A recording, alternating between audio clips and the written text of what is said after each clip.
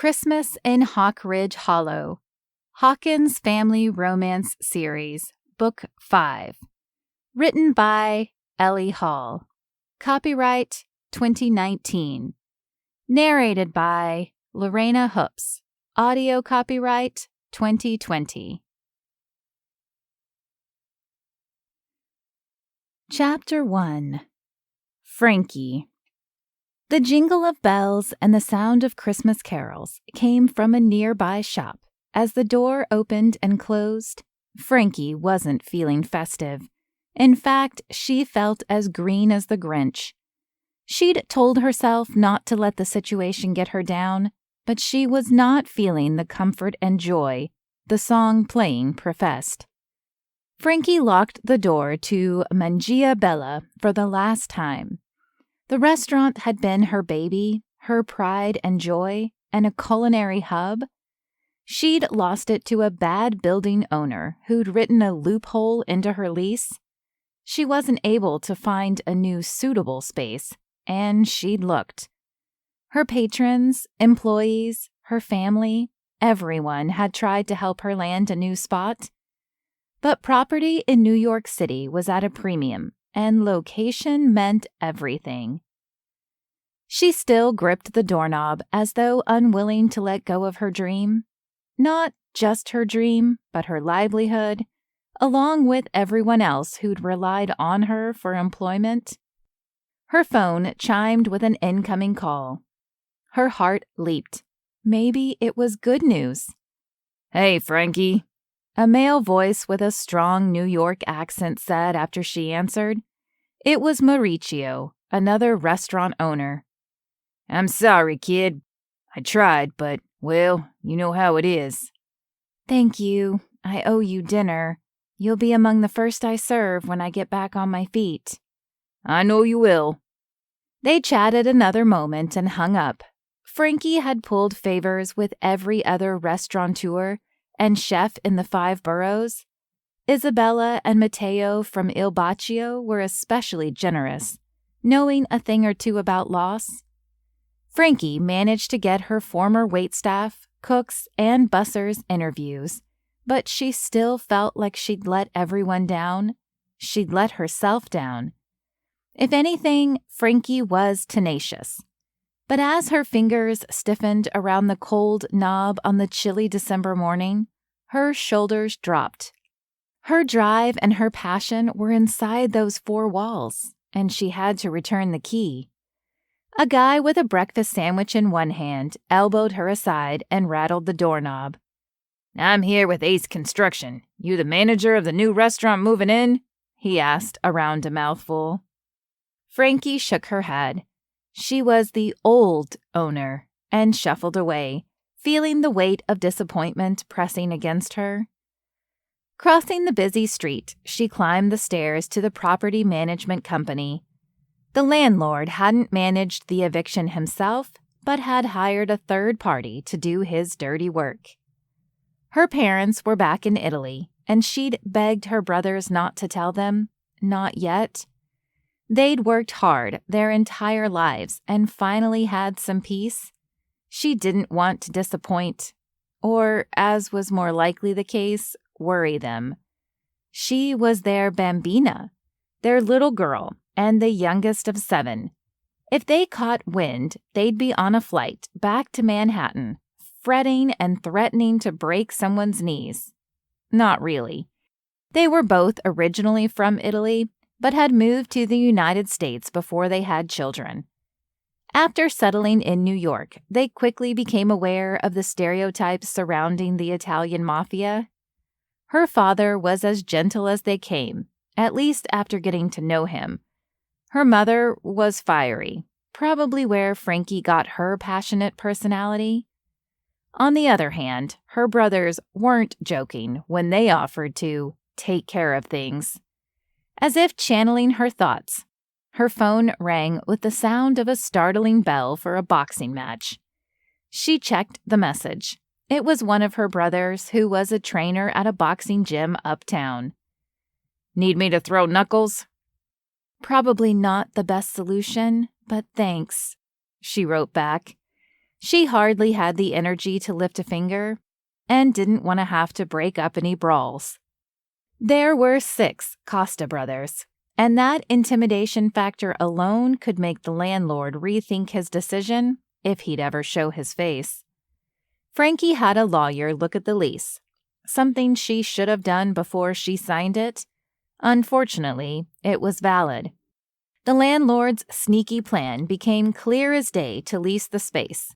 Wait until the business was successful, and then go in and replace it with a restaurant that he backed, hoping to edge in on her customer base. When Frankie reached the top of the stairs in the building, she glared out the window. The new sign filled the spot that had previously said Manjia Bella. He was so slimy. He'd even named his new restaurant Manjia Mama. Frankie couldn't bring herself to fight. She just wanted to go somewhere quiet and lick her wounds.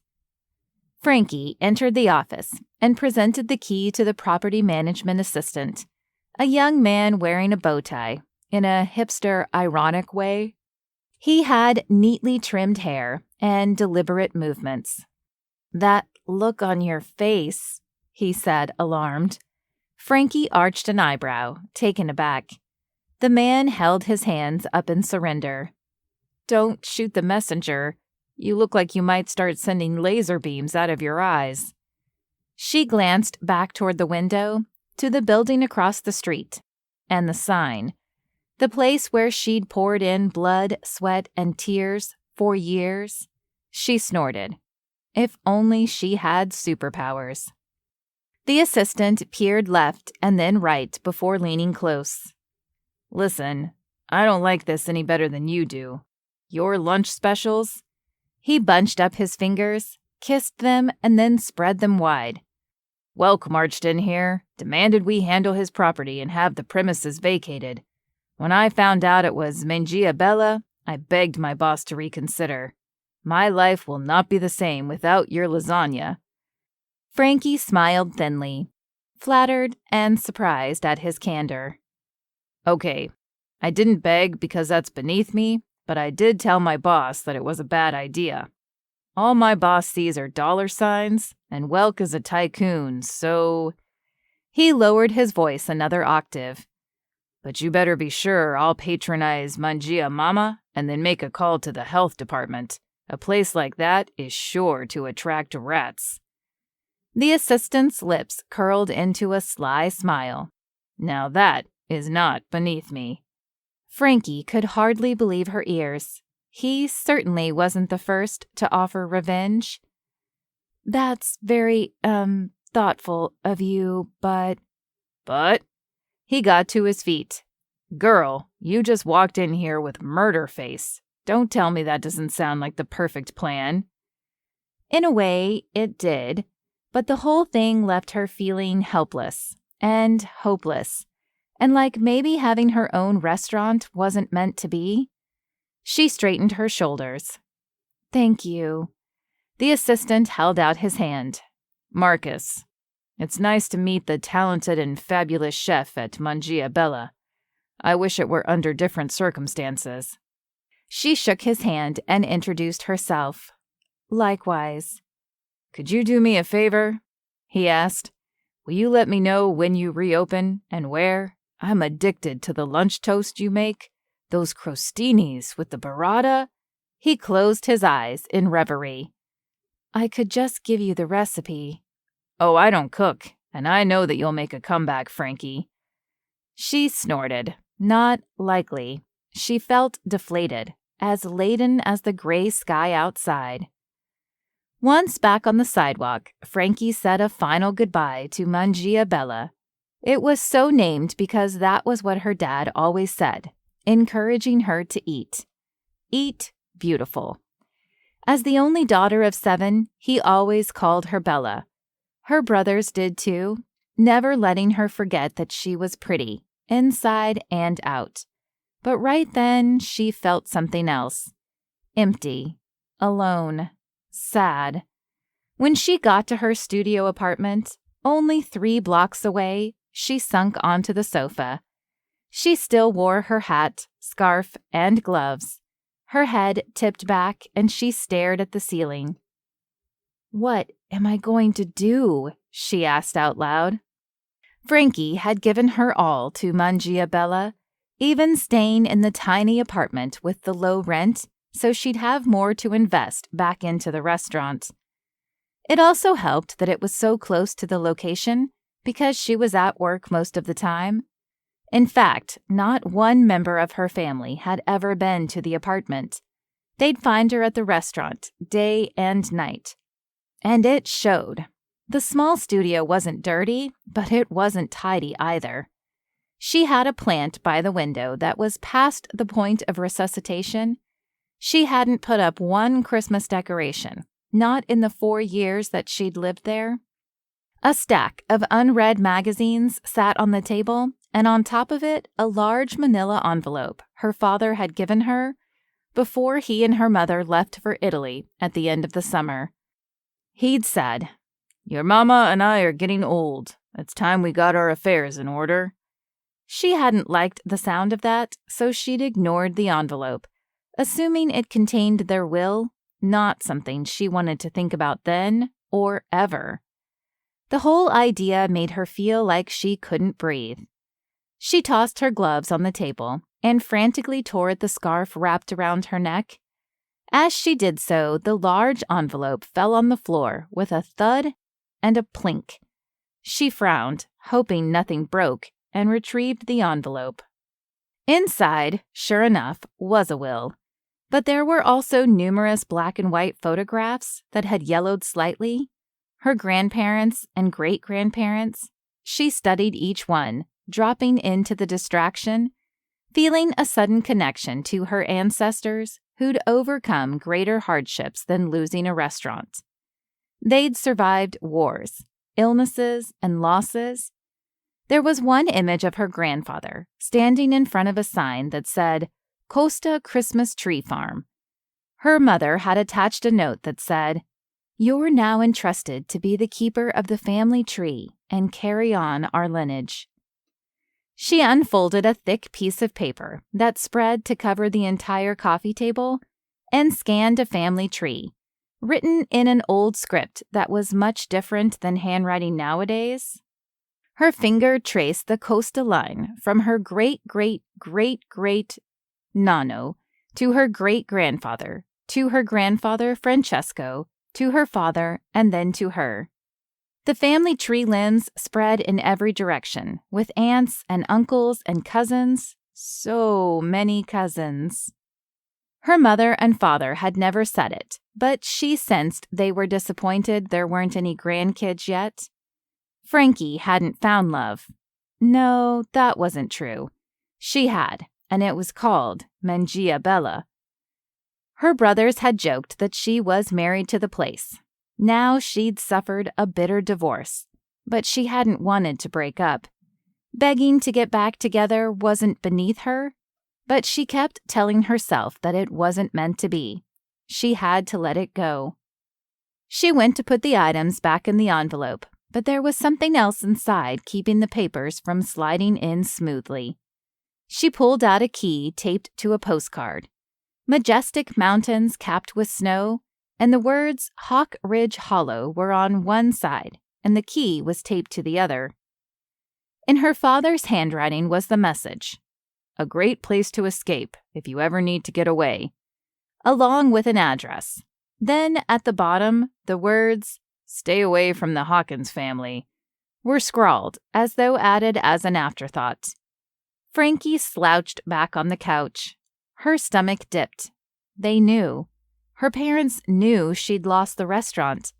The eviction had been set in motion before they'd left for Italy, when she still held on to hope that she could save Manjia Bella. If she hadn't told them, then which one of her brothers did? She dug into her bag to pull out her phone when the name of the place on the postcard, surrounded in happy little pine trees, caught her eye, and an idea bloomed. "Hawk Ridge Hollow," she whispered. A memory flooded back.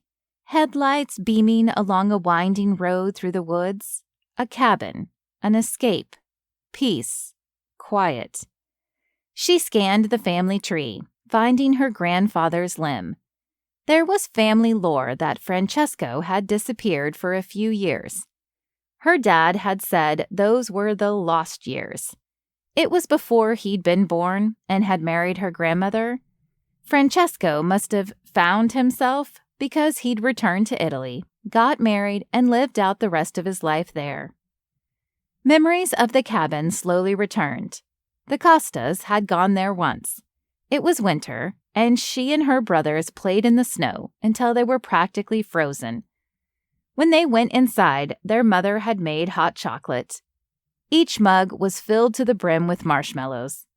The house was so warm and cozy, with all 9 of them there, extremely cozy, but she remembered it fondly.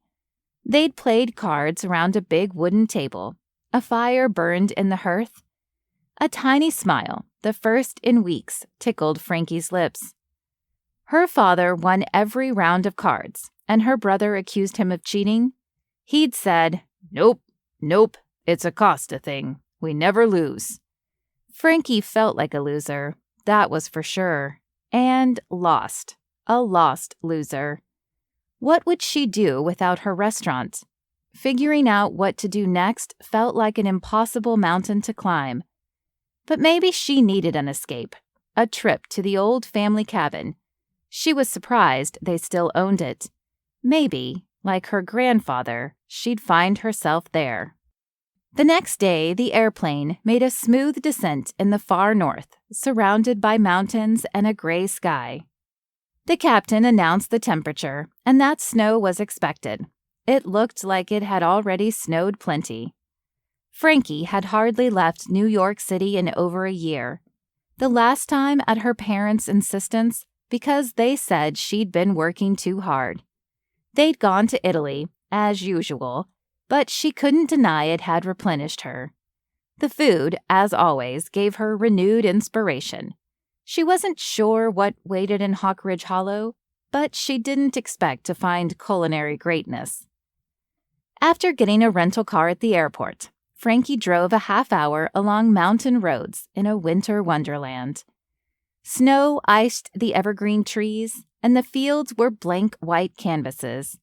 She even saw a few deer grazing by the woods. A sign welcomed her to Hawkridge Hollow. She had no recollection of it, but her family visit had been over 20 years ago. It was no wonder she didn't remember much.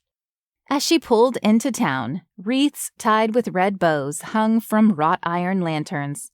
Christmas lights were strung up everywhere, and while the main street was closed to traffic because of a winter festival, the shops and restaurants on the outskirts were festive with decorations. She passed the Hawkridge Ski Resort and Hotel. She'd heard it was a world-renowned destination for outdoor sports enthusiasts and a premier location for the rich and famous because of its amenities. In fact, the Hawkins were something of celebrities, one of them even proposing to the pop star CeCe Sparrow live on Facebook after one of her concerts on Thanksgiving. It was so romantic. Blake Hawkins had said, out of everything in the world, he was most thankful for her. Then he got down on one knee and popped the question. Rumor had it they eloped immediately after. A sign for a spa caught Frankie's eye as she waited at a stop sign. She sighed, feeling the tension she'd been carrying for months, begging for release. Not knowing what she'd find at the cabin, she picked up some basic supplies at the market. The cashier was talking in hushed tones to a woman purchasing at least 24 cans of cat food. "I told you that I called dibs. We've been friends since we were in diapers, and you knew I had a crush on him. That was in 5th grade. Her voice got louder in defense. "The same year that you accidentally walked into the boys' bathroom, you thought that was going to win him over? He didn't notice. The whole class did." She laughed. The woman with the groceries huffed. "We're really going to let that mountain man come between our friendship?" Frankie tried not to listen, but their voices had risen so everyone in the market could hear. I told you he came in here and smiled at me. Next time I'm going to ask him." Frankie coughed, drawing the women out of their quarrel. The cashier glared at her friend and then turned to Frankie. "Have you ever experienced love at first sight?" Frankie shook her head. "Well, I have, and you'll know because you'll get the goosies. You know the kind?" she asked. "Every time he comes in here, I get all—" She rubbed her arms, as though chilly with goosebumps, and blinked dazedly a few times. "Well, I have a thing for mountain men, the rough and rugged kind," the other woman said. "He's my dream guy." Frankie had no idea who he was, but hoped he was quite the catch, given that he had the potential to come between friends. Finally, the cashier rang up her order, and she toted everything to the car. Across the street from where Frankie had parked, a candy store tempted her. Mom and Lollipops. Everything about the town was cute, quaint, and she couldn't resist the lure of chocolate wafting in the air. Bells on the door jingled, announcing her arrival. An older woman with white hair appeared from the back. She wore a red and green apron and a bright smile. "Welcome to Mom and Lollipops." Frankie surveyed the cases filled with truffles, chocolate-covered caramels topped with sea salt, along with a tray of white chocolate cranberry almond bark. Raspberry-dusted brownie bites, cashew clusters, and a display of fruit-shaped marzipan reminded her of when she was a little girl. All of it begged to be sampled. Her eyes must have been just as wide as they got when she was younger, because when she straightened, the woman was surveying her with a look of amusement. "I take it you're not from around here." Frankie spoke fluent Italian, but didn't have an accent since she was born in the U.S., although all her friends had said she had a certain foreign elegance about her that made her seem at home wherever she was. She liked to think that it was because she felt at home with herself. One of her brothers called it the Costa confidence.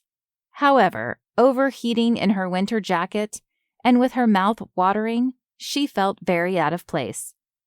"Just visiting." "That's what everyone says. Then they fall in love and never leave." Frankie laughed lightly. "In fact, there's one remaining bachelor in town that has all the single ladies clamoring, hoping they'll be the one who'll tame him. It's something about those mountain men." She clicked her tongue. That got a real laugh out of Frankie, recalling the women in the market. "Is that what brought you here?" "No, that's what kept me here." "I take it your mountain man is the pop part of this place?" Frankie twirled her finger, indicating the candy shop. The woman folded her hands. "He was. He passed a few years ago." "I'm so sorry," Frankie said softly. "Thank you. We had many good years, and in many ways he's still with me. Always will be." Frankie thought of her parents. Sure, they had their moments over the years, but she was sure they were still in love. Whether they were in Manhattan or Italy, they took a walk every evening together, hand in hand. She'd never been in love. She'd had her share of crushes, but her brothers had done a decent job scaring off every guy who so much as looked in her direction. Not to mention she didn't have time for that kind of thing. "That's sweet," she said at last. "I'll tell you what else is sweet." The woman smiled and gestured at the case with her hand. "What would you like to try?" "My treat."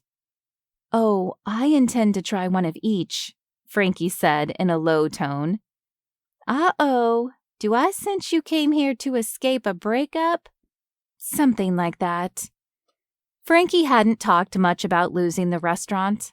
Everyone seemed to know, and she definitely hadn't talked to anyone about how the whole thing made her feel distraught, lost, depressed. The shop owner started filling a white box stamped with the Mom and Lollipops logo. A sigh escaped along with an abbreviated version of the story. "I'm a chef and owned a restaurant. I lost the lease and, well, I feel like I've lost everything. My identity, my passion, and what my brothers used to call the Frankie fight. I'm the youngest of 7, all boys except me.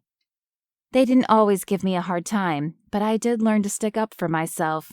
I just feel like it was drained out of me after I had to close up. The woman looked thoughtfully at her for a moment. Frankie took a deep breath, the first one in weeks. The scent of chocolate in the air probably helped. In that case, you definitely came to the right place. The older woman passed her the box, sealed with a Mom and Lollipops sticker. Frankie nodded. One of my best friends says, "What duct tape doesn't fix, chocolate will." This time, the woman laughed. Practical and true. The locals call me Mom, but my name is Carol. After introducing herself, paying, and saying thanks, Frankie was about to leave, but turned back. She held up the postcard. Do you know where this is? She showed her the address. Frankie couldn't quite discern Carol's expression, but when their eyes met, the older woman's sparkled.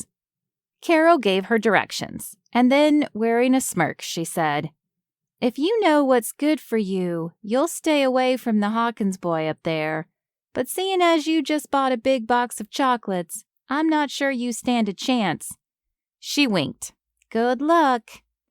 Frankie left, feeling a bit lighter, stronger, and gladly accepting the good luck wish, especially as the rental car struggled up the winding mountain road toward the cabin.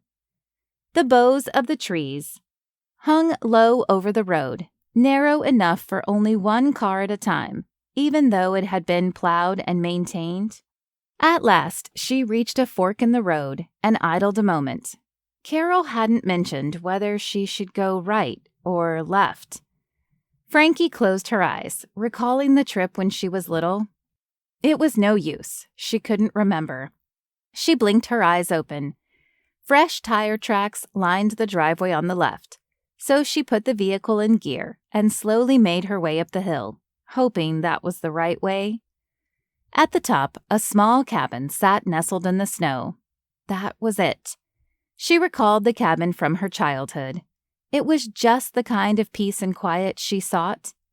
She imagined her father had arranged for the road to be cleared, anticipating her visiting. Her parents were always there for her, even when they couldn't be physically present. Then why hadn't she told them about the restaurant? Because facing them made it real, too real. A pair of tears slipped from Frankie's eyes, the first she'd cried since she'd gotten the terrible news. Her vision blurred as she got out of the car, gathered up her things, including the box of chocolates, and started making her way up the path toward the log cabin. A porch wrapped around the front, but the snow hadn't been removed. Instead, the driveway continued to a side entrance that she hadn't noticed at first. She started toward it and would move the car later. Still several yards from the door, she heard a growl grunt. Startled, she looked up. A large brown bear stood on the front porch. Her emotions shifted from sadness to terror. A scream escaped. Frankie dropped everything and raced back to the car. Had the bear wanted to follow, it had to walk along the side of the porch, down a ramp, and around to the lower part of the driveway where she'd parked. Her moment of tearful distraction gave her a head start. Thank goodness. After locking herself in the vehicle, she realized that her cell phone was in her bag, along with the car keys, outside, in the snow. Panic seized her. Carol was the only person who knew where she was.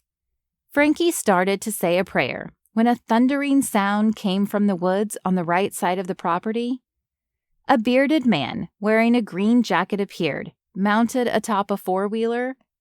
When leaving Mom and Lollipops, she hadn't paid attention to what Carol had said about the Hawkins boy. But if that was who she'd meant, there was nothing boyish about him. He was all man. Bumps pebbled across her skin, and she shivered. Chapter 2. Rocky. Rocky had been outside chopping wood when a shriek echoed from the neighboring property. Dave Wilson had been by the last few weeks, clearing the snow and the path up to the cabin.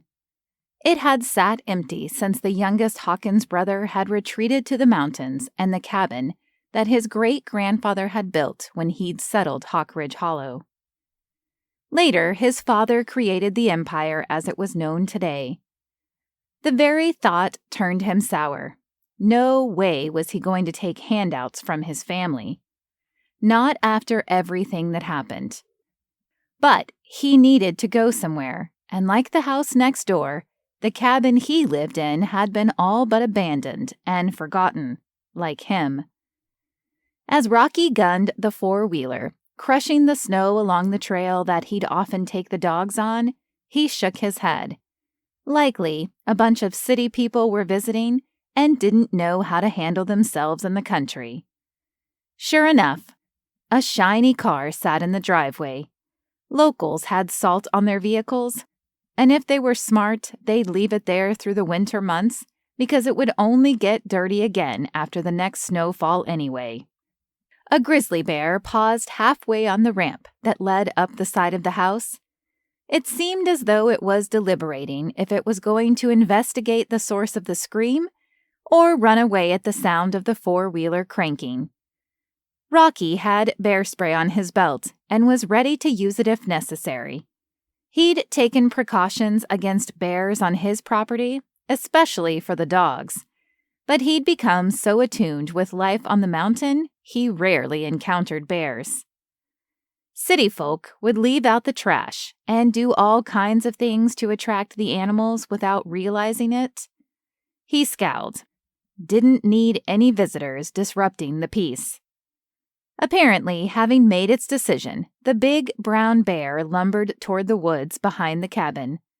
Rocky pulled up next to the car. A woman was inside, visibly shaking. He tapped on the window. She shook her head, terror in her eyes. Probably better for her to go back to wherever she came from. He cut the four-wheeler and got off, gathering up the items strewn on the path. A couple of bags and a box of chocolates from Mom and Lollipops. Definitely from out of town. When he returned to the car, the woman had gotten out. She had shiny black hair and light eyes. "Thank you for..." She gestured toward the cabin and then back at him, swallowing thickly. "Thank you for coming to my rescue." His eyebrows lifted, and he passed her the bags and box. "How rude of me. I'm Francesca Costa. My friends call me Frankie. Do you want a chocolate?" she asked, holding out the box. He couldn't tell where she was from, but she had a worldliness about her.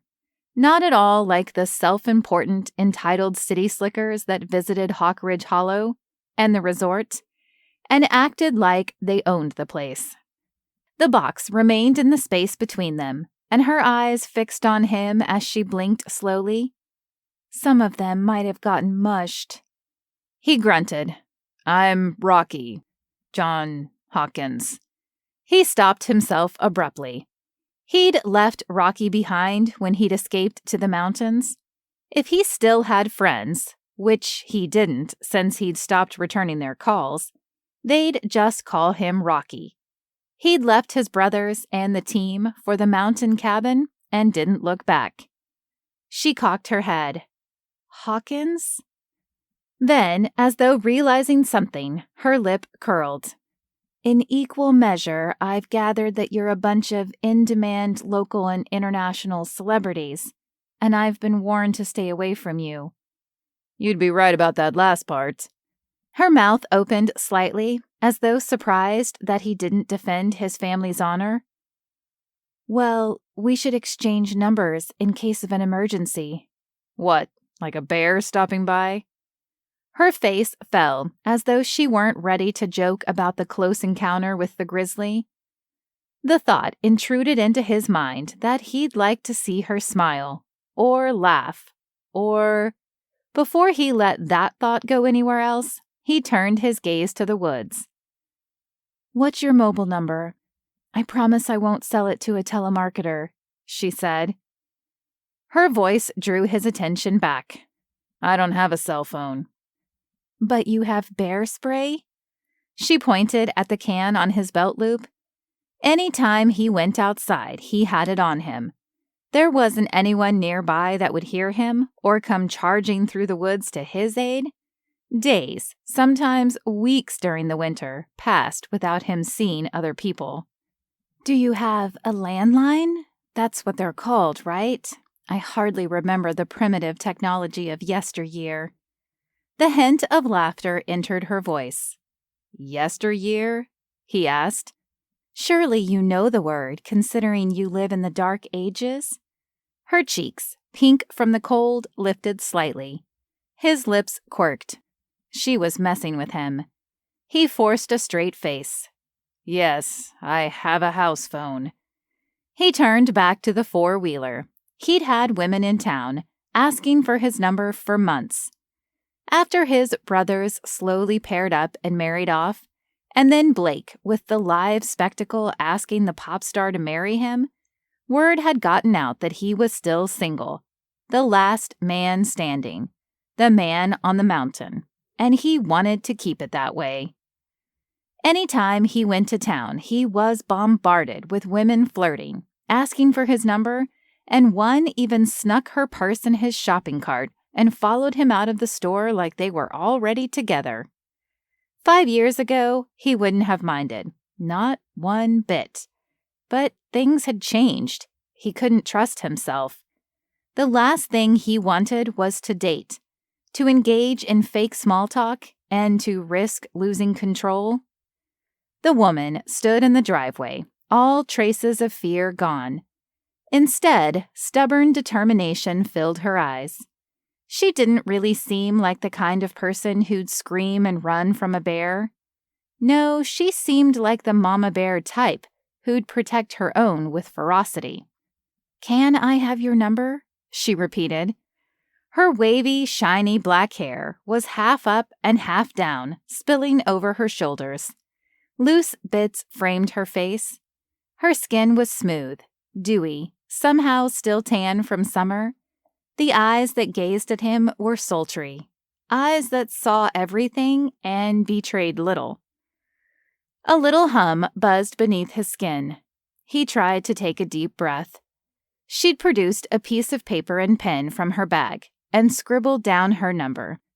Francesca, Frankie Costa. With the reminder of her last name, his objections slammed into his mind like a hockey puck into a net. Costas and Hawkins don't trade numbers. Not even with a pretty one like me? She batted her eyelashes, as though aware he'd been checking her out. However, the subtle twist of her lips suggested she didn't take any nonsense from anyone. Who said you were pretty? He'd forced the harsh words out. He hadn't said she was pretty. He thought she was beautiful, with every red-blooded cell in his body. But she could never, ever know that. He couldn't risk it. Not with anyone, especially not her. He'd made his life as simple as possible. The woods, the dogs, and work. No women and no margin for drama or anything else. Ouch, she said, but didn't flinch, as though she knew his comment was a lie. She opened the box of chocolates and plucked one out before taking a bite. Her eyes shuddered and her lips formed a bow. He may as well have been the one eating the chocolate too, because the way she looked brought a smile of his own to his lips, one he could do nothing to resist. The sight of her lips lifted like that rendered him helpless. At that moment, had she asked him to stand guard outside her cabin day and night, warding off bears, he'd have said yes. You have no idea what you're missing, she said, popping the other half of the chocolate candy in her mouth. She was right. He had no idea. But the moment her eyes fluttered open, he told himself no. No to Francesca Costa. No to the stirring in his chest. No to all of it. What's your problem with Costa's anyway? She brushed off her fingers. He grunted. Her eyes bore into him as though she were the bear and they were having the standoff. Your grandfather was Francesco. She nodded and leaned in, indicating she was waiting to hear more. Let's just say that Charles, my grandfather, and yours didn't see eye to eye. She slapped the top of the box of chocolates shut, as though his declaration flipped a switch in her. Okay, fine. The Costas and Hawkins don't trade numbers. But for your information, it is the modern day. I'm not my grandfather, so whatever happened between Charles and Francesco, I certainly don't care. As far as I'm concerned, you're my grouchy neighbor, or should I call you a Grinch? Christmas isn't long off, and your jacket is green. She turned to march up the path that led to the ramp on the side of the cabin. Well, I'm not my grandfather, and I'm not grouchy either, he hollered after her before he could stop himself. Clearly, I disagree. By the way, next time you see a bear, don't scream and run. The only thing that kept you from being lunch for that guy was the ramp, the snow, and the path. Rocky gestured to the fact that the bear had to cross the rest of the porch, go down the ramp, around the side of the house to the path, and then down the driveway. She was lucky she didn't park closer to the ramp. It may have been the only thing that saved her life. And for a moment, I thought it was you that saved me. He grunted. He didn't want any glory. No, he wanted to be left alone.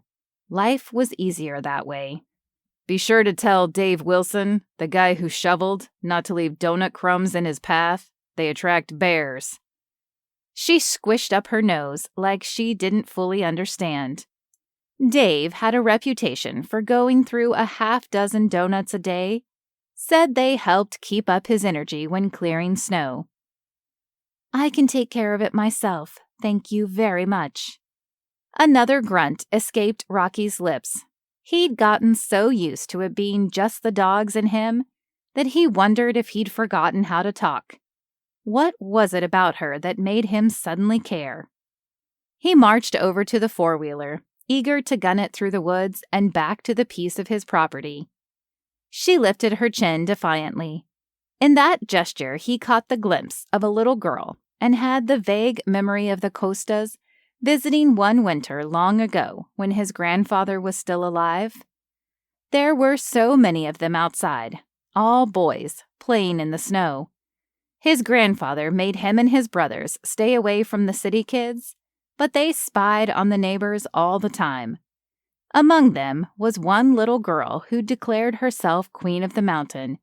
She'd shouted it from atop a snowbank. He almost smiled at the memory, but wouldn't give himself the satisfaction. There was no doubt Francesca was queen-like, but she'd never rule his mountain or him. He revved the four-wheeler and sped off, telling himself not to give her arrival another thought. Back at the cabin, Rocky checked on the dogs. The lower level of the cabin was nestled into the side of the mountain and built like a walkout basement. He let the dogs upstairs often enough, but down below was their den. He greeted each of them, and calm washed over him.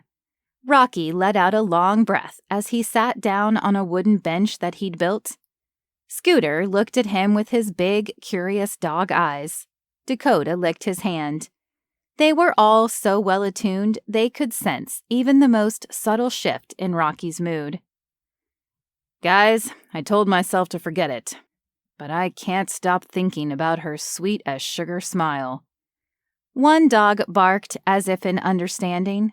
Kuma whined. I know, I better get back to work. For the next hours, Rocky was supposed to be chopping wood. He was supposed to be working. He was supposed to be tending to the dogs. Not thinking of Francesca's laugh, or the tilt of her head when she called baloney on the family feud. His father did not tolerate what he'd called language, not even on the rink, so Rocky had trained himself to use other words, even in the privacy of his mind, to avoid a curse ever slipping out. His father, the will, the argument with his brothers, it all came skating back. Hawk Ridge Hollow was a small town. Even though Rocky had sequestered himself in the mountains, word had spread. All of his brothers had ultimately honored their father's wishes, even though their disagreement over the matter was what had torn the five of them apart. He turned back to his chores. It was easy enough not to think about that because there was no way he'd be getting hitched. Ever. But that didn't stop him from imagining what it would be like to sit with Francesca Costa in front of the fire on a cold winter night. Chapter 3. Frankie. It was true that Frankie could take care of herself. After all, she'd grown up in New York City and had 6 brothers. It came with the territory. But the woods and bears and the man next door were another matter. When she'd walked into the cabin upon arriving the day before, it was obvious that no one had been there in years. She'd spotted more than one mouse. While the rodents where she lived in the city were decidedly bigger, she wasn't a fan. She spent the afternoon cleaning. Well, what she could reach. The cabin was packed to the rafters with old junk, boxes and boxes, heaps and piles. Someone had either used the space as storage, or her grandfather was a pack rat, mouse. She cleared a path for herself and cleared the many paths the mice had left and decided to tackle the rest the next day. Frankie hadn't gone there to clean or go through old stuff, but there wasn't much else to do. Plus, she found that sometimes cleaning provided her with a good distraction. Lately, it was from her restaurant woes. But after the bearded giant came to her rescue, she couldn't stop thinking about him. When she laid in bed that night, after washing the sheets twice just to be sure, the sight of John, or was it Rocky, riding in on his mechanized steed came back in full force. At the time, she'd been so terrified of the bear on the front porch, she hadn't really appreciated the full spectrum of attraction she felt at her new neighbor's brawny muscles, chiseled features, and beard. How was that possible? All the guys she'd ever dated were clean-cut, and there were only a few of them, with no thanks to her brothers. Maybe that was because she figured the Costa crew would be less likely to object if the guy she dated looked like the picture of a perfect gentleman. When Frankie closed her eyes, she visualized the interaction in the driveway, going over his answers and the way the gray light punctuated his caveman-like attitude. There was confidence, too. She had a healthy respect for Mother Nature, but there was no way that bear was going to mess with him. Although she didn't mind messing with Rocky, or John. He'd given both names, and she sensed there was a story there. Not that it was any of her business, but she was curious about him. She opted to go with Rocky on account of his stony demeanor until he corrected her. The expression on his face after she'd eaten the chocolate was priceless. She'd offered him some, but go figure. Who could possibly resist chocolate? He was stubborn, and she knew stubborn. With 6 brothers, one would think that the siblings would have learned the art of compromise, but no way. The Costa children were like a pack of mules, if they wanted to be. As Frankie finally drifted to sleep, she thought of the family feud. What had come between their grandfathers, Charles and Francesco? Maybe the boxes of junk would reveal the story. The next morning, the dim light sliced through the drapes hanging over the windows. Frankie sat up, thankful she didn't have any overnight visitors, bears, or mice. She shivered as her feet touched the wood floor. When she parted the curtains, snow drifted from the sky. A couple of inches already formed a layer on the porch rail. New York City hadn't yet seen the first snowfall that season, and there was always something magical about it. She watched in wonder as the flakes danced from the sky. When Frankie turned to face the room, she drew a deep breath. "Doesn't look like I'll be going anywhere today. I'd better get to work." Her cell phone reception was terrible, probably why Rocky next door didn't have one, but she had a playlist on her phone and cranked up the music. The log cabin layout was open and simple. The front door opened to the living room. To the right was the dining table, and behind that the kitchen with a side door leading to the ramp that Rocky had mentioned was what had saved her life. Dave Wilson, apparently the guy who'd been hired to clear the snow, didn't shovel it from the front steps that led to the wraparound porch. He probably figured entering through the kitchen made more sense, or had seen inside with all the boxes, and figured it would be futile for anyone to enter through the front anyway.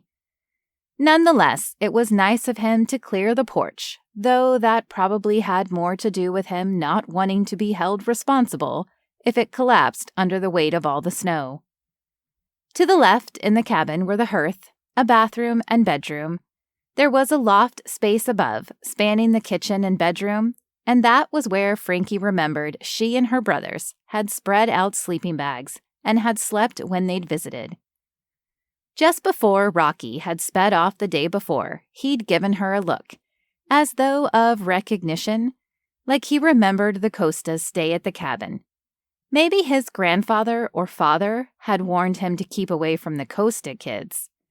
They seemed to be about the same age, though with his beard it was hard to be sure.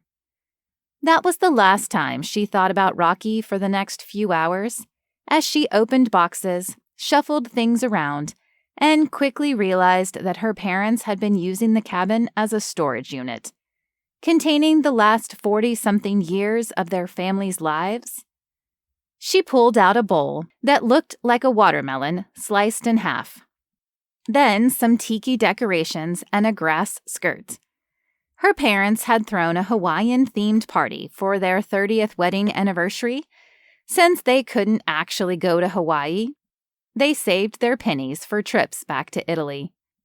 Another box held high school graduation tassels and other mementos from the 7 seniors they'd watched walk across the stage and receive their diplomas. Yet another contained the old set of dishware her mother retired when all the kids had finally moved out, and she got a new set, even though she'd tried to foist the old set off on each of her 6 kids. But her brothers weren't the type to cook. It seemed that her parents had saved everything. When did they travel to Hawkridge Hollow to deposit it all? The only place they ever went was home to Italy.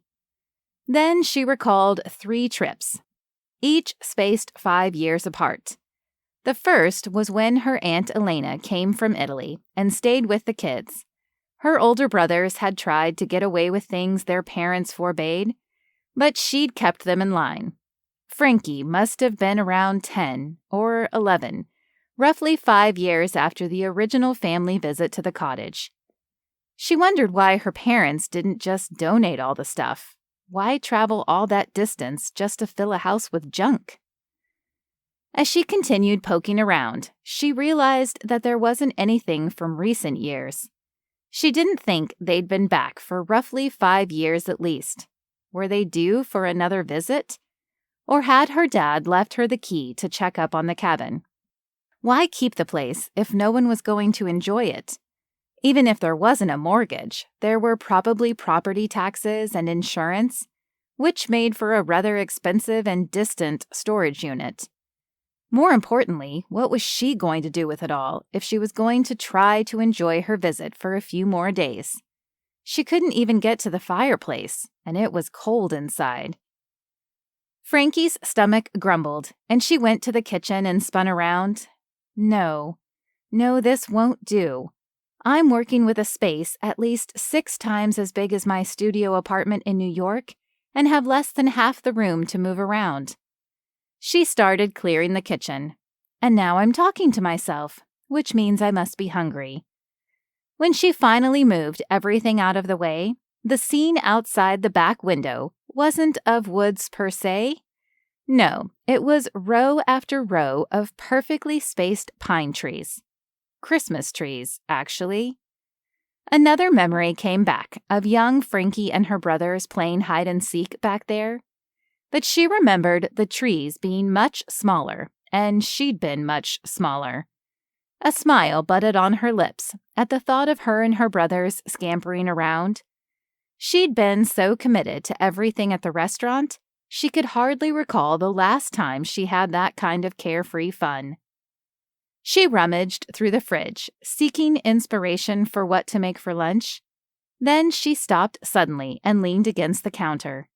She realized she hadn't properly cooked a single meal, nothing more than eating takeout or heating up leftovers since the restaurant had closed. It had been weeks. With the help of her former employees, they dismantled the kitchen. No way was she leaving Welk all of her appliances. Clear the dining room and put everything back the way it was before she'd had it renovated, to look exactly like her grandmother's kitchen in Italy. The kitchen where she'd first expressed an interest in cooking. The kitchen where she'd learned to cook. The kitchen where she'd been trusted to make a meal. The kitchen with a framed newspaper clipping on the wall in her grandmother's home in Italy was of the scene out of the kitchen window. Her breath halted. The article had been written in English with the headline, "Costa's Christmas Trees." She'd never paid attention to it. Never thought it was odd there was an English newspaper clipping on the wall. She was too interested in whatever her Nana was doing by the stove, the delicious scents and tastes. Her grandfather had spent his lost years operating a Christmas tree farm.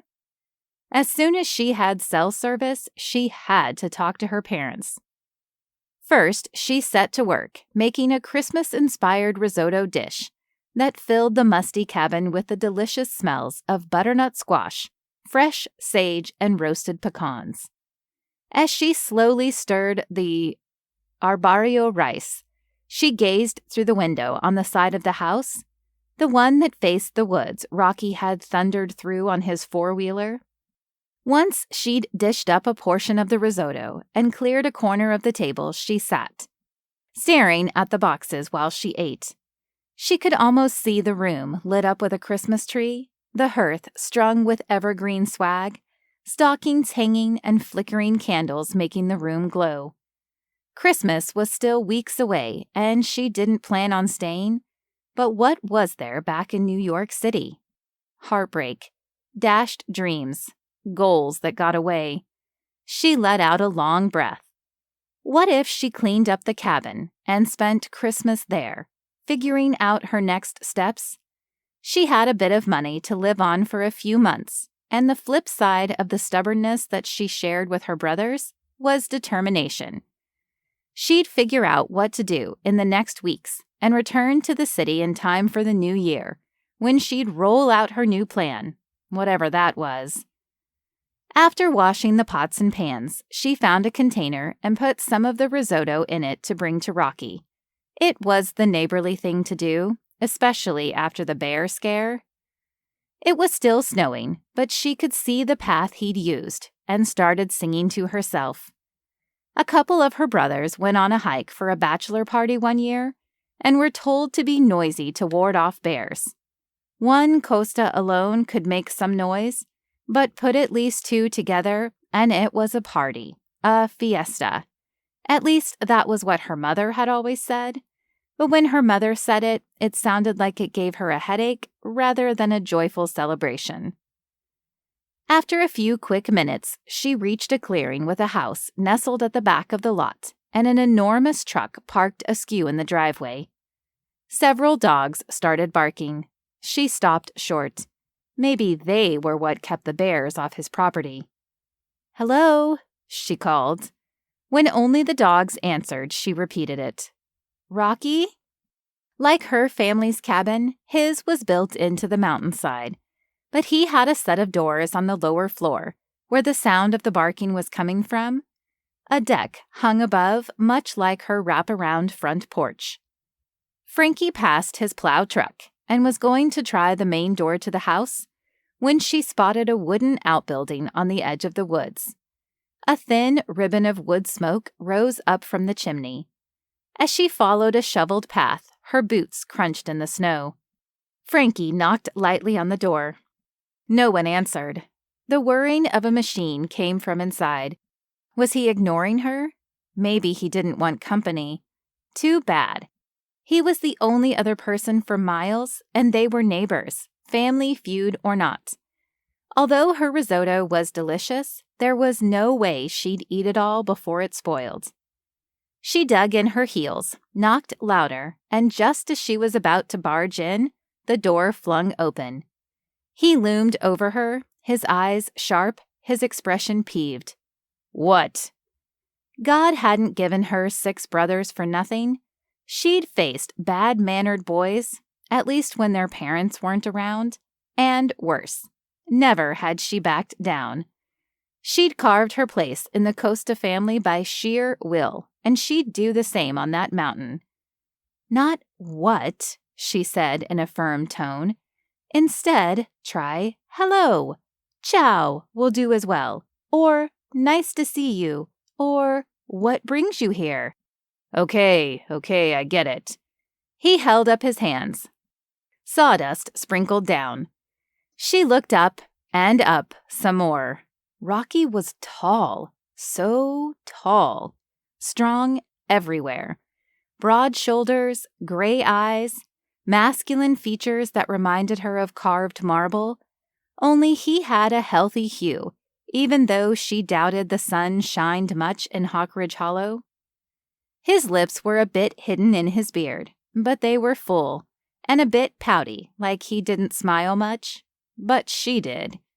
He had a piece of sawdust about the size of a piece of rice in his beard. What? He asked. A line formed between his eyebrows. She held out the container of risotto. I made lunch. Had extra. She tried to hold back laughter. Any time her brothers and she were in an argument, and any one of them showed the faintest smirk, it was game over. They'd all start laughing, soon forgetting the problem. What's risotto? He asked, eyeing the container. Try it. You'll love it. She cupped her hand over her mouth, still trying to keep her laughter at bay. It's dusty, he said, clapping off his green Henley, as though he thought she was covering her mouth because of the sawdust. That's not helping, she replied, and then burst into a belly laugh. Hey, are you coughing or... She reached up and plucked the piece of sawdust from his beard. You probably don't want to eat this. He flinched at her proximity. Oh, ha, very funny. Occupational hazard. And what occupation is that? A professional grouch? The Grinch on the mountain? He scowled. You know I'm right. Wrong. I carve. He gestured vaguely behind himself, as though suddenly slightly self-conscious, if such a thing were possible from such a large and commanding man. When he'd moved his arms, the muscles flexed strongly, bulging under his shirt. Frankie absent-mindedly waved her hand in front of her face to cool off. Heat poured out of the workshop. He sure had the wood stove cranking. She fought the urge to plunge her head into the nearby snowdrifts. She went to the mountain to get away from confusing feelings and drama. Adding a man to the mix was not the plan. Getting back on her feet and figuring out her future was. A moment passed, and their eyes drifted together. He staggered back as though he too felt the heat enveloping them. I have to keep it warm in there to dry out the wood. Oh, she said, though it came out more like she was parched. Hadn't had anything to drink for ages. She pushed past him and entered the small space. Maybe he could slake her thirst. Shelves held all manner of wood and figurines along with tools and a large work table. You probably don't want to let all the heat out then, she added, finally finding her voice. He closed the door. "Welcome to my workshop." He took off his knit cap and ran his hand through an unruly mop of hair. Oh, so the grouch does have manners. She didn't look away from the intricately carved dogs to glimpse his expression, which she hoped was one of mirth. Instead, photos of dogs and their wooden counterparts in various stages of completion drew her. This is impressive. She picked up a carving of a spaniel and admired the fine detail. Thanks. Do you sell them somewhere? Mostly, the owners of the dogs commission them, but I also work closely with animal shelters throughout the country to raise funds. He brushed his hands together. And I have an online shop. She faced him squarely and met his gray eyes glinted with the faintest flecks of green when they caught the light. She swallowed hard. You earned back some of my respect. I'd lost it? Well, you were up about 20 points when you came to my rescue, and then you lost a few notches from everything that's happened since. She moved the container of risotto toward him. The corners of his eyes crinkled. Now, thank you for being all neighborly or whatever, but no thank you. I have plenty to eat. And plenty of dogs, from the sounds of it. She peered over his shoulder. Are you a big dog person? Without letting him answer, she added, You seem more like a dog person than a people person. A loud sigh came from by the wood stove. Frankie hadn't noticed an old German shepherd curled up on a dog bed in the corner. Yep, you're a dog daddy through and through. I take in rescues and retired canines, police dogs. Were you a police officer? I'd have to have retired already. How old do you think I am? His brow wrinkled. Old enough to become a grouch? He smoothed his beard, as though fighting a laugh or a retort. She wasn't sure. My brother Owen is a cop. She set down the container of risotto on his work desk, and then sat on the stool, examining his latest work in progress. It was exquisite. Each individual piece of fur was visible, and the wooden dog looked exactly like the photo, except made of maple. She recognized the wood because she'd commissioned the tables in Manjia Bella to be made of the stuff. Given his talent and helping out dogs, perhaps he wasn't as rough and rugged around the edges as he seemed. I thought you were supposed to stay away from me, he said, standing against the shelves across the small room with his arms crossed. A sharp look of warning hardened on his face. She spun on the stool. You've piqued my curiosity. I came up here to get away and wasn't expecting a neighbor. How long are you going to be here? Long enough. It thrilled her slightly to see how the words made him uncomfortable, like she was interfering with his quiet life. After 6 boys, her mother and father had always said she'd been born to shake things up. Long enough to what? He asked. To find out if you're really the grouchy Grinch under that beard, or if there's someone else hiding in there. She'd made the decision on the spot. Yes, she'd figure out her future, but she'd also figure out Rocky's past and what had happened between their families. He grunted, tightened his arms across his chest, and lengthened his spine to reach his full height. He was massive, and the way his biceps filled in his shirt made the small room much hotter than necessary. Maybe her impromptu idea wasn't such a good one, but her stubborn and determined nature won. I'm going to church tomorrow morning. Would you like to come with me? His gaze remained fixed on the scene outside the window. Do you mean, would you like me to take you, seeing as your car is about to get snowed in?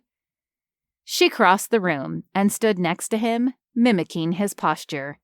He shifted away from her slightly. Did it not occur to you to call a plow? He asked. She flicked her fingers in the direction of his truck, fitted with a snowplow on the front. He gave another one of his caveman grunts, as though he preferred having the bear for a neighbor.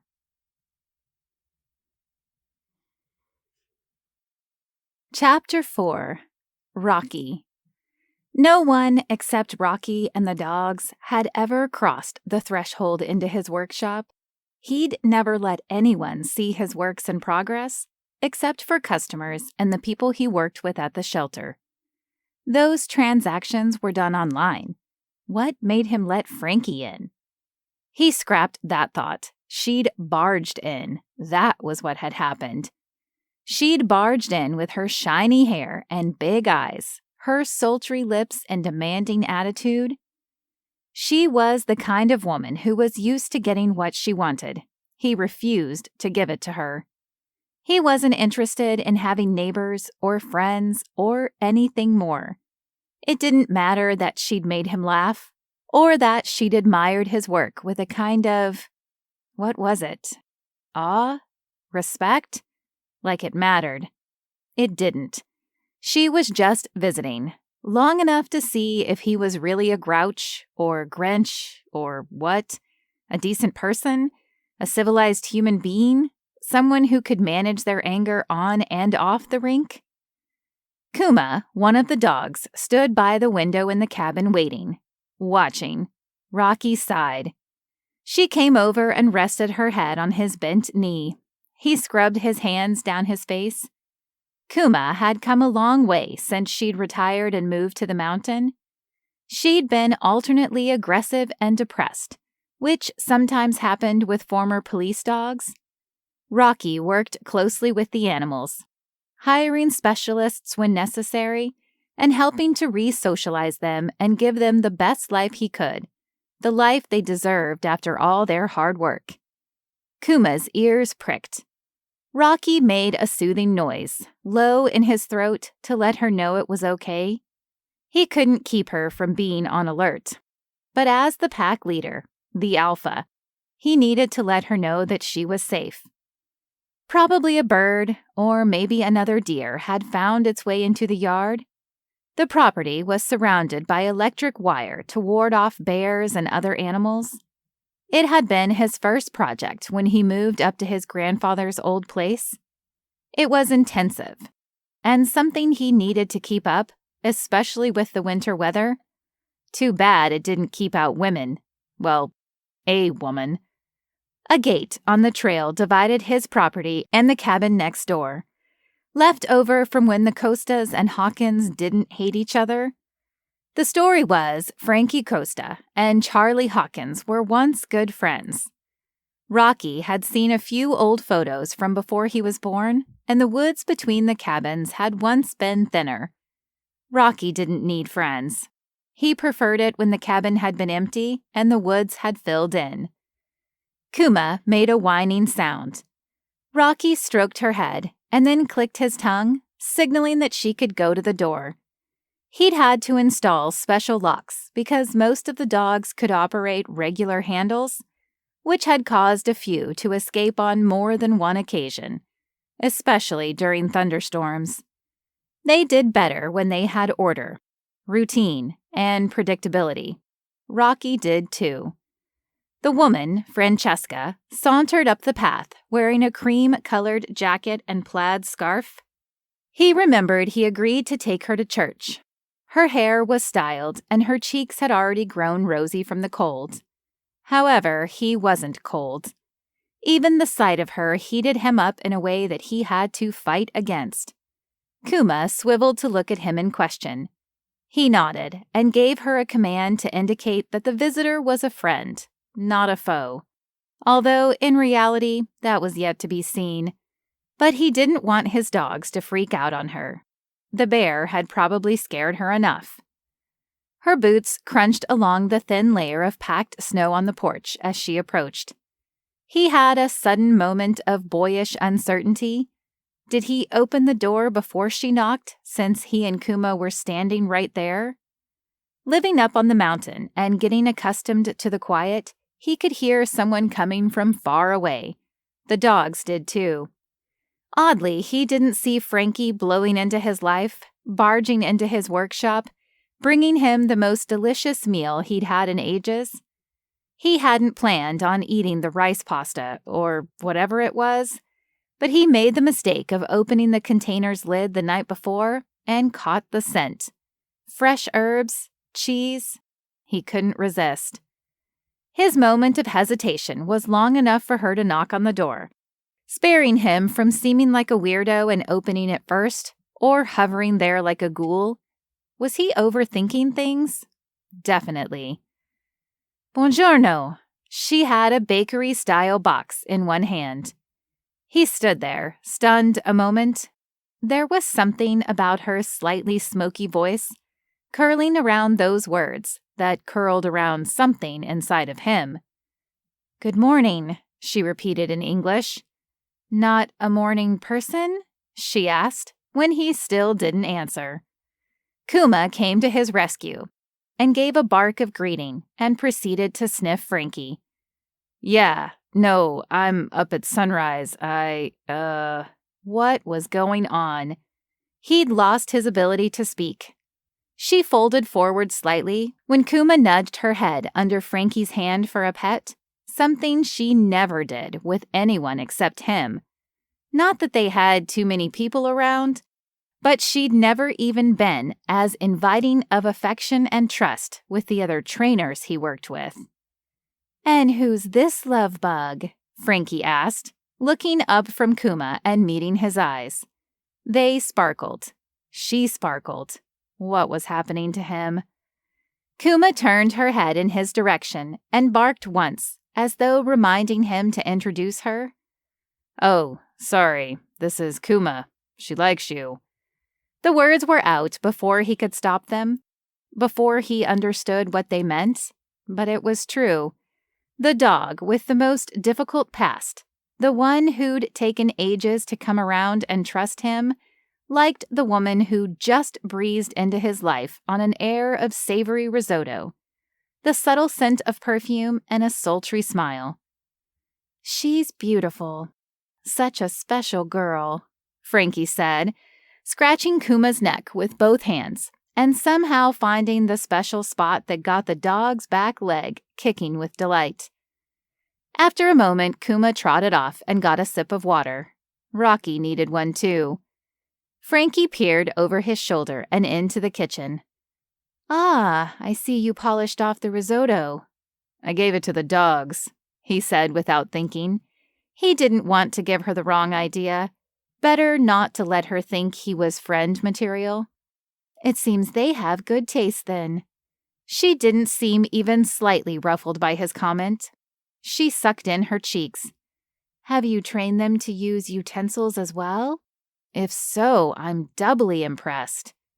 He followed her gaze to the container she'd brought by, still sitting on the counter, with a fork inside.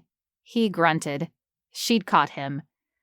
The Costas and Hawkins weren't the kinds of neighbors who brought over dinner, hung out, or exchanged polite words. As though reading his mind, she looked him up and down. Are you ready for church? He was wearing a green button-down shirt. He smoothed his beard with his hand. Sure am. They went to the truck and he opened the door for her, offering her a hand to get up since she held the box and the truck was lifted. It was the polite thing to do. He may have been a mountain man, but his mother did teach him manners. Rocky ignored the way her hand fit in his and how it softened at the warmth of his touch. He definitely didn't allow himself to think about how his pulse quickened. I brought cookies for after the worship service, she said, setting the container on her lap. He got in the driver's seat and flicked on the heat before starting down the long driveway. He wasn't used to talking. His thoughts frosted over, and he didn't know what to say. The silence was usually more comfortable for him than chatter, except with her. Thankfully, she filled it. What do you know about Costa's Christmas tree farm? She asked. He shrugged. Not much. Your grandfather ran it for about 3 years. Here's what I don't understand. Christmas trees take a long time to grow. He wasn't selling saplings to people to put in their living rooms. So where did he get the mature trees? Were they already here and growing? And if so, who planted them? Rocky cleared his throat. From what I've gathered, it was my grandfather who planted them, along with building the cabins. So does that mean that they were once friends? She hinted. Neighbors? Business associates? He grunted. I don't speak caveman. I mean, I'm willing to learn if that will help me understand you better, but you need to give me a little more than... She imitated his grunting sounds. He tried not to laugh, tried to ignore the sensation in his gut. His hands tightened around the steering wheel. What was it about that woman that made her think she could just say whatever she wanted? And why did he let her get under his skin? I suppose they were friends once, he answered as they pulled into town. So they weren't always enemies. It became clear what she was getting at. Are you suggesting that we try not to be enemies? She grunted in response. Frankie Costa was infuriating, tossing his habit of grunting back at him, suggesting they be friends, being unabashedly upfront and unapologetically herself. He wanted nothing to do with it. They pulled into the parking lot of the old stone church. He chewed his lip a moment before getting out of the truck. Haven't been here in a while? She asked, when he came around to open the door for her. It didn't mean anything. He was just being polite. Why do you say that? He asked. Just a guess. My brothers and I get together every Sunday without fail and go to church, and then out to brunch. Our parents, too, when they're in town. He did not want to talk about or think about brothers. He hoped they'd gone to church at different times, but it wasn't only that. An emptiness had come over him several years previous, or maybe it was that he'd divested himself of faith when he'd done something that he couldn't forgive himself for. No one could. He wasn't worth it. After the service, Frankie approached a spindly artificial Christmas tree in the entry room of the church. Numbered cards hung from the branches. Adopt a family in need this Christmas season, a woman called out to passers-by. I'd like to adopt one, Frankie said to the woman. What do the families need? Everything. Well, we have 30 families this year, the most ever, so we'll take what we can get. A lot of these families recently relocated to our area after natural disasters destroyed their homes. They wanted a fresh start, but you can imagine how tough that is. We're looking for gently used household items, clothing, gifts for the kids. That's what these cards are, wish list items, and I don't think anyone would turn down a Christmas tree. Frankie's eyes lit up, and she smiled wide at Rocky. Will you help me? She asked him. Help you what? She quickly explained that the cabin was full of boxes, the exact items needed. The woman passed her a card indicating where they were staging the collection. I just need a truck, and happen to know someone. You want to make me your plow guy, your chauffeur, and delivery man? Frankie took several cards from the tree, turned on her heel, and started for the door. He hurried after her as someone called his name. He'd almost made it out of there unnoticed, a hard thing for a Hawkins to do in that town. The beard helped him keep a low profile. However, his stature made him stick out like a sore thumb. Rocky? Is that you? An older woman with white hair asked. My, you've gotten so... She swallowed. Wild looking. But I suppose these mountains can do that to a man. You were always such a handsome boy. She winked. I can say this now, but you were always the best looking out of the bunch. He smoothed his beard. It took him a moment, but he realized it was Mrs. Nidler. She was his 5th grade teacher. When he was a kid, she seemed like she was 100 years old, which meant she was 200 at least.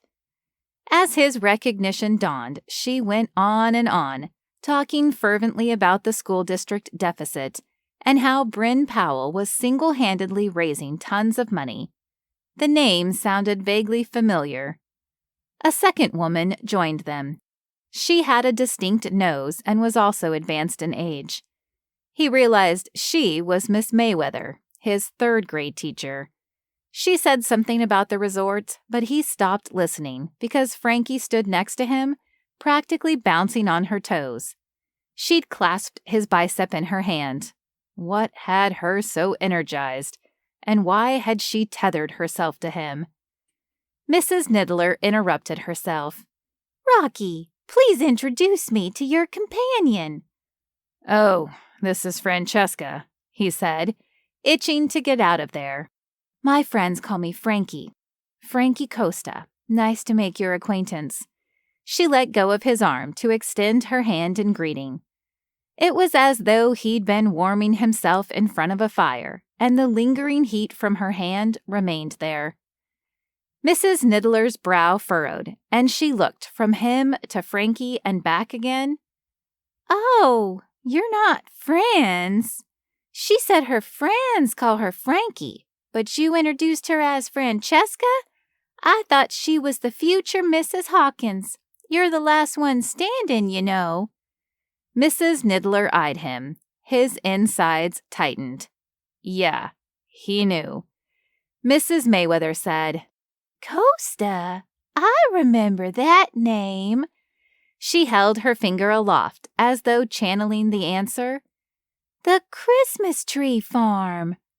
The wrinkle across Mrs. Niddler's brow deepened. "But aren't the Costas and the Hawkins families bitter enemies?"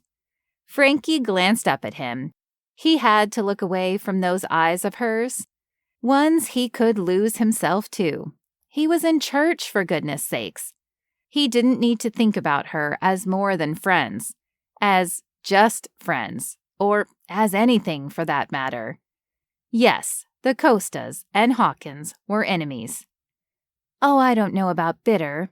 I prefer sweet." Frankie pointed at the table in the church hall. "I baked some cookies. When I was growing up, everyone would always gather after church, and I'd always eat the cookies. This time, I brought some, and I noticed there are only a few left, which tells me people like them." "Are you a baker?" Miss Mayweather asked. "Bryn Powell could use some help." "I do enjoy baking. Actually, I'm a chef. Well, wait, you look familiar. Were you on TV once?" Mrs. Niddler asked. If it were anyone else, they would have been bashful, but Frankie Costa was the queen of the mountain, and she knew it.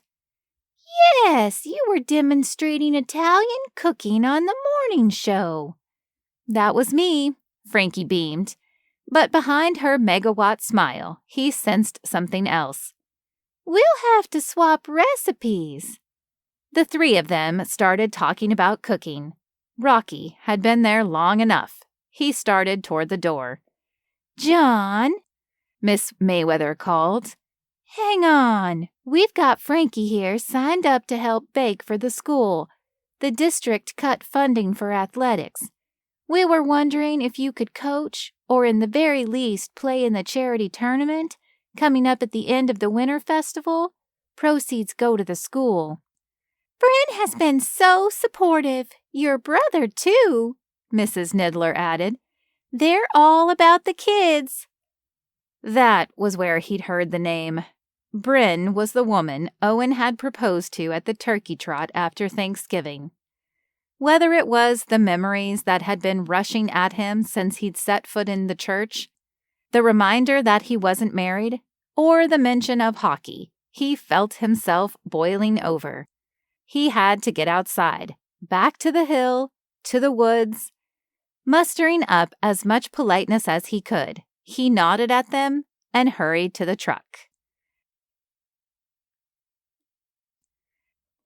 Chapter 5. Frankie.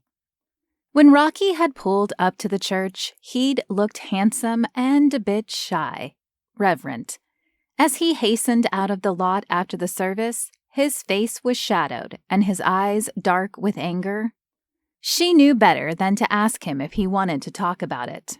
The guys she knew, namely her brothers, weren't always forthcoming with their emotions. But she knew that talking always helped, no matter if you were a macho Italian American or a rugged mountain man. She'd sensed a shift in Rocky when the two women mentioned his brother and then hockey. It was strange having those two sweet ladies recognize me. I'm sure you get it all the time, but there are so many people in Manhattan who orbit in the celebrity circle that a little old chef like me is no big deal. The sun shone overhead, inspiring her to go on because maybe like the glowing orb in the sky, she could get him to melt his frosty exterior. I really appreciate you sharing the risotto with your dogs. It was the first thing I'd cooked since I lost my restaurant. That's what brought me up here. I needed to get away, figure out what to do after everything I'd worked so hard for. My dream since I was a little girl fell apart. Again, Rocky was quiet as the truck started climbing the mountain road back to the cabins. Still, it felt good to get all that out. If not to help him open up by sharing her story, she did it for herself. After a time, he said, "There's a poem about a man whose dog runs away. He's distraught, tries to find it. Then one day he's walking down the street and he sees a little boy standing proudly with the dog on a leash waiting on the corner. It's obvious they've become best friends and the man is no longer upset. Does that mean that you think something good will come out of what I just told you about losing everything that I'd worked for?" The words caught in her throat. Rocky nodded. She also wondered if he was saying that they could be friends. She wasn't sure why she was so intent on making it so, but the Costas were a well-liked family. It didn't sit well with her that there was a long-standing feud between them and the Hawkins. Not that it really mattered. Her father had never spoken of it aside from what he'd written on the postcard. "When you were a little kid, what did you want to be when you grew up?" she asked. He was quiet a moment. A long moment. Then he cleared his throat. "I wanted to be like my father." His eyes didn't waver from the road. "I hadn't been to church since my father's funeral." Rocky pulled to a stop in the driveway and got out, but his comment hung in the air, thick, filled with regret, remorse, and something else. She had her hand on the door when he pulled it open to help her down. As she dropped to her feet, they were standing so close that she was looking at the buttons on his coat. His gray eyes drew hers up like a pair of magnets. "Thanks for bringing me down there, and I was just thinking, maybe the message in the poem is true for both of us." Her voice was soft, as gentle as falling snow. At that, she followed the trail through the woods, being sure to sing the worship songs from church, sending them high to the heavens, and hoping that Rocky's dad was listening, because the guy needed something. She just wasn't sure what. Frankie spent the next few days going through all of the boxes in the cabin, organizing the donations for the church. She saw Rocky once when he helped her bring them into town the day before. Other than that, she'd been busy cleaning the cabin, scrubbing it from top to bottom. A few more boxes remained in the living room, but old papers filled them. Drawings from when the Costa kids were little and other family mementos. She was going to make a memory box of sorts for each of her brothers and parents, but she'd get to that. First, she needed a Christmas tree and knew just the guy for the job. On her way out the door, she almost tripped over a thick envelope on the steps. It was addressed to John Hawkins. She picked it up and started singing as she made her way toward the scent of wood smoke, not wanting to risk another encounter with a bear. As Frankie came to the clearing surrounding his cabin, she heard the loud thwack of splitting wood. She followed the sound behind the house to find Rocky's thickly muscled arms lowering an axe into a log. One piece dropped to the side, and he realigned the one remaining on the block. She watched him closely, unable to resist admiring his rippling muscles through the green plaid shirt he wore, as he lifted the axe and then let it swing downward with gravity. He made it almost look effortless. He glanced up as she approached, hardly acknowledging her, and then returned to his task. "Hey, neighbor," she called. "I thought I told you to stay away." He wiped sweat from his forehead. She was impervious to his attempt at scaring her off. "I'm being courteous. A piece of mail for John Hawkins was delivered to my house. It looks important." He snapped it up, glanced at it, and tore it in half. Her eyes widened. He tossed it in the pile with split wood. "The only thing that's good for is burning." She wasn't being nosy, but couldn't help notice that the return address was from a law firm.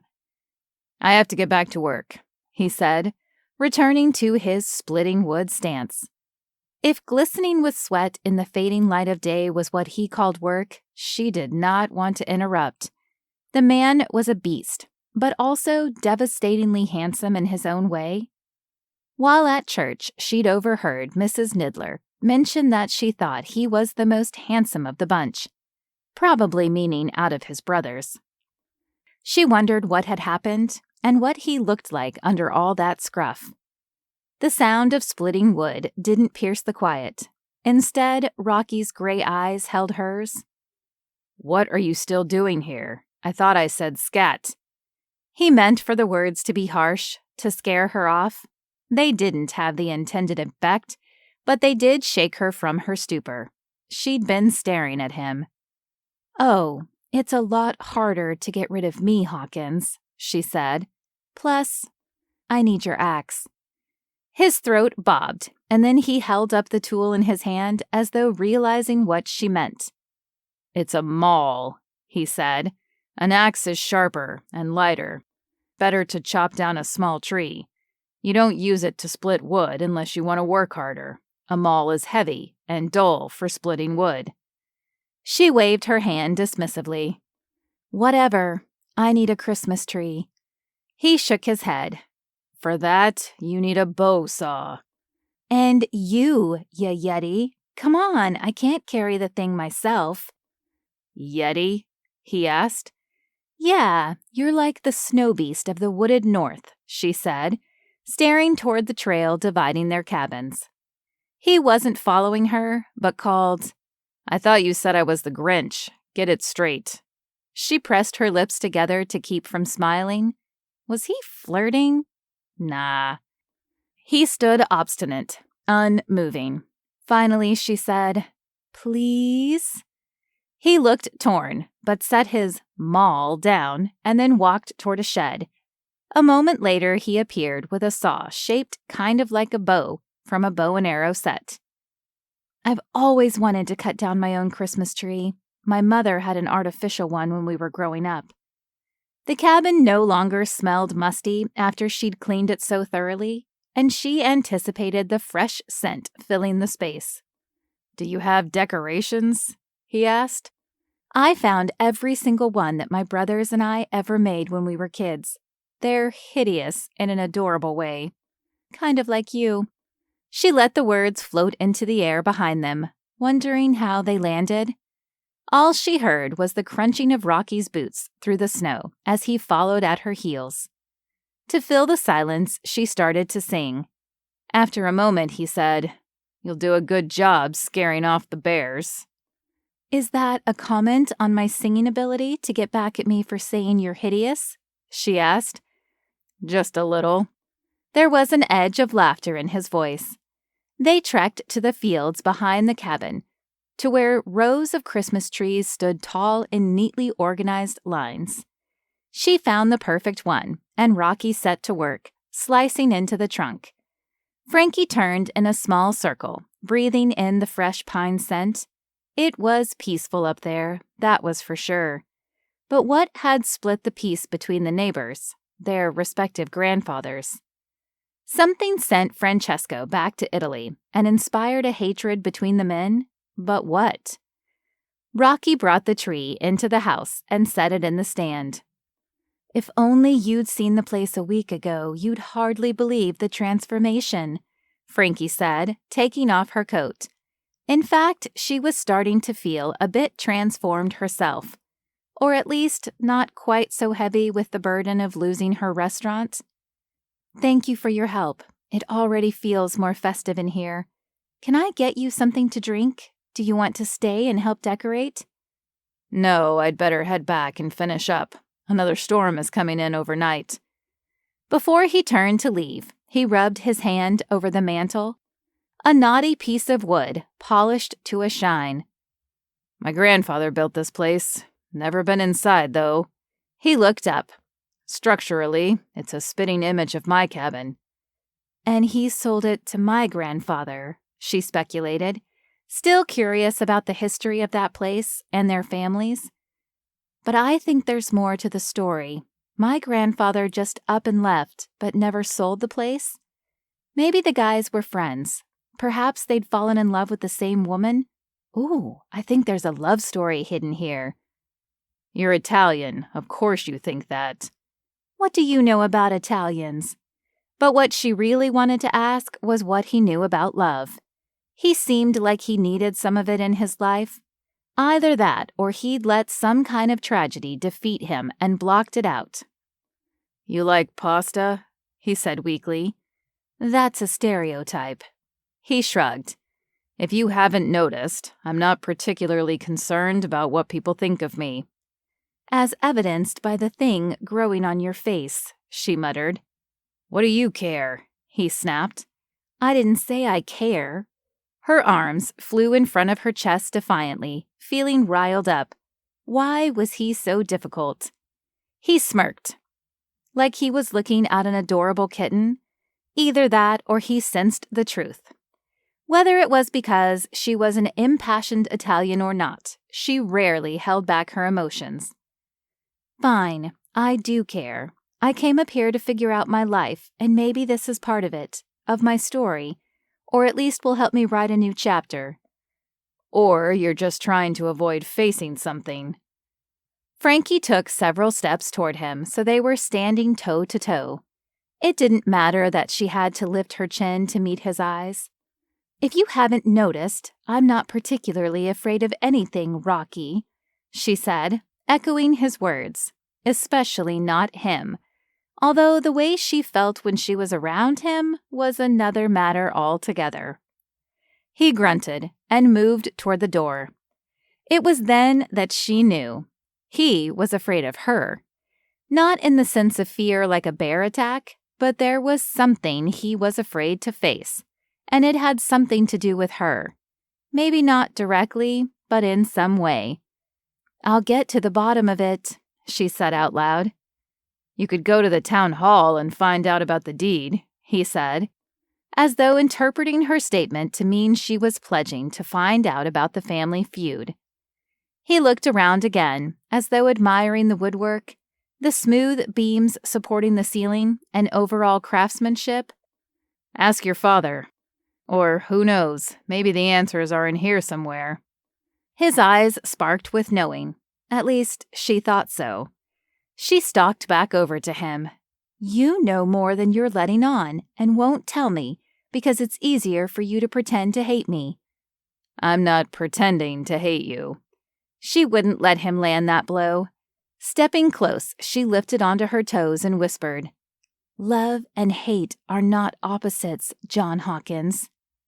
Who said anything about love? He asked, and then whisked out the door. The comment hit her as the door slammed shut. She was a good person. She worked hard. Losing the restaurant was painful. She wasn't able to talk to anyone about it. Having the opportunity to get away, to go somewhere and not have to explain what had happened, how she felt about it, and what she was going to do next, because that was what everyone wanted to know, was a relief. But that didn't mean she wanted to live in complete isolation like Rocky. No, she just wanted to be friends. Apparently, that was too much to ask. Oh, Rocky had rattled her good. She put off decorating the tree until later, when she was in a better frame of mind. Plus, she needed more chocolate. Her mother always made hot cocoa when they decorated the tree. Her infuriating neighbor also mentioned another storm was on the way, so it would be smart to stock up on supplies, so she headed down the hill and into town. Unable to get the exchange she and Rocky had in the cabin out of her mind, She plowed up and down the aisles of the market, tossing things mindlessly into the cart. Bread, olives, greens, figs. She didn't know what she was going to make, but trusted that it would come together. She pushed the cart forward, but it rammed into something. She looked up into a pair of gray eyes. "If you drive a cart like this, I'd hate to see you behind the wheel of a car." At the word hate, anger flared inside. She may have been emotional in general, but the bevy of emotions that cycled through her on a regular basis also included anger. Right then, she was furious at Rocky. "In that case, since we share a road, I suggest you look after that truck of yours. I'd hate to accidentally go up the wrong driveway and ram into it." She shoved her cart into his for good measure. "Hey, is this about what happened?" he asked. "Oh, and what was that?" She cocked her hip.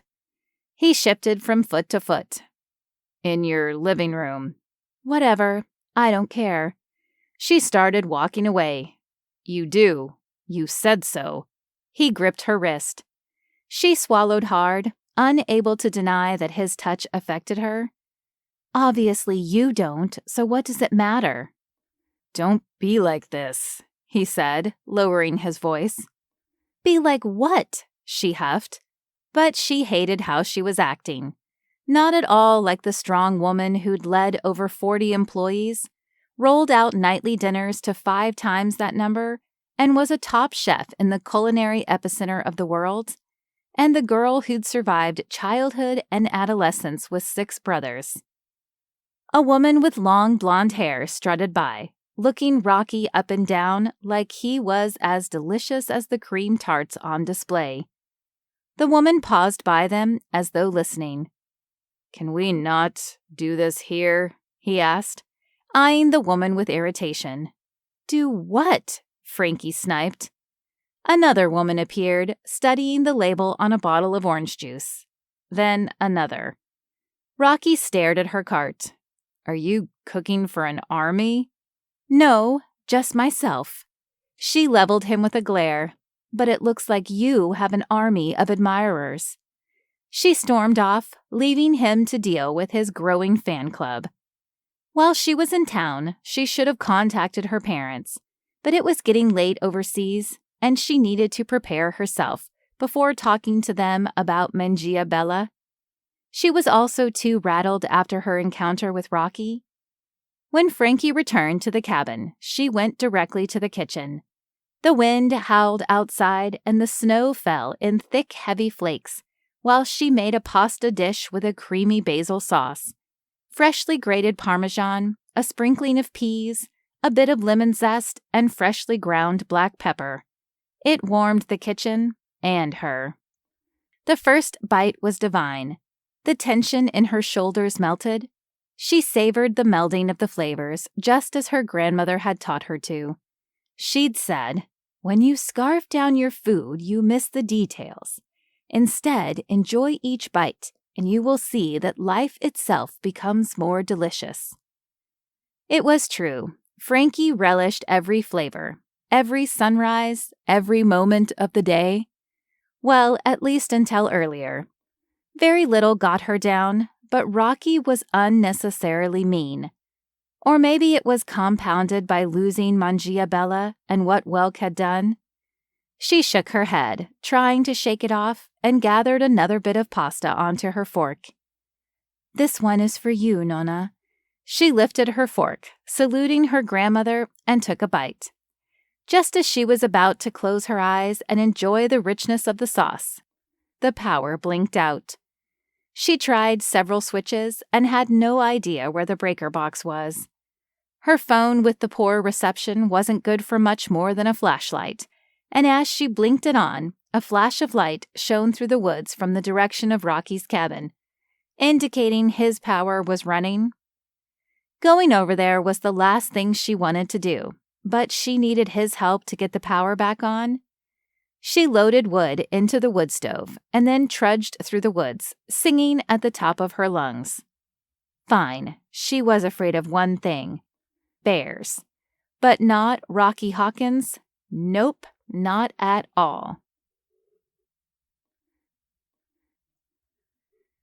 Chapter 6. Rocky. Kuma, Dude, Zeus, and Kinga sat at alert.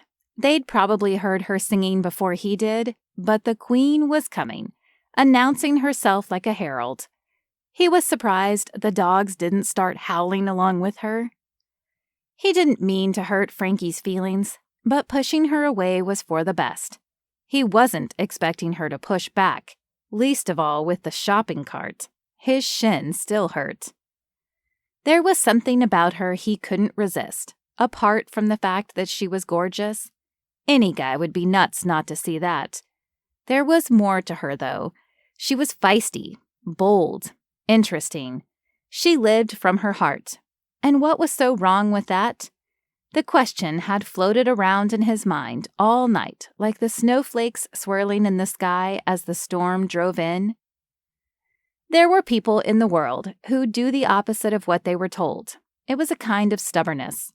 Frankie was one of those kinds of people. How'd he know? He was too. It was no surprise that the power went out.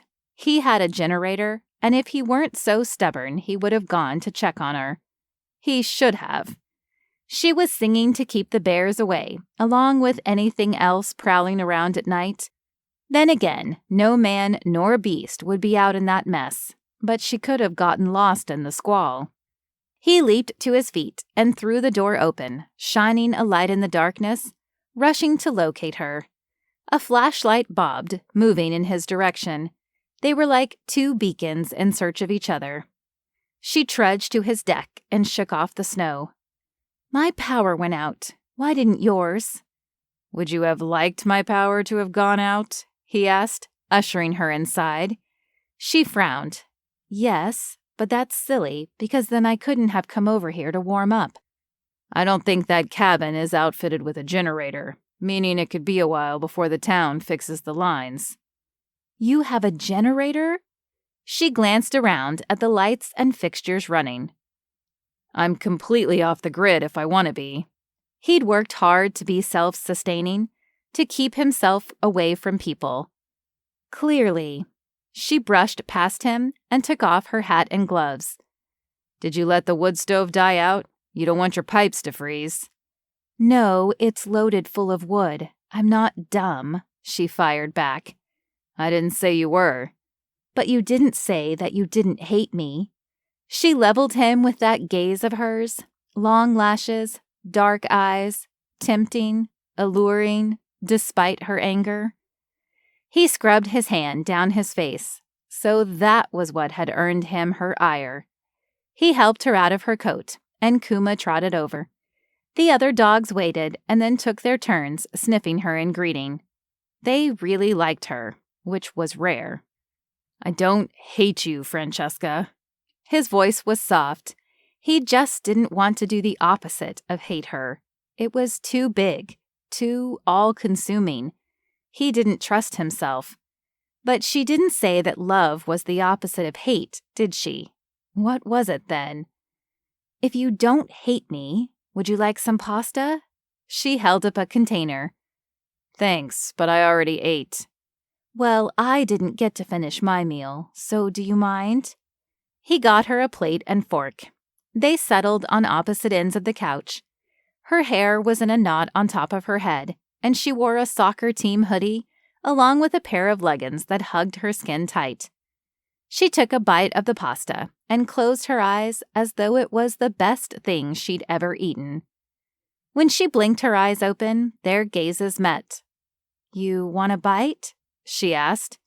The desire inside of him was building. He wanted more, but he couldn't let himself have that. The dogs settled around them on the floor, except for Kuma, who stood next to Frankie. "Does she want a bite?" "Nah, I make her meals. She has a special diet. Happens to a lot of German shepherds, but she's not begging. She's watching over you." He smiled. "If any of the others tried to get a hold of your meal, they'd have to get through her, and none of them have ever bested Kuma." "So does that mean I'm part of the pack?" Rocky scratched his beard. "As the alpha, it's up to me. But Well, Kuma knows that I respect her wishes. She's my girl."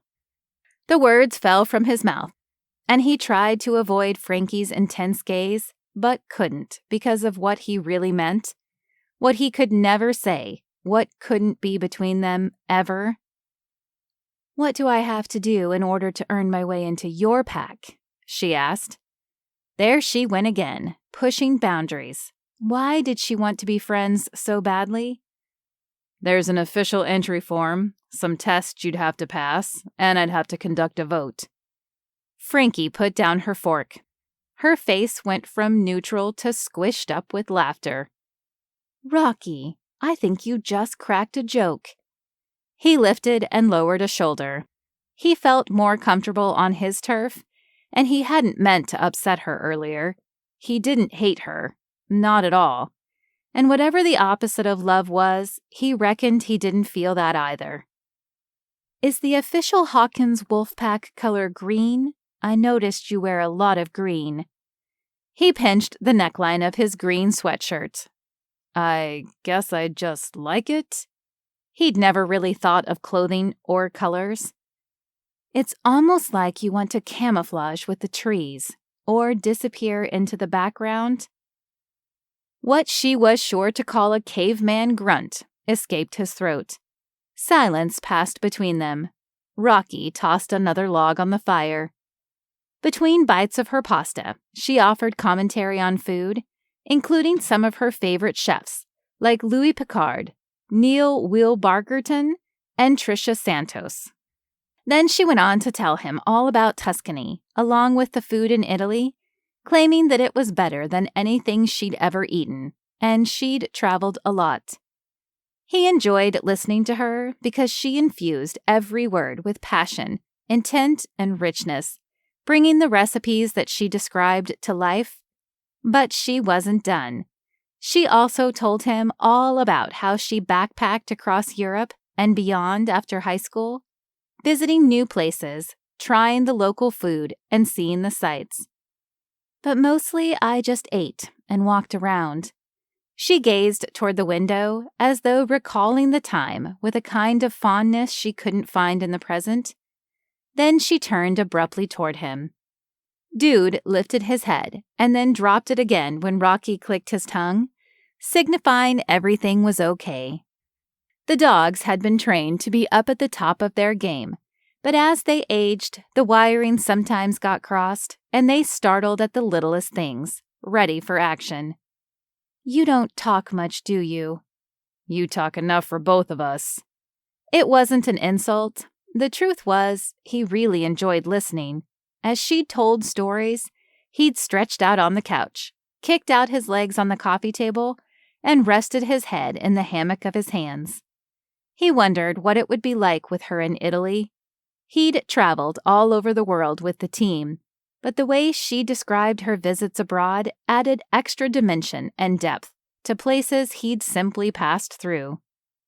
She lifted off the couch and stepped toward him, her face hovering over his. He wasn't lying on the couch, but he'd relaxed. The dogs had relaxed. Like it or not, she was part of the pack. Maybe even the beta. He let out a sigh. Her eyes narrowed, and she peered around his beard as though looking for something. She was so close. Chips of onyx shone in her dark eyes, glinting in the firelight. A few freckles dotted her nose. Her lips were so full, so perfect. His pulse quickened. She smiled. "I thought maybe it was getting in the way, but I see it." "What?" He sat up, suddenly too hot. "I thought your beard was getting in the way of your smile. It's there. I saw it. I just had to get close enough." That was the problem, letting people get close. He cleared his throat and got to his feet. "I should go feed your wood stove." "I'll come." "No, stay here. The dogs seem to like your company." And he needed to cool off and get his head on straight. He brought a few of the dogs with him, Dakota, Zeus, and Kinga. They needed some roam time. They had special footwear to protect their paws, but didn't seem to mind. Not too much anyway, as they played in the snow, snapping at the falling flakes. As Rocky stomped along the path, his mind went to war. It said to keep up his guard, to distance himself from Frankie, to keep things simple. But the other part urged him to soften, to let her in, to trust things to unfold, to trust himself. Inside her cabin, the Christmas tree stood dark by the window.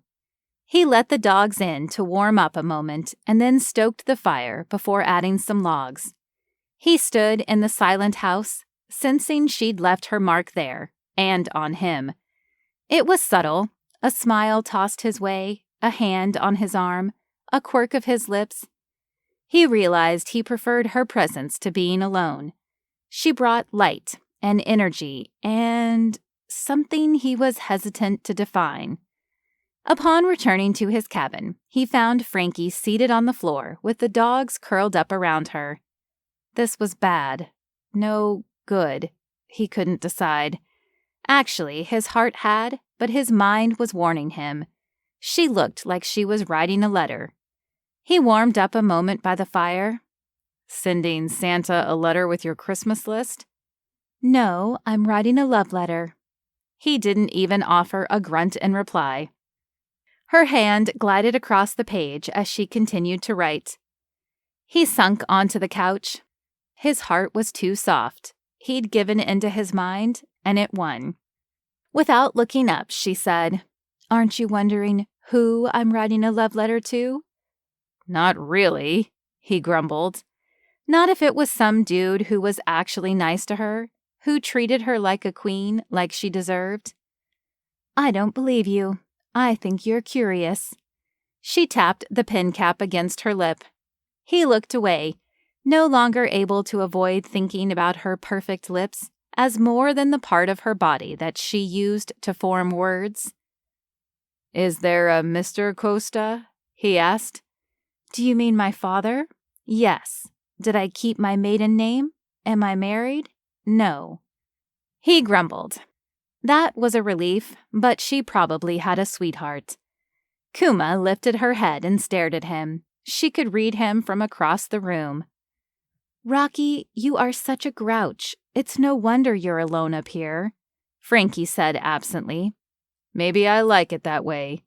He settled back on the couch. She glanced up. What, you don't enjoy my sparkling company? There was laughter in her voice, laughter he wanted to hear, but he shut the notion down, crushed it. Kuma sighed a long doggy sigh. No, I prefer the companionship of the dogs, the woods, the quiet. Maybe so, but I also think you're pleased to have a neighbor. I think you like me.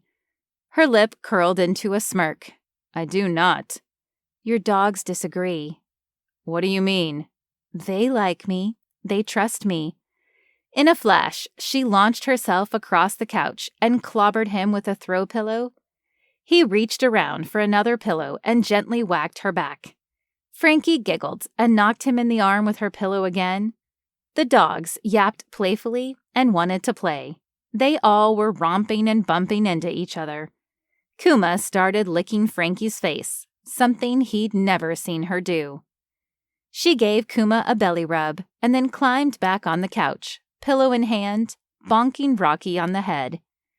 He tossed his head back and laughed, and then started tickling her. She gasped for breath, laughing and writhing. Okay, I give in. He stopped, but she grabbed a pillow and hit him again, knocking him back on the couch. She lost her footing and fell on top of him. He gripped her upper arms, holding her far enough away that he could see her clearly. Her eyes shining in the low light, her smile that lit up the room. See, you like me. I made you laugh, she said. It was true. She was crumbling his walls, one pillow, one bite, one smile at a time. But the last bits of his resistance reared up. He shook his head. I'll prove that I don't like you. Your last name is Costa. So? It would never work between us.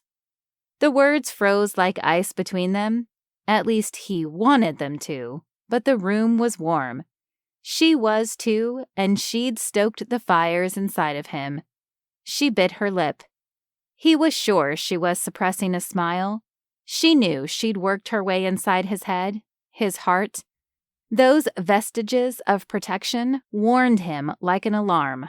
Danger, danger, don't let her any closer. What wouldn't work? She asked, as though baiting him.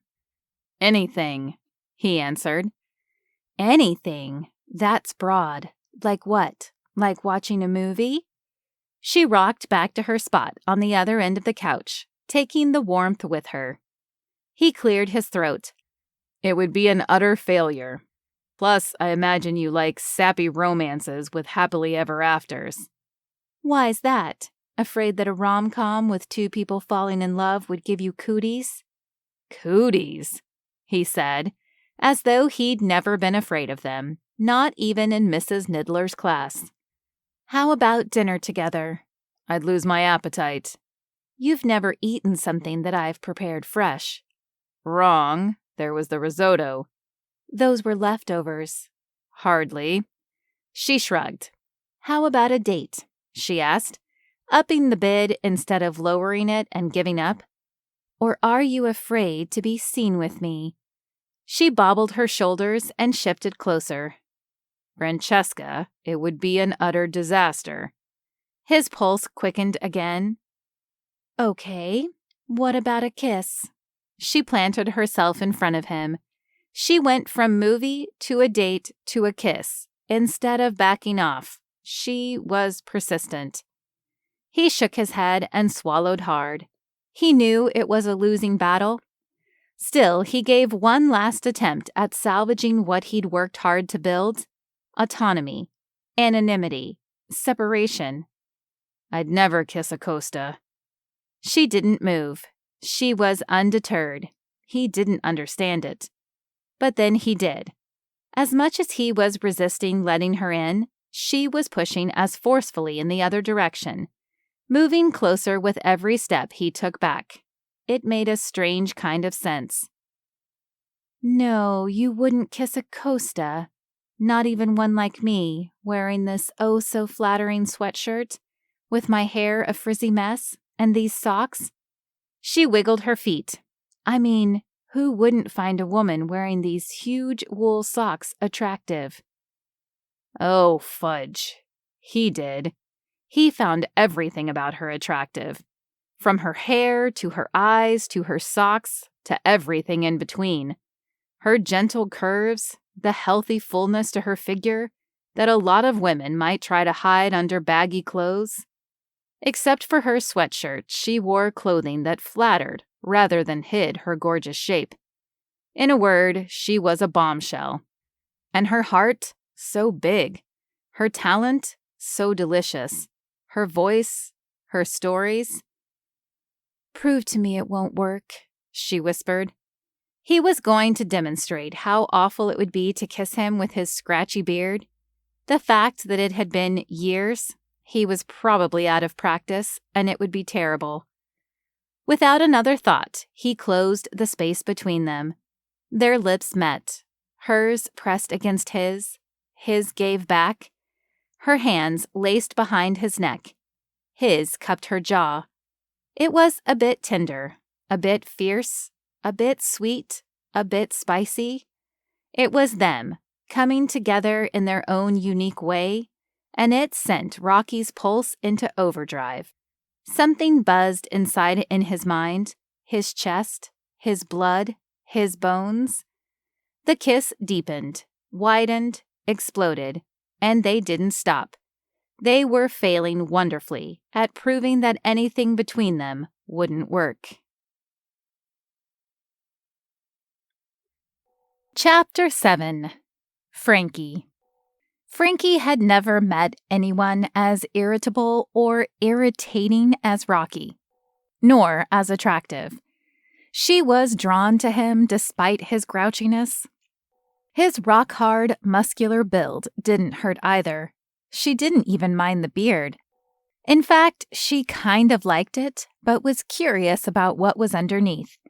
It didn't matter, though, because the kiss they had shared lit her up like the Christmas tree in the living room of the cabin. Since she'd never met anyone like him, it made sense she'd never been kissed that way before. The moment they'd shared was sparks, pure fire.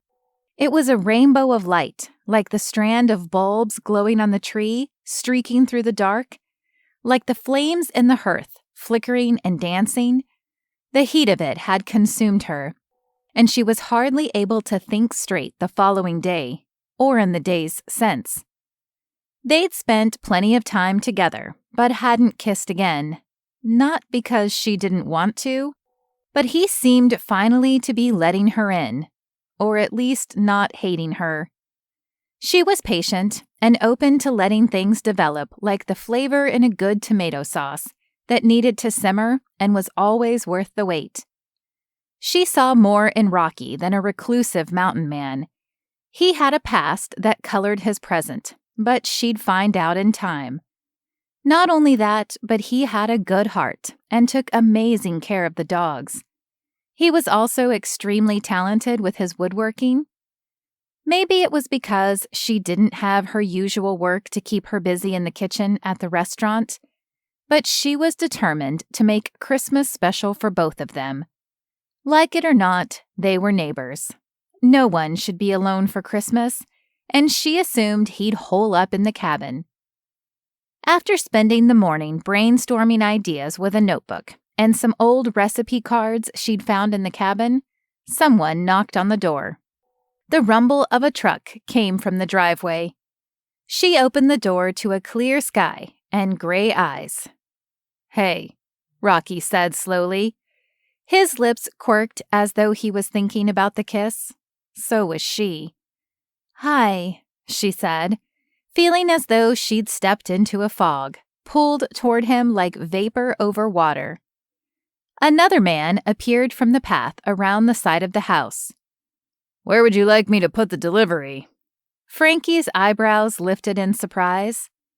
"I noticed you were running low on wood when I came by the other night. Called in Fred to drop by a few cords. I'd share mine, but I'll be needing it." "Does this mean that you aren't going to kick me off the mountain?" The comment reminded her of how she'd been evicted from her restaurant space, but it didn't tear her up inside the way it had for the last few months. It wasn't that she no longer cared, but hope had appeared in her heart. Whereas before she saw no way forward, no future, and had doubted her ability to figure things out, now she trusted that she would. She didn't know how or when, but she was certain that things would be okay. At least, she hoped so. Rocky gave her a long look. "Even if I did, you wouldn't budge." "You got that right." He smiled and brushed his hand along his beard. "Well, I better get to stacking that wood." He turned toward the back of the house. "Wait, come over for dinner tonight. I also want to thank you for letting me sleep on your couch and saving me from the storm, and for the wood." "No need. Thanks for, for..." He blinked a couple of times as though not sure what to say or how to say it. "Thanks for being you." Without waiting for her reply, he turned and called to Fred. "I'll catch you later, man." Fred honked once. Frankie was going to help stack the wood, but halted. His comment, thanking her for being herself, must have been tough for him to admit, to say out loud. She figured it would be better to let it settle for a moment and not crowd him. And she wanted him to earn his dinner as well as work up an appetite, because it would nearly be a feast. She went to the market, then planned to spend the afternoon decorating, cooking, and baking. The cabin was cozy and clean after she'd donated so much to the families in need. Earlier in the week, she and Rocky had even brought 10 freshly cut trees for the families the church had adopted for the holidays. Hawk Ridge Hollow was a winter wonderland, but in the last week they had transformed it into Christmas Central, which made a certain kind of sense since it was cold enough to be the North Pole. But Frankie enjoyed the carolers in the streets, the trimmings on the trees, the scent of chocolate wafting in the air, most likely coming from Mom and Lollipops. She stopped in to pick up the finishing touches for the evening with Rocky. "Hello there," Carol said in greeting. She wore a red and white apron. With her poofy white hair, rosy cheeks, and glasses, she resembled Mrs. Claus. "It smells divine in here." "Smells like Christmas, my busiest time of year, but also my favorite. What can I help you with, dear?" "I'm making gingerbread houses. Actually, gingerbread log cabins." Carol's eyes sparkled. "Oh, that's a first." Her face brightened, as though inspired, and then said, "Hold on. Have you become acquainted with a certain mountain man?" Frankie's mouth slowly fell open as she recalled the conversation the two women had when she'd first arrived in town. "That smile on your lips is answer enough for me," Carol said. Frankie's shock must have unwittingly transformed into a grin. There was no denying it. She liked the mountain man. A lot. It was unexpected, unlikely, and wrong if they were to follow the rules of the family feud. But she wanted to watch him carve wood, hang out with him and the dogs, take walks in the woods, and spend Christmas together. Christmas says, plural. "In that case, I happen to know he likes marzipan and ribbon candy, but his favorite are spice drops, those little red-hot candies." Carol led Frankie over to the old-fashioned candy display. "Spice drops. Makes sense." "He's a fiery one, that's for sure." Carol guffawed. "When we first met, it was like he had a chip on his shoulder, but he's softened," Frankie said. "It was more like a puck, but that's good to hear." "What do you mean?" Frankie asked. Carol wasn't able to answer because a flurry of customers came in and she had to tend to them. After returning to the cabin, Frankie cooked and baked up a storm. The scent of pesto polenta with thyme, roasted garbanzo beans scented the air, along with the swirled garlic herb bread she'd just pulled from the oven. It was a beautiful knot streaked with fresh herbs she'd picked up in town. She was also finishing off a lemon butter piccata recipe she'd never before tried. She expected Rocky any moment and didn't have the warning the dogs gave him when she approached, or, as he'd commented, heard her melodious singing thundering through the woods. After quickly freshening up, she turned on Christmas carols, tossed a log on the fire, and set the table. Just as she pulled the piccata from the stove, a knock came from the front door. Once again, Rocky stood, filling the doorway with his massive frame. Instead of a scowl, he had the boyish look of a guy picking up his date for the first time. In his hands, he had a bundle of something green. He extended it to her. "Not flowers?" she said slowly, examining the thin green leaves. Little white berries were buried in the bunch that he'd tied with a ribbon. A smile grew on her face. "It's mistletoe," she breathed. She knew what that meant. She had an idea of what they could be doing at the end of the night when he stood in that very doorway just before leaving. They'd seal the perfect evening with a kiss, and she looked forward to every second of it. As Rocky took off his coat and settled in, he went on to tell her about the plant species. He got a bit nerdy about how it was actually invasive in some areas, twining itself around a host tree. "However, it's becoming rarer. I spotted this bunch earlier when I was out hiking with the dogs." He paused as though trying to come up with the words for what he wanted to say. She helped him along. "And you thought of me?" He nodded and took a sip of the warm cider she'd offered. "There's also folklore about mistletoe," he added. "That you kiss your sweetheart underneath it," she said.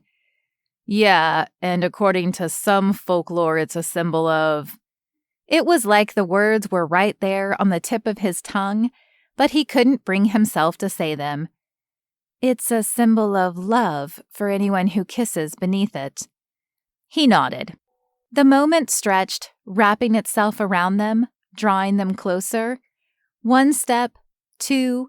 Frankie lifted her chin to meet his gaze. A timer dinged, and she jumped. Oh, the string beans should be done. She put everything on the table and hung the mistletoe above the door. The apple cider seemed to warm Rocky up because conversation flowed easily at dinner. With him, it was like once the ice was broken, he wasn't a man of few words at all. Mostly it seemed like he enjoyed listening to her stories and asked her lots of questions in all of the right places, especially about cooking. The other night, when you were writing a letter? Yeah, to Santa Claus, Frankie answered around a laugh. I promise, I've been a very good girl, although my brothers would probably disagree. Were you writing them? She shook her head. No, there are 6 of them, so that would take a while. We text a lot, but not lately since my service up here stinks. She paused a beat. How about you? Have you seen much of your brothers lately? He stiffened and then shook his head. She remembered her strategy of dealing with guys and difficult to talk about subjects. As you can imagine, growing up as the only girl, and the baby at that, was sometimes tough. What's the order in your family? I'm the youngest too, he said after a moment. Remember your comment the first day we met? Something like, who said I'm pretty? All 6 of my brothers, and my dad. They tell me I'm beautiful all the time. They won't let me forget. A log popped in the fireplace. After a thoughtful moment, Rocky said, your confidence, it's rare. I don't expect to hold a candle to your brothers or your family. But you are more than pretty, Francesca. He took a breath. You are exquisite. Everything about you, everything you touch, it's beautiful, delicious, amazing. I've never met anyone like you. I wish I had the right words to express it. Warmth enveloped her like a hug. She thought he was done. He'd already said so much, but he went on. When I'm around you, life feels fun. A smile split his face. You've challenged me, helped me open up, fed more than my appetite. He reached for her hands, hesitated, and then threaded his big fingers around hers. Their eyes met. The table separated them, but nothing else, except for whatever he wasn't saying about his past. Whatever had kept him on the mountain and had made it necessary for her to come along and draw him out of it. Remember I mentioned my restaurant? It was called Manjia Bella. Eat beautiful. My father always said that to me. Anyway, there was a loophole in the lease. I lost everything. At least, I thought I did. I came here and found... That time he finished her sentence. You found me. Did I? She asked, hopeful. A shadow crossed his eyes as though he knew that she wanted him to say more, but he wasn't ready to open up and tell her what had caused him to become a hermit. For Frankie, it felt good to talk about her situation. She still didn't know what her future held, but she hoped he could be a part of it. My brothers knew what happened to the restaurant, but I didn't tell my parents. Liquid sprung to her eyes and her lip quivered. I thought I had something to prove since I'm the youngest and the only girl. I feel strangely ashamed, like I failed. He got up from the table and lifted her to her feet, tenderly taking her in his arms. You didn't fail, Frankie. If I know you at all, I'd say you're just getting started. His chin fit on top of her head as he pulled her against his chest in a hug. It was a bit of relief, finally, to say that out loud, to hear his response. He believed in her. She knew her parents did. She just had to find the spark to light her inner fire again. In the meantime, she found comfort, immense comfort, listening to the steady drum of Rocky's heart. When they pulled apart, he said, I'm not exactly the star player in the family. But you were. Hockey, right? She asked. Yeah, then I quit. Why? She asked softly, as though approaching a scared dog. She didn't want to frighten him off. He stepped away and toward the fire, then let out a long sigh. Anger management problems. Under control now, dealt with the past by staying in the woods where it's peaceful. On the other hand, my brothers are the ones who are heroes.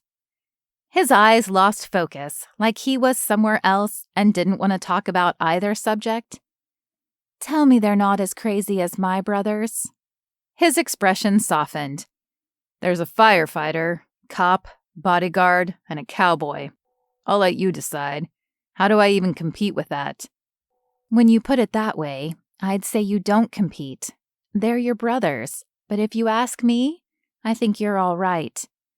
She met him where he stood, intending her smile to tell him that she thought he was more than all right. Well, you're the only one, he mumbled. Sometimes that's enough. He tucked her long hair behind her shoulders. Taking her jaw in his hands, he kissed her lightly on the lips before drawing back. You are more than enough. Even though the kiss didn't lengthen, the feel of it lingered on her lips. She didn't want to press him about his family and hockey. He'd said so much already. She trusted she'd find out the story eventually. They cleaned up the dinner, and he did the dishes, insisting she kick back and relax. As he stood at the sink, he called, That was the best meal I think I've ever eaten. I'm happy to earn my keep around here. Well, you're going to have to work for your dessert, too. After he finished cleaning the dishes, they settled in the living room where she'd set out all the gingerbread house supplies. This is what you meant by working for my dessert? I have to build a house? Unfortunately, my woodworking capabilities don't extend much beyond carving and joinery. And the furniture you've made and the repairs around the cabin, making this little project perfect, this isn't a gingerbread house. It's a gingerbread cabin. Frankie had drawn lines of royal icing to make the walls of the house look like they were made of logs. They worked together, assembling the pieces, and then started decorating it. Rocky snuck a few of the fiery red-hot candies. "Hey, I saw that," she said. Rocky's expression turned sheepish. "But I suppose I can let it slide this time. We do make good neighbors, after all. Plus, I did more than borrow a cup of sugar. I invaded your home, warmed by the fire, fell asleep, messed up your couch pillows." He ate a few more of the candies. She playfully swatted at him. They both laughed. To her list, he added, "You've also driven me nuts, made me bring you to church, rammed into me with your shopping cart, and turned my dogs against me. They prefer you." "Correction. I drive you wild." She winked. "And you got to bring me to church. And as for the dogs, they adore me, but you will always be their pack leader. I'd never try to take their place." "No, but you are the queen of this mountain." His expression softened for a split second. She leaned back, surprised to hear him pay her a compliment, but just as quickly he scowled, as though over the course of the night he'd already said too much. He abruptly got to his feet.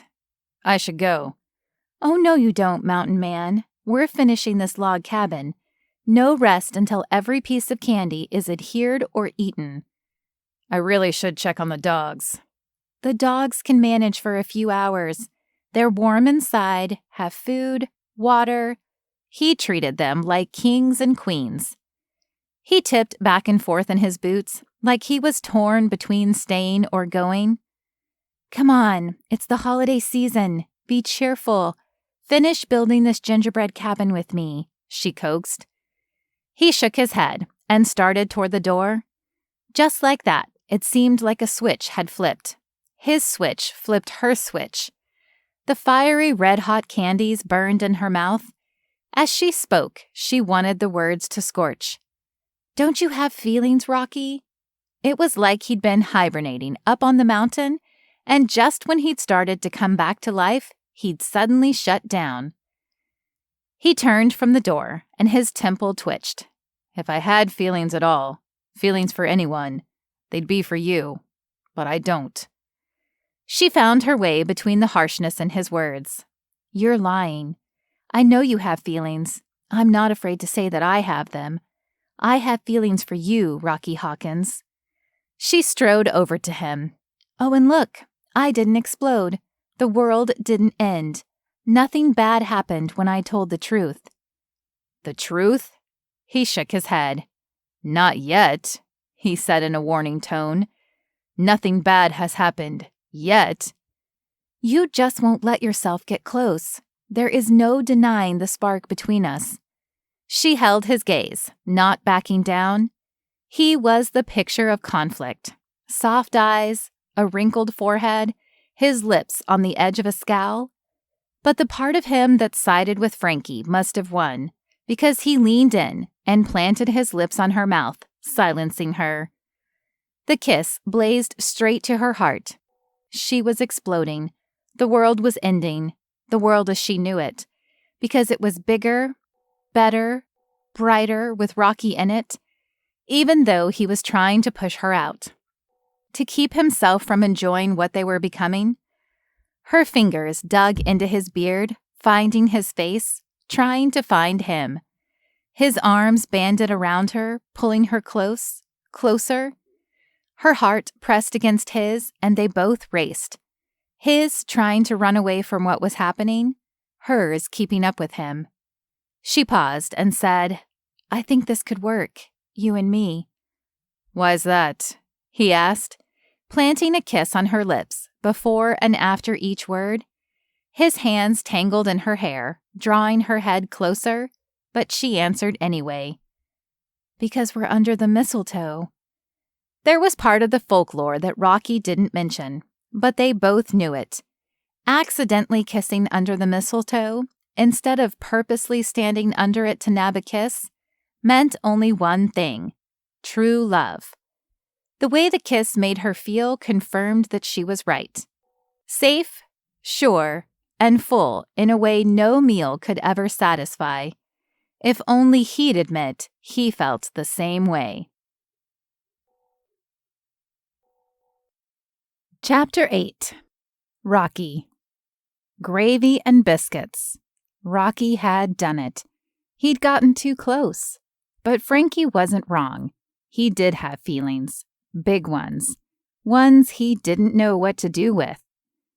It was like her laughter was still echoing off the mountains. It had worked its way into his ears, into his heart. He didn't know what to do. He was on a hike with the dogs in the woods and strode along the trail. He'd gone deep into hiding for years, but she'd drawn him out. Her laughter, her voice, her insistence, her beauty, inside and out. A vista of Hawk Ridge and the valley spread in every direction. The tiny town below and a bird circling high above. Snow wreathed the tops of the mountains, but below the evergreens persisted beneath the tree line. They were still alive, and so was he, thanks to Frankie. She'd brought him back to life, reminded him that he wasn't terrible. She saw the goodness in him. She had a way of making him feel comfortable in her presence. For once, he felt like talking and listening. He felt called just then, called by the Lord to drop to his knees, say a prayer of repentance, and see that he was worth being saved. He hadn't believed that for too long, so he dropped into the snow and closed his eyes. The dogs paused, waited.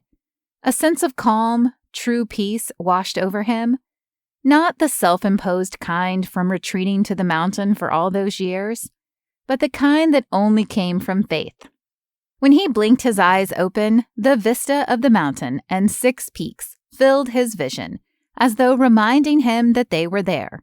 They'd always been there, even when he sometimes felt alone. Just like his Heavenly Father had always been there, even if Rocky didn't acknowledge it at the time. Tears sprung to his eyes, and then laughter spilled from his lips. Happy tears. Deep belly laughter of relief. God was good. When Rocky got back to the cabin, he tended to the dogs and then went into the bathroom. The reflection of a man he hardly recognized stood in the mirror. Shaggy hair, a big beard. Who had he become? He didn't blame himself for holing up in the mountains with the dogs. At the time, it had been necessary. But was it still? He looked deep into his gray eyes. Something he hadn't been able to do for years. He wasn't sure who he was becoming, but it would be the best version of himself, for Frankie. He took out the scissors and started trimming. The click of claws on the wood floor pricked his ears. Kuma was watching and whining. "What is it, girl?" She let out one sharp bark, and then someone knocked on the door. He glanced in the mirror and laughed. With his lower face covered in shaving cream, he looked like Santa Claus. He grabbed a hand towel and wiped it off. When he opened the door, Frankie slid into his arms like she'd been doing so all along, like she belonged there. What would it mean if she did? She pecked him on the lips and then pulled back, sniffing the air. "You smell like shaving cream?" When she looked at him, really looked at him in his t-shirt, and likely with some of the white foam and spots he'd missed, her eyes widened. He shifted from foot to foot. "I was just finishing up." He thumbed the direction of the bathroom. "Well, don't let me stop you." Her lips twitched like she was looking forward to seeing what he looked like under all that scruff. They went to the bathroom, and she hoisted herself up on the counter while he squirted out another handful of shaving cream. He slowly dragged the razor across his skin. In a way, he was curious to see what he looked like without the beard. It had been 5 years since he'd started growing it. "I was in town earlier, and there is a rumor that women are placing bets over who can tame the mountain man." He'd heard. In fact, when he went to get supplies, women flirted, gave him their numbers, and asked him on dates. Did they see what he looked like? When Frankie had called him a yeti, she wasn't kidding. "How did that happen?" she asked. "What, the beard or the bets?" "Both. A woman told me, and I quote, 'Rocky Hawkins is handsome, wealthy, and lonely. He has everything he needs except love.'" Her words had a smile tucked in them. He rinsed off the razor, having just finished shaving, wiped his face, and turned to her. He didn't want to see his reflection first. He wanted to see her reaction. She had hearts in her eyes, and her cheeks tinted a pretty rose color. It was not what he expected, not with the evidence of his wrongdoing on his skin. She batted her eyelashes and then tried to keep her smile from her lips. Either that or it was building. "Wow, you are hot." Her grin broke through and she kissed him passionately. "And what do you say, Queen of the Mountain?" he asked when they pulled apart. "About what the mountain man needs or what he looks like?" Her throat moved up and down as she swallowed. "Both." Her smile was both wicked and beautiful. Her arms circled his neck, and she pulled him close, still seated on the counter. "I say you're all mine." At that, they melted together in another kiss. Her face was so smooth next to his, her lips warm. Their pulses quickened together and then fell into the same rhythm, as though they'd finally found what they wanted, needed, and were no longer afraid, weren't going to run away. She tucked her head back, and then between kisses on every inch of his face, even the scar, she said, "I like the beard. It gave you a certain kind of wildness, but I like this too. You are very, very handsome, Rocky Hawkins." "And you are more beautiful than I deserve, but if you're truly willing to give me a chance, I'll be less of a grouch." "Less of a grouch?" He tipped his head from side to side. "I'll prove that I'm not the Grinch." "Oh, fine. I'll take what I can get." He nuzzled his head into the side of her neck, kissing her there and breathing deep. He inhaled as though his lungs finally let him breathe. She smelled like rosemary and lemon, fresh and clean and delicious. When he pulled back, he said, "You're glowing." That could be because I treated myself to the spa down at the resort. It was a little Christmas gift for me. I had a Scandinavian hot bath and then a Nordic shower. Then I had a scrub and massage. It was amazing.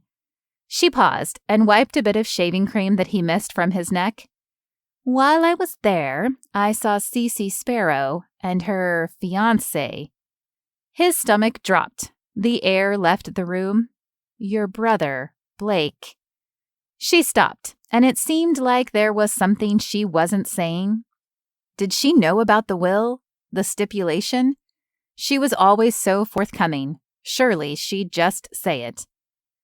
I had a total fangirl moment. She is such an amazing singer and performer, and... He interrupted. He had to just say it. The reason there's a bet over who will tame the mountain man, or whatever, it's because of my father's will. He mandated his sons marry before receiving their inheritance and taking over the family business. Oh, she said slowly. But you don't want to get married? After everything that had happened, the answer had always been no. There was no question about it. That answer was on his lips before he had a chance to rethink it. It's probably not a good idea. Things happened. I'm not the kind of person anyone would want to be with. Her expression dimmed. There were things about his past she didn't know. She wouldn't want to be with him if she knew the full story. As it was, he was playing with fire, getting too close. He didn't want to burn her. That was why he'd wanted to leave when they were making gingerbread houses. He felt it becoming too much, and if she found out the truth, she'd leave him. She'd never want to talk to him again, yet he couldn't stay away. But she was leaving soon anyway. She'd only be at the cabin through Christmas. She'd said so herself. She'd done what she'd set out to do, find out if he was actually a grump. He may as well indulge the fantasy bubble that they'd created while he could. One of the dogs barked, and he led Frankie from the bathroom. He needed some space. The fire was dying, so he tossed on a couple of logs.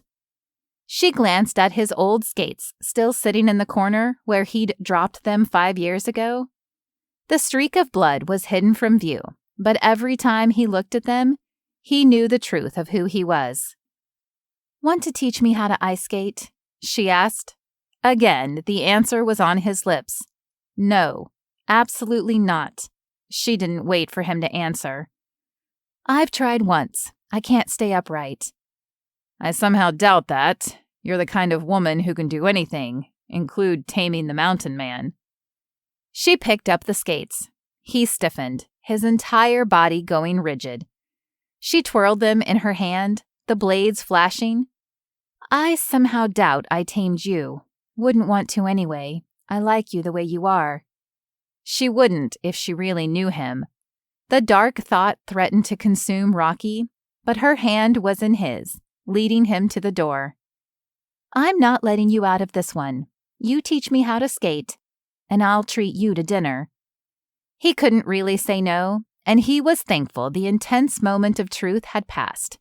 She hadn't pressed him about the will or his brothers. There was so much he didn't want to talk about, no less think about, and teaching her how to ice skate would make a good distraction.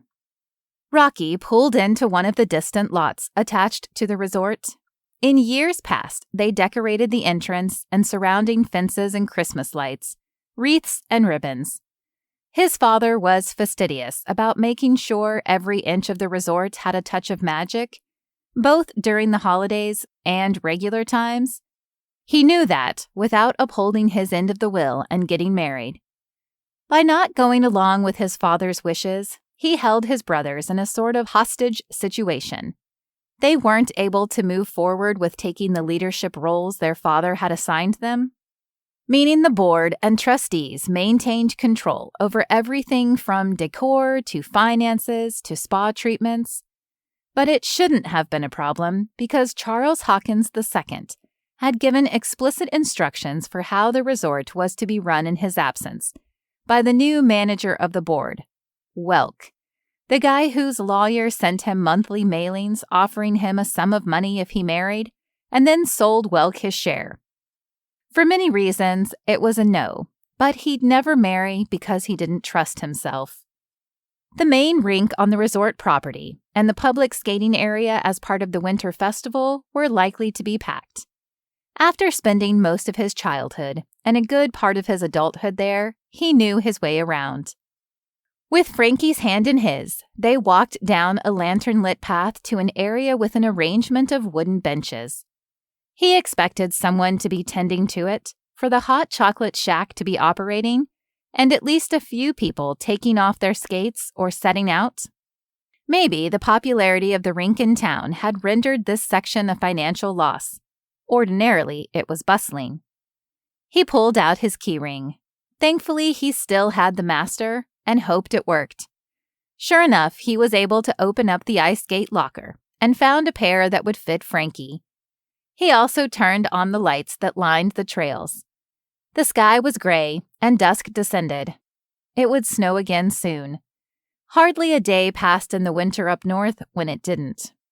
They laced up, and the moment he stood, a blaze of excitement flooded him, as it always had since the moment he'd started skating. It was like electricity in his veins. Before he could hide his smile, Frankie's eyebrow arched. "I've never seen you wearing a smile like that." She wobbled closer, getting used to balancing on the blades. He didn't want to explain, but kissed her on the lips and then rushed onto the ice. He pumped his legs, moving in a circle. That part of the pond wasn't big, but it was merely the entry point to the ice-covered trails that threaded the woods. He missed flying across the ice with the wind in his lungs and his heart thundering. But she was mistaken. He had smiled that big before. Maybe just on the inside. But every time he was with her, he felt lit up, alive. He didn't want to think about it ending or her finding out the truth. He'd better enjoy her company while he could. He looped back to where she waited, taking her hands in his. She said, "I want to do that." He tipped his head back with laughter. "Of course you do. First, let's see if you can stand on the ice." She gripped his arm as she crossed from the wooden platform onto the pond. Then, as if she were a natural, or had fibbed about not knowing how to skate, she glided forward. He caught up to her and circled his arms around her from behind and kissed her cheek. "You sure you don't know how to ice skate?" She giggled in response. They moved forward onto the ice trails. The frozen surface below them sparkled, and the surrounding lights twinkled. "This is amazing," she said, as they skated hand in hand. "It's enchanted." Wonder filled her eyes as she looked from the canopy of trees above to the lights to him. "My father encouraged me to play hockey. He was so supportive, but he didn't only want it to be about competition. This trail leads to the skating pond for the guests, but originally he made this for me, for us. We'd come here and skate together. While we were out here, I wasn't allowed to talk about the sport. I think he wanted me to remember why I loved skating so much." "That's amazing. He sounds like a really special guy and a great dad." Rocky nodded, feeling a scratch in his throat. "He was." "Do you miss it?" The tenderness in her eyes said what she didn't.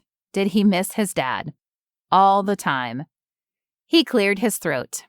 "Do I miss playing hockey? Yeah, every day." "What made you stop skating and playing hockey? You mentioned that you quit. Did it have something to do with your father's will?" He skated away and then came back to her. He trusted her. She'd thawed him out, helped the bricks of ice he'd erected around himself to melt. But the question felt like a gust of cold air drafting down the mountain. He wasn't sure where to start. Everything from the past had flowed together in one confusing lump of ice and rock that pushed against his chest. I had a sister, and she passed. After that, our mother took off. Frankie nodded, and it was almost like she knew, or wasn't at all surprised. Maybe she was just listening, giving him space to go on. Everything changed after that. Dad did the best he could, and believe me, his best was light years ahead of what most men could pull off. He was a giant, a legend, my hero. The cold air made Rocky's eyes water as they slid forward, moving through the timeline of his past. Then he was in a skiing accident. He passed away. It felt like my world ended. He was everything to me, to all of us. She gripped his hand tighter, as though letting him know she was with him as he weathered the storm of emotions he kept so tightly inside. I threw myself into hockey. What happened next, he didn't want to tell her, but maybe he could tell her part of it. As for my father's will, if I got married and then took over my share of Hawkins' enterprises, I'd be tied to the company. I didn't want to stop playing hockey. Was there someone you wanted to marry? Her voice wasn't particularly small, but curious. He shrugged. Not really. I dated and all that, but no one like... He squeezed her hand. He couldn't finish the statement because of what it could mean. Her finding out the full story and leaving him. Anyway, according to the will, if I marry, I'd get a huge inheritance. Like so much money I'd never need to play hockey again. At the time, it was the only thing keeping me going. There's a saying that's like, with wealth comes responsibility, not freedom. I was young, and that's all I cared about. What's wrong with responsibility? At the time, I wanted to do things on my terms, not have to meet with the stodgy board, have to fake my way through meetings, and pretend to care about fiscal data. What do you care about? They paused, and he took both of her hands in his. He angled his skates so they were facing each other. The dogs, the earth, home, you. I care about you. It was too late. He'd said it. There was no going back. He couldn't imagine the pain of inevitably losing her, but he knew what he'd do. Return to the mountain, let his beard grow again, and be with the dogs. She lifted onto her toes and kissed him on the lips. Her nose was cold, but she was warm. Her mouth against his erased his thoughts, melted him.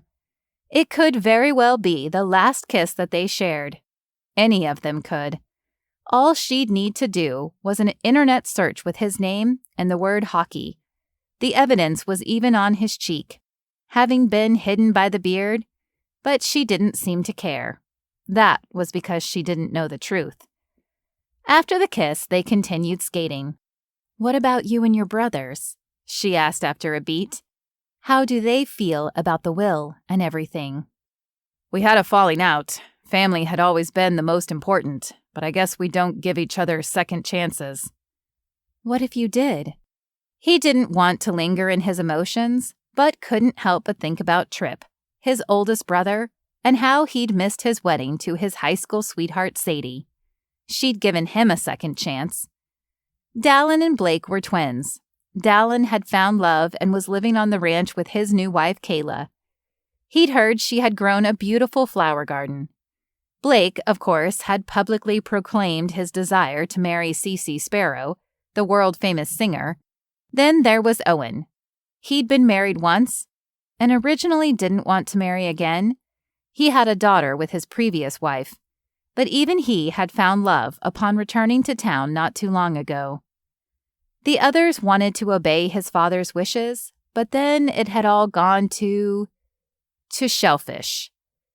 I was caught in between Owen and Blake, who wanted to figure out a way out of the will, and Dallin and Tripp, who didn't want to disobey our father's wishes. Then we were all fighting. "I trust that you'll figure it out," Frankie said. He didn't. He knew they wouldn't. He didn't trust himself. But she did, and that was dangerous. They circled back to the entrance to the skating trails.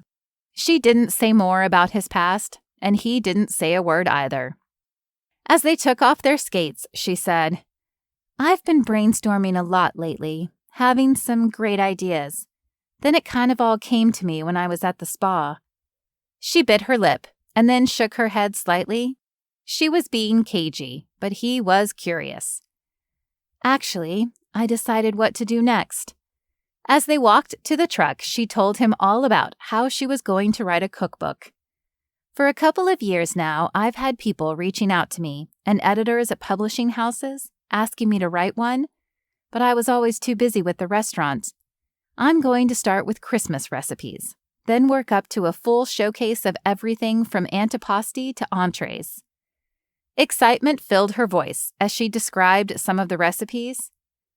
"All this talk about food is making me hungry, and you said you'd treat me to dinner if I taught you how to skate. But I'm starting to think you knew how to already." He nudged her playfully with his elbow. "I just thought maybe we needed to get out.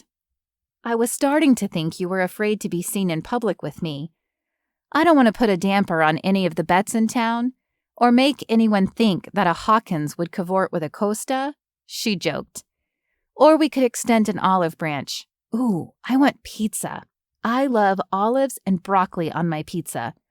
What if we call a truce over a slice or two?" She was babbling.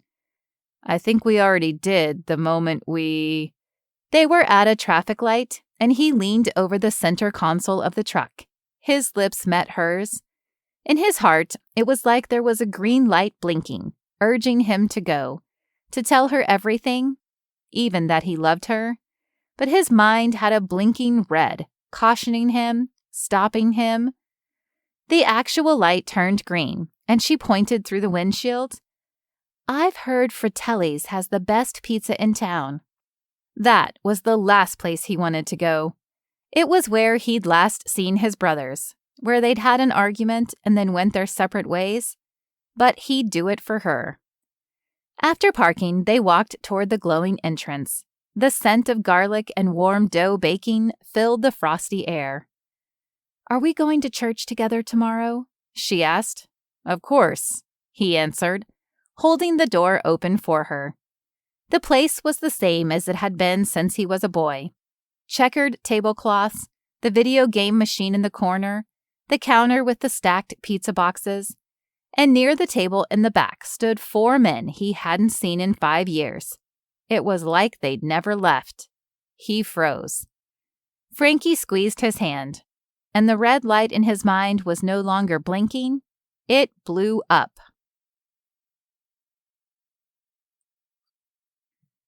Chapter 9. Frankie. Frankie sensed she'd overstepped a line, but was certain Rocky wasn't going to cross it on his own. She had to push him over. He'd said it himself. Family was the most important. But he'd been without his for 5 years. If arranging for them to meet caused her to lose him because he was upset with her, so be it. He'd gained back 4 people he loved, and she loved him. She knew it with every ounce of her being. But she also loved her family and couldn't imagine not speaking to her brothers for 5 years. The thought of it hurt her heart. Earlier, when she'd arrived at the spa, she'd had a major fangirl moment when Cece Sparrow was also getting a treatment. But then she had a flash of brilliance. She introduced herself and then said she was Rocky's friend. The moment she said his name, Cece lit up. She'd called him the lost brother. She knew the entire story and had filled Frankie in. She also explained what she knew as well. Cece said that Blake had helped her come back to life during a period when she'd felt like she was drowning. She knew how much family meant to him and wanted to see them reunite too. The 2 women concocted a plan to get all the other brothers to the pizza place, saying Rocky had called the meeting. Frankie was in charge of getting the youngest brother in the door. When she left him at Fratelli's, she sensed that might be the last time she'd see him. His expression filled with fury. If an actual olive branch had been extended, he would have broken it with his glare alone. If the feud between the Costas and Hawkins had dissipated, it was likely back in full effect. She imagined that he felt betrayed, but like his poem about the man, the dog, and the boy, Perhaps some good would come out of Rocky and his brothers reuniting. When she pulled up to the cabin, 2 vehicles were in the driveway. The house was lit up, and she approached cautiously, bear spray in hand. She knew a bear hadn't entered her home and turned on the Christmas tree lights, but if there was an intruder, she'd spray the heck out of them. The lilt of familiar voices sounded through the door. Her brothers. She opened the door, and they stopped talking. "There she is," Tommy said. She hugged him. Bruno, who insisted on being called Brian now, Luca, Giovanni, Paolo, and Nico. Happiness at seeing them all pushed out her concern about Rocky. "We've been worried about you," Tommy, the oldest, said. After everything that happened with the restaurant, I needed to get away. "And not tell us where you were going?" Tommy scolded. How'd you know I was here? "Mom and Dad," Bruno said. Gio stalked over, looking her up and down. "Wait, this isn't just about the restaurant. I know what this is about. She's in love or hurt." I'll explain, but first I need food. I was supposed to get a slice of pizza, but... She hung her head. Luca and Nico went to the kitchen, and soon they set several platters on the table, takeout from town. The siblings sat, said a blessing, and then Paolo forced her to speak. By the time she was done with the story, Tommy, Luca, and Bruno wanted to break Rocky's knees. "You guys don't understand. Imagine if it were us, not talking for years, and then someone surprised you with a reunion. You'd be upset too," Gio said wisely. "We'd never have a feud like that," Nico said, around a mouthful. The brothers started to bicker because they'd had many arguments over the years and were having one at that moment, arguing over arguments. Frankie and Gio cleaned up the food. Wait, but there is a feud, a very real feud between the Hawkins family and the Costas. Do any of you know anything about it? She asked. Tommy nodded and leaned in. "Before Nano passed away, I heard bits and pieces about his lost years up here on the mountain." They had a side conversation, reminiscing about the family trip. Then Frankie got them back on track. So, what do you know about it? Instead of telling them the story, Tommy got up and rummaged through drawers. What are you doing? You have no idea how much time it took me to get this place looking halfway decent.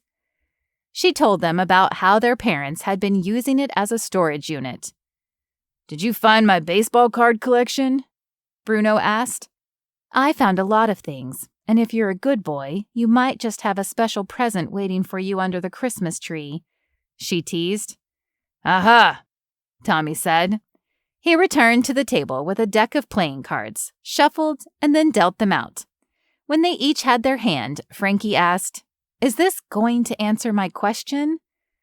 "Only if you win," Tommy smirked. She threw her head back and groaned in frustration. Leave it to him to make it difficult. She lost the first game and the second, but on the third, she threw down her cards and did a victory dance. Okay, out with it, Frankie said. "Yeah, I'm curious now too," Nico said. They all leaned in, waiting to hear the family lore. "Nano's parents wanted him to marry a woman in Italy. She was from a good family and a lovely girl. He liked her, but didn't want to be hemmed in. He was young, not ready to settle down." From the corner of her eye, a couple of her brothers nodded in understanding. Tommy continued. "So he told his parents that he was going to travel for a month. That turned into a year, which turned into more. But he grew up during that time and decided he knew what he wanted." How does that factor into this cabin? "Early on in his troubles, he found himself in Hawkridge Hollow, the coldest place on earth, according to him. He was playing cards," Tommy said, dealing them again, "and won a cabin with a Christmas tree farm in a bet with Charles Hawkins." Wow. Frankie looked around, imagining the scene and how her grandfather must have felt. "Francesco, our grandfather, and Charlie became good friends. After all, they were neighbors." Tommy nodded in the direction of the woods. Then Zia Elena showed up. Their parents had sent Nano's sister to bring him home. Everyone leaned in, as intent as if they were listening to a story around a campfire. But she ended up staying and won the heart of Charlie next door. Frankie's mouth formed a perfect O. Her aunt and Rocky's grandfather fell in love? That was why Zia Elena never married? And if I know anything about the way a brother feels about any old fella liking his sister, Gio started. Exactly. Francesco forbid the romance. No one was good enough for his sister. The friendship between him and Charlie fell apart. That started the feud. So what happened? Zia Elena really liked Charlie, but she agreed to let him go if Francesco would return to Italy with her. And he did. He married Nana. That's right. And I take it Zia Elena never got over Charlie because she remained single for the rest of her life? So tragic. They were all silent for a moment. Then Frankie started talking, stream of conscious, like she did when she was cooking, and started adding a pinch of this, a dash of that. Nana won the house and tree farm in a game of cards. If you think about it, it was a stroke of luck for Charlie because he ended up expanding the resort, which ultimately led to his empire. As for Nano, had he not gone back to Italy, he wouldn't have married Nana, who taught me how to cook. Actually, you wouldn't have been born. None of us would have, Bruno said. Like the poem Rocky had told her, good things came from the unexpected. She heard her brother's voices vaguely in the background, saying she shouldn't have meddled with the Hawkins family. Another said, Frankie not meddling? She's not afraid to get her hands dirty.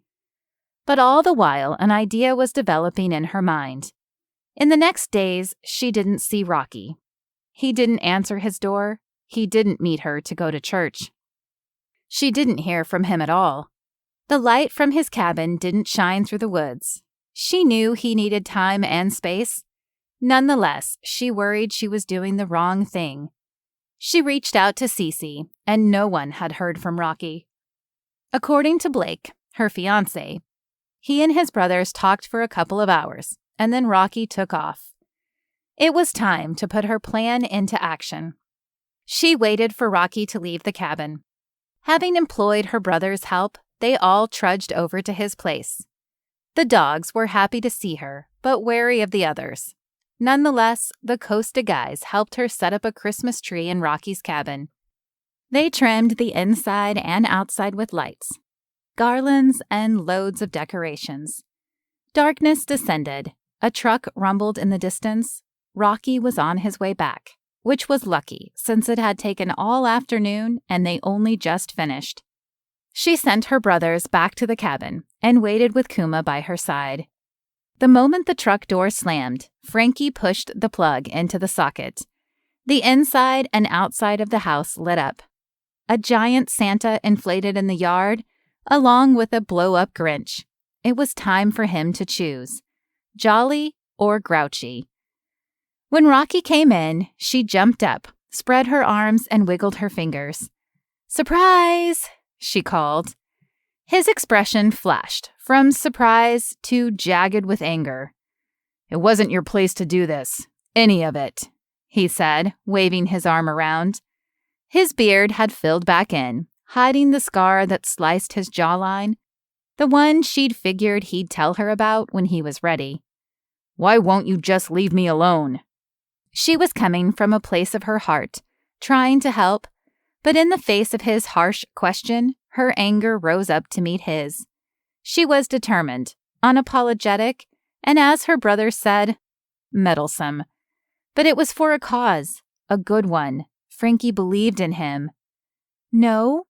Someone had to, Rocky. You need some joy in your life." "Why?"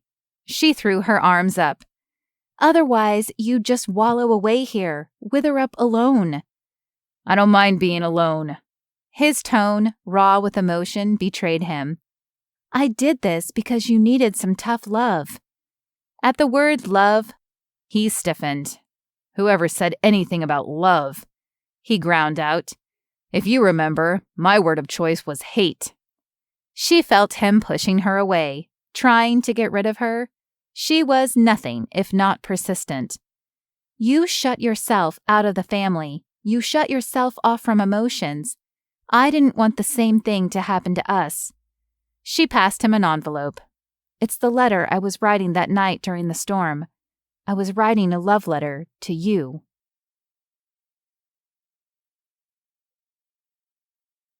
Chapter 10. Rocky. Frankie was writing the letter to him? Rocky took it from her and turned it over in his hands. Sure enough, the heading said, "Dear Rocky." Before he read more, she continued, "I knew I loved you back then. Well, it was sort of like hate at first sight, but that's because I was being stubborn. But there was no way those strong emotions were nothing. I was patient, waiting to see what would happen. There is only one truth that matters. I love you, Rocky Hawkins." You love me? Why? His body was frozen and molten at the same time. He didn't know how to feel. She nodded and shrugged. Sometimes you just love someone. I didn't feel the goosies all over my skin. I felt something else, something deeper. I won't deny it. I will not give up. There was another truth, and it would ruin everything. Anger. Anger at himself and the past one within him, at least at that moment. He felt attacked as he looked around at all the cheerful Christmas decorations. This cabin is my refuge. You had no right to come in here and do this. Refuge from what? What are you fighting against? What do you need refuge from? He scrubbed his hand down his face and paced. From everything. She crossed the room to him. This is life, love, conflict, the mess, the joy, all of it. Do you think my 6 brothers and I don't have disagreements? But in the end, we're family. It's not perfect, but love isn't. Life isn't. But that doesn't mean we should run from it. Easy for you to say. You just run right into things. You're fearless. Yeah, and look at me. I survive. He stood by the window, feeling like wounds covered him. At Fratelli's, he'd listened to his brothers and what they'd had to say after they figured out that Cece and Frankie had been in cahoots. They talked about the will and the resort. Apparently, one of the board members, Ken Welk, was covertly threatening the business. Owen had uncovered a scandal at Hawkins Enterprises. The board was divided. Some wanted to restructure and cut costs. Others wanted to preserve their father's vision, but money was being reallocated, stolen. Turned out funds were being filtered through the town and school, then directed away from those places and into hidden pockets. It turned out a new chain resort was being proposed to move in, and Ken Welk and his cronies were investors. As members of the board at Hawkins Enterprises, it was a conflict of interest. Tripp was gearing up to make them pay.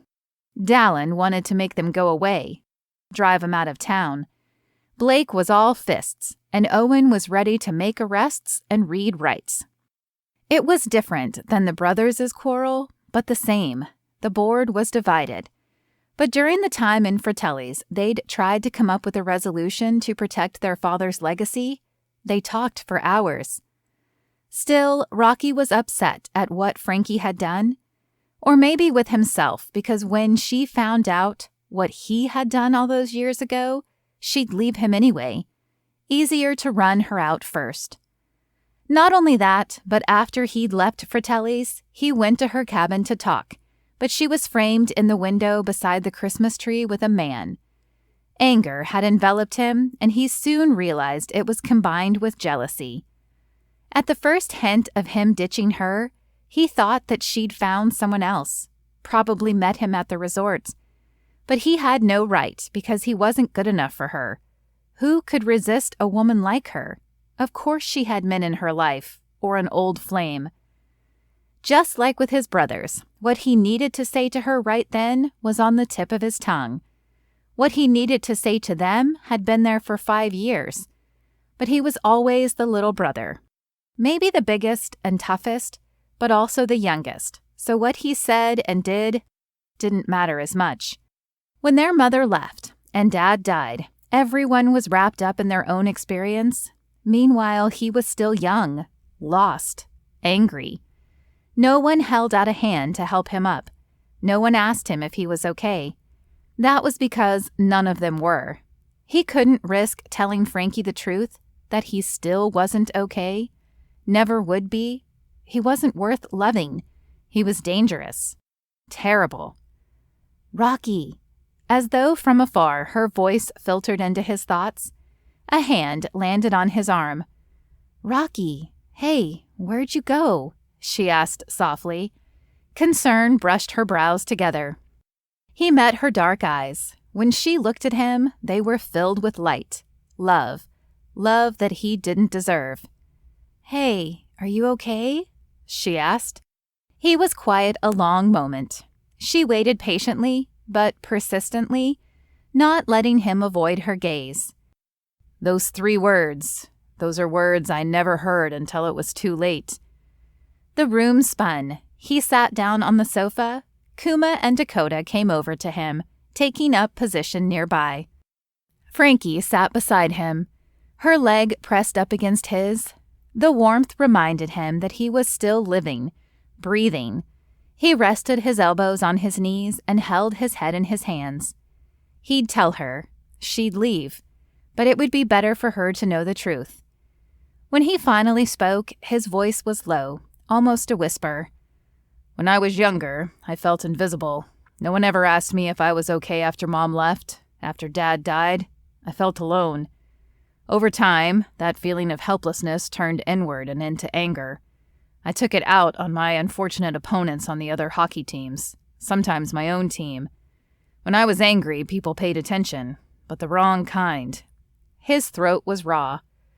Rocky took a long, steadying breath. Then, after a game one night, some of the rival team's guys were taunting me. They were picking a fight.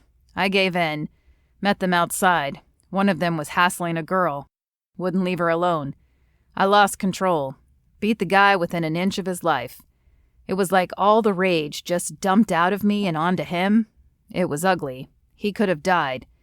Don't get me wrong, he fought back, along with 3 of the other guys on his team. Them against me. The scar on my face came from a broken glass bottle. I sat in my truck for hours, blood all over my skates. Didn't put them on again until the other day, she said, filling in for him as though she appreciated what that meant. He waited for her reaction, but she remained impassive, quietly listening without judgment. It wasn't until the guys on my team realized that I was gone that they came outside and found us in the brawl. 2 of the guys had been knocked out. One was under me as I punched the sense out of him. The other had a broken collarbone. They didn't press charges because of my last name. I guess they were afraid my family's money would back me and I'd be favored in court.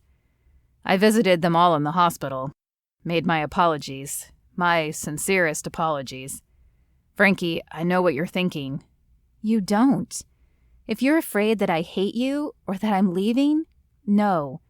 You made your apologies. You have to reconcile with God and God alone. He knew that, but how could he be forgiven? I haven't trusted myself since that night. I realized it was better, easier to be invisible, so I retreated to the mountain. When you return to the truth of faith, you will find forgiveness and trust, she spoke slowly, reverently. There are 6 men at my house right now who would do the same thing in that situation if they witnessed a girl being threatened, especially if that girl was me. 6 men? He realized she meant her brothers. One of them must have been in the window with her the other night. But that wasn't the only reason I left. I lost control. All my anger came out right then. It scared me. Have you learned of a better way to deal with your emotions since? To not let them get bottled up? Being up here on the mountain. What about prayer? What about acts of service? Reconnecting with people? Your brothers? He grunted. Telling her everything sucked the wind out of him. He tried to catch his breath. She laced her hand through his, held him tight, but she didn't say anything else, just sat there with him until the storm inside passed. "Will you pray with me, Rocky?" she asked after a while. She lowered to her knees, took his hands in hers, and asked for forgiveness, for peace, for the fullness of his faith to be restored. Afterward, what he wanted to say to her was still on the tip of his tongue. It had been there since he'd watched her all those weeks ago in the firelight. She had a certain calm, a serenity that shone through her eyes, her skin, and made her beautiful inside and out. Then she said, "I see you. I want to see more of you. You're not invisible." He pulled her from the floor and into his arms, holding her, kissing her, promising never to doubt again. They held each other, but he knew it was really God holding them. "I felt like I was sleeping for years, and you woke me up. Thank you," he whispered, as the darkness inside was illuminated. With love in his life, he had nothing to fear. Then, like when he was up on the mountain, the light came, bright, full, forgiving, followed by the words, "I love you, Francesca Costa." "You love me?" She shifted her gaze away, like a spooked dog, gazing through the window. "I don't know, she started. It was like she was at a loss for words. "What's the matter?" Worry flooded him. She shook her head. "I have to think." She let go of his hand and hurried toward the door. Kuma whined in question. Pausing, she said, "I just lost so much. I don't know what's next for me. You're here and my life is back in New York." "What do you mean?" Confusion smothered his mind. "I don't want to risk." Then she was gone. He was going to follow, but the letter caught his attention. Maybe it would explain what just happened. Hal was telling her that he loved her the wrong thing. He read her love letter. She saw the best in him, potential for them. But her last words, "I don't want to risk," stuck in his mind the most. They came after he professed that their feelings for each other were mutual. Why did she run away just when things were getting good? Was she afraid of something coming between them, so she didn't even want to let them develop further into a relationship? If so, she was quitting before they even started. If he'd learned anything from hockey, he knew the old saying was true. You miss 100% of the shots you don't take. And Rocky was going to take a shot on them.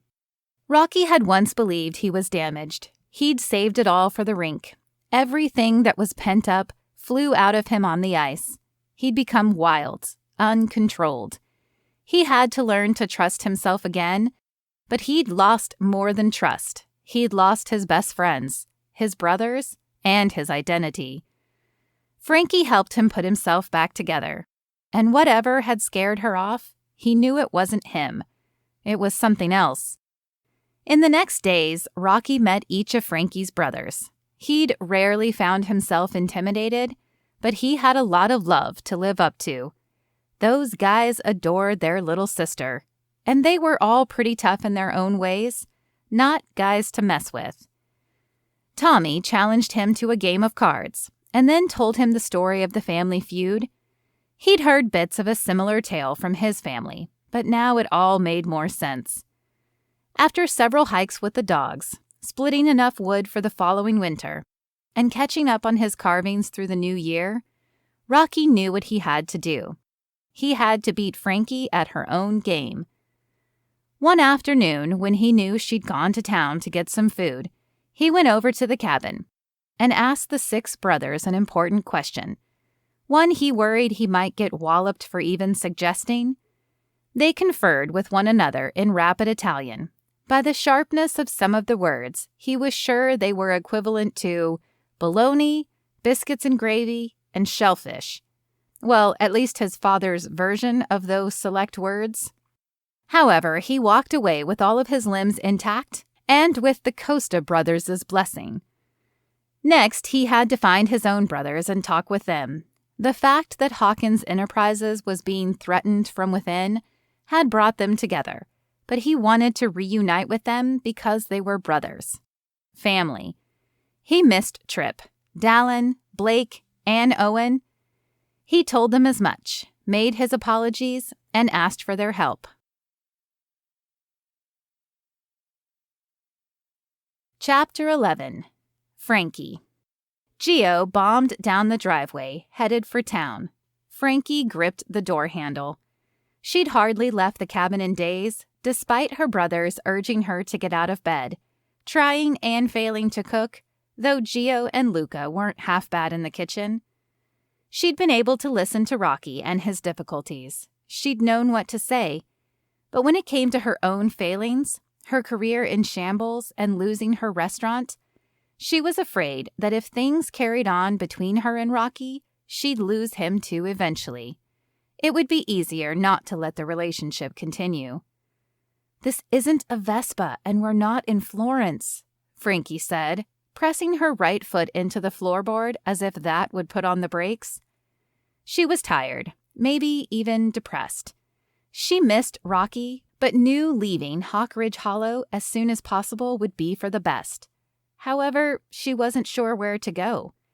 She didn't want to return to New York and all the reminders of what she'd lost. Maybe she'd go to Italy and see her parents, but they'd be disappointed in her. And if not, it would just serve to highlight the disappointment she had in herself. "I don't want to be late," Gio said.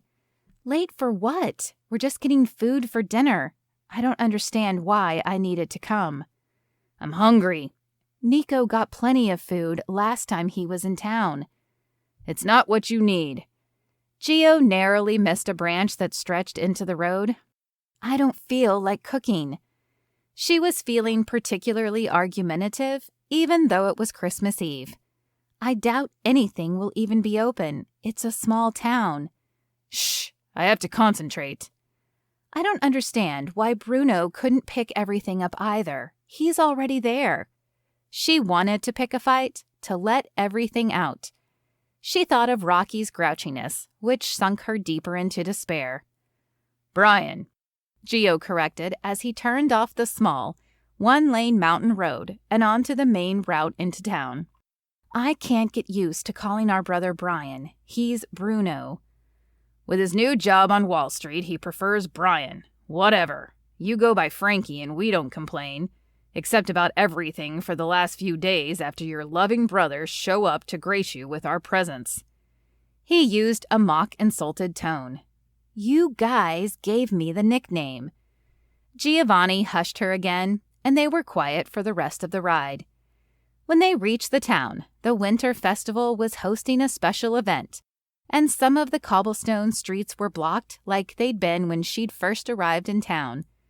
"I guess we have to park here," Gio said. Frankie tried to give him directions to take a side street to get to the market easier, but he just got out of the car and hastened into the crowd. The town was bustling, considering it was Christmas Eve. "What is going on? You don't even know where the market is," she called as she elbowed past bystanders. They'd wandered into a charity event called Santa's on Skates. Finally, she found Giovanni, chatting up a pretty blonde wearing a ski jacket.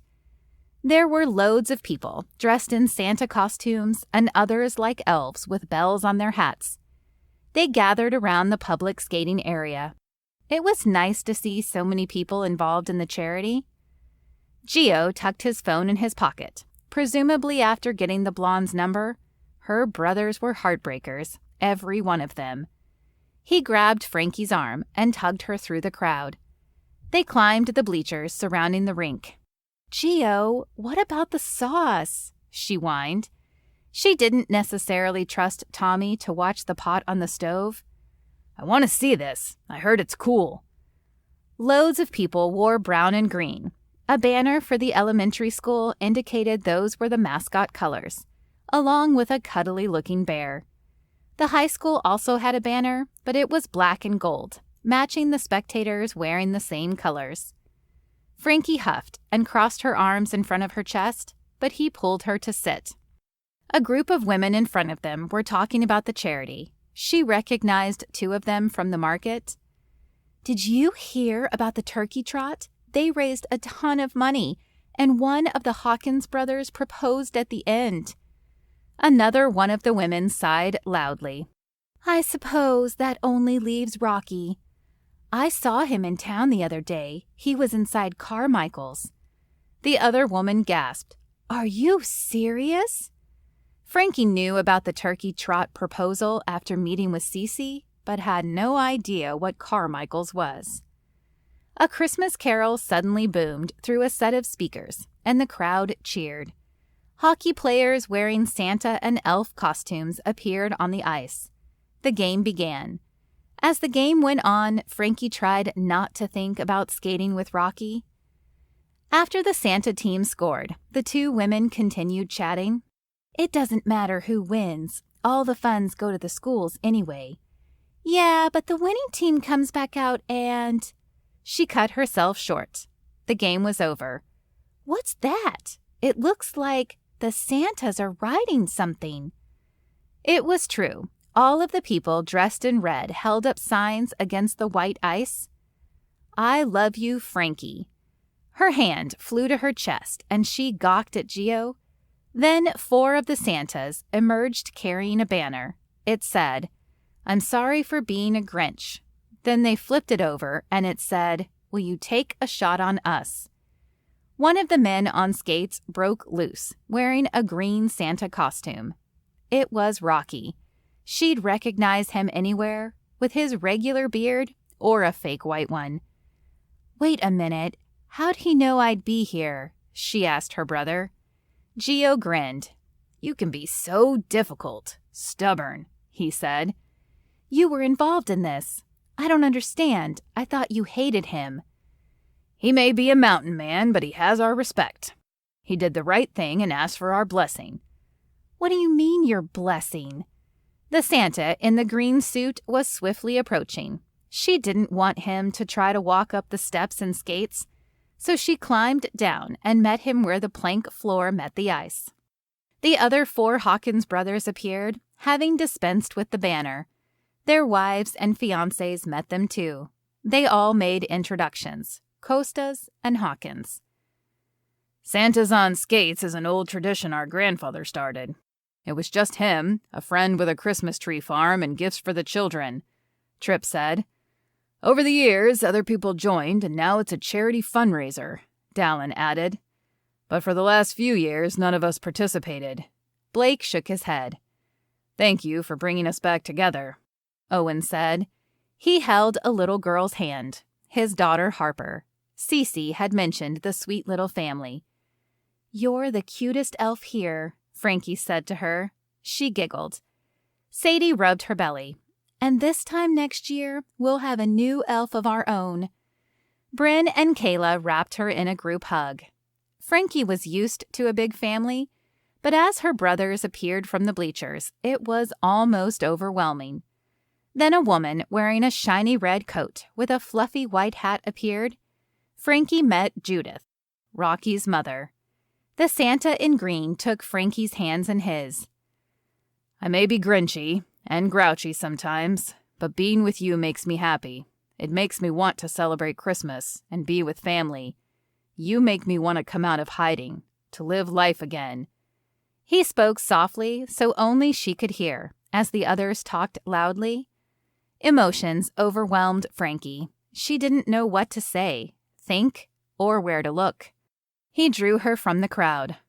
"Look at me." He tipped her chin up. Their eyes met.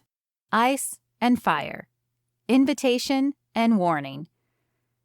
"There is no going back. Falling for you is something I don't think I can return from. So I'm asking you, are you sure you want to take this risk? Are you willing to be mine? Because I'll make you my star.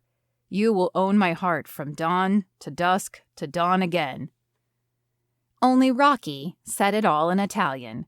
She spotted her brothers in the surrounding group. They all smiled in approval. Chapter 12. Rocky. Rocky leaned in. Your brothers also taught me a few words my father would have my neck for, but that's beside the point. I will learn to communicate better, starting with my emotions, starting now." She could hardly believe her ears. "What changed?" she asked. You changed me." He shook his head as though he could hardly believe it himself. In part, it was the love letter she'd written, spoken from the heart. It was also that she accepted him, scars and all. It was also just her. She was perfect, and yet embraced her flaws. Not that he thought she had any, but she was comfortable in her skin and unapologetically herself. "I want to be with you, escape to the cabin, but also explore the world. Let's go to Italy, India, Indonesia. Let's travel everywhere. Let's eat food. Let's adopt more dogs. You'll write your cookbook." She wanted to shout yes. What had she been thinking? What was she scared of? He lowered his voice. "Let's kiss." They were inches apart. She shivered and said, "If we do that, we won't be able to stop." "I don't want to." "If we see where this goes, where being together takes us, there's one thing you need to know." He inclined his head for her to go on. "I'm scared." He balked. "I don't believe it. Francesca Costa isn't afraid of anything." She shook her head as if that wasn't true. "I'm scared of everything good slipping right through my fingers. Like with my restaurant, I was on top of the world, and then, poof, it all fell apart. That's why I left after you said you loved me." He shook his head that time. "In that case, you have nothing to worry about. It won't happen." He lowered onto one knee. His heart hammered in his chest, but it was the beat of truth, of love, true love. "I was going to wait until tonight, but everyone is here. Will you marry me, Francesca Costa?" He produced a velvet box with the name Carmichael's printed across the top. She didn't wait to hear more and tugged him to his feet. Her eyes grew wide. "Yes, yes, yes, I'll marry you." The cheers were deafening. The congratulations were a whirlwind as she spun away from Rocky and from person to person. Some were family, others were familiar faces from around town, including the girls from the market. One whispered to the other, "I guess the bet is off." He cupped his hands around his mouth to make it extra official and said, "Frankie Costa tamed the mountain man." When at last he found his way out of the crowd, he took off the green Santa suit and rushed over to where Frankie stood with her brothers. He still didn't quite know who was who. Rocky lifted her in his arms. He never wanted to let her go, but trusted that they'd have a lifetime together to enjoy each other's company. As expected, the moment alone didn't last long. The rest of their families descended. Judith, his mother, was talking about the Hawkins hop, a dance they did around the holidays. It was all happening so fast. First, the reunion with his brothers, and then his mother. It would take a while for them to get to know each other again, but he was already formulating a plan for how to get them all together in one place for a while. Amusement played on his lips. He'd been the guy who wanted to be alone, and now all he could think about was Frankie and his family. "I cannot wait to see you dance," Frankie said to him. "Oh, you'd be surprised given his big frame, but John is the best dancer of the bunch," Judith said, beaming at her son. He shrugged, feeling his cheeks heat. He always thought skating helped with his agility and rhythm. Then Tommy said, "The Costas have a Christmas tradition, too." "What's that?" Judith asked. "We eat." Everyone laughed. Plans were made, numbers were exchanged. They were preparing for a Christmas engagement party combo. He wasn't entirely sure about all of the attention, but after feeling invisible for so long, it wasn't so bad. It was what he'd wanted, right? One thing was for sure. He did want Frankie. He walked over to her and caught her chatting with Cece Sparrow, who congratulated her on the engagement. "Boy, they don't waste time," Frankie said to Cece as she held her right hand out, showing the pop star the ring sparkling on her finger. She leaned in. "No, I've quickly learned that the Hawkins boys like to go big." "So do my brothers, at least when it comes to me," Frankie responded. Cece spotted Rocky and said loud enough for him to hear, "I think we've created a monster." "A monster with—" She paused, counting the Costas, Hawkins brothers, and their wives. "A monster with 14 heads. Both women laughed, and Rocky joined in. "Thank you for pushing me a bit. I'll admit, I was upset to see them all waiting for me at Fratelli's, but I wouldn't trade anything for this." He spread his arms wide and smiled with zero trace of grinchiness. Tripp invited everyone up to the lodge house with plenty of space for the two big families. "What will we eat?" Sadie asked. "Everything," Nico said. Judith insisted they make the meal. "But we'll bring dessert." Luca eyed Frankie. Rocky's mouth was already watering. "We'll have pizzelles, biscotti, amaretti, bacchus. Oh, and don't forget panettone," she said, naming some of the traditional Italian holiday treats. "I'll have one of each."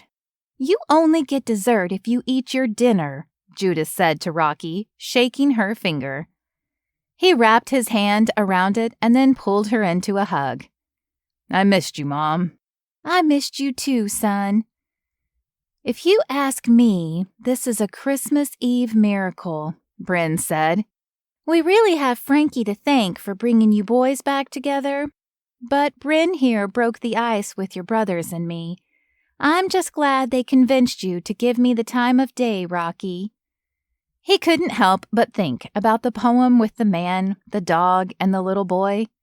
Things were working out, even better than he could have imagined. Judith gave him a side hug. Right then, Frankie's smile was thin, suggesting that she missed her own parents. It wouldn't be long before she saw them. The spectacle on the ice and the proposal was but one of the many surprises he had in store. After all, she was his queen. The next few minutes were a matter of great debate over appetizers, entrees, and sides. Ordinarily, he knew Frankie would have jumped in with a ton of ideas, but she stepped back, letting the family take care of the meal. She took his hand in hers, drawing them to the side of the crowd, as though sensing he might be overwhelmed after his many years isolated on the mountain. He appreciated the gesture, but for once he felt okay surrounded by everyone. He'd turned back to God and found his faith restored, though he didn't mind a moment alone with her, not at all. Snow started falling softly. Rocky had on his usual uniform of heavy work pants and a green jacket. His beard had filled into a nice layer of stubble, and he rubbed his cheek. The scar was a reminder of where he'd come from, and that even the worst kinds of things could heal. "I want you to know that I'm sorry I rushed off after you told me everything about your past. I got scared, but not of you," she said as snow dusted her hair, her lashes, and her cheeks. "I know." He stroked her wrist with his thumb. "I was afraid of working hard at something, at us, and then have it taken from me." "But there's a difference. No one has the lease on my heart except you. It's all yours. No one can take it from you." Her smile filled in as she laced her hands around his neck. "Do you know why I gave you such a hard time about being so grouchy at the beginning? Because I was afraid. I feared I was turning into the Grinch myself. I was barely keeping my head above the snow." Her smile faltered. "But in a backward kind of way, you gave me hope, something to latch onto, a project, but it became so much more." "I'm glad you took a chance on me," he said. "I'm glad you didn't give up on me." "I'd never." She beamed and lifted onto her toes, kissing him on the lips. "I'd marry you tomorrow without all of this if you'd prefer," she said. "I think letting our families be involved makes them happy. It makes you happy." She shrugged. "True, but you do too." "That's not something I ever thought I'd hear." He let out a low chuckle. "Neither was, 'Will you marry me?'" She cocked an eyebrow. "Those are the best words I've ever spoken." They talked about marriage and the wedding for a few minutes as they wandered away from the group, hand in hand. "Ti amo, Francesca." "You love me," in Italian. "I asked your brothers how to say it. All of that. But I love you in English too, and every other language." He was taking an online crash course in the language because he figured he'd soon be spending time in the country. "I love you too." Hearing her say those words filled his heart. "Thank you for reaching out to my brothers." "I'm not sorry that I meddled." The falling snow wrapped them in a cocoon. "I like that you're stubborn," he said. "I prefer to think of it as determined," she corrected. "I realized how very important family is, and we both have big ones." "The more the merrier." "Merry Christmas," he said. "Buon Natale," she repeated in Italian. Chapter 13. Frankie. It had been nearly 30 days since Frankie arrived in the quaint mountain town of Hawkridge Hollow, seeking an escape. Less than a week had passed since Rocky, her reclusive neighbor, decades-old family feud enemy, and love of her life proposed marriage. Only 30 minutes elapsed since she'd received a cryptic message from Rocky telling her to pack for warm and cold weather, including a bathing suit and ice skates. He'd also added that he'd like her to clear her schedule for the next few days, including New Year's. The fact that he had a cell phone was a very new thing. In fact, he'd only given her his number a couple of days before when he'd had to take a sudden trip out of town. She assumed it had to do with Hawkins' enterprises, now that the brothers were fulfilling the stipulations of their father's will. Owen had investigated and confirmed that Ken Welk had been embezzling money, the same Ken Welk who'd swindled her out of her restaurant space. She no longer regretted what had happened with Manjia Bella because it led to Rocky, but she wouldn't object to seeing the slimeball pay for his questionable and illegal business practices. Frankie wasn't sure what promoted the change from a guy who swore off technology to one who'd just texted, not to mention the guy she'd hated to the one she'd loved, but questioning the mysteries wouldn't change that she and Rocky had fallen in love. He'd proposed on Christmas Eve, and he'd hinted about a New Year's trip.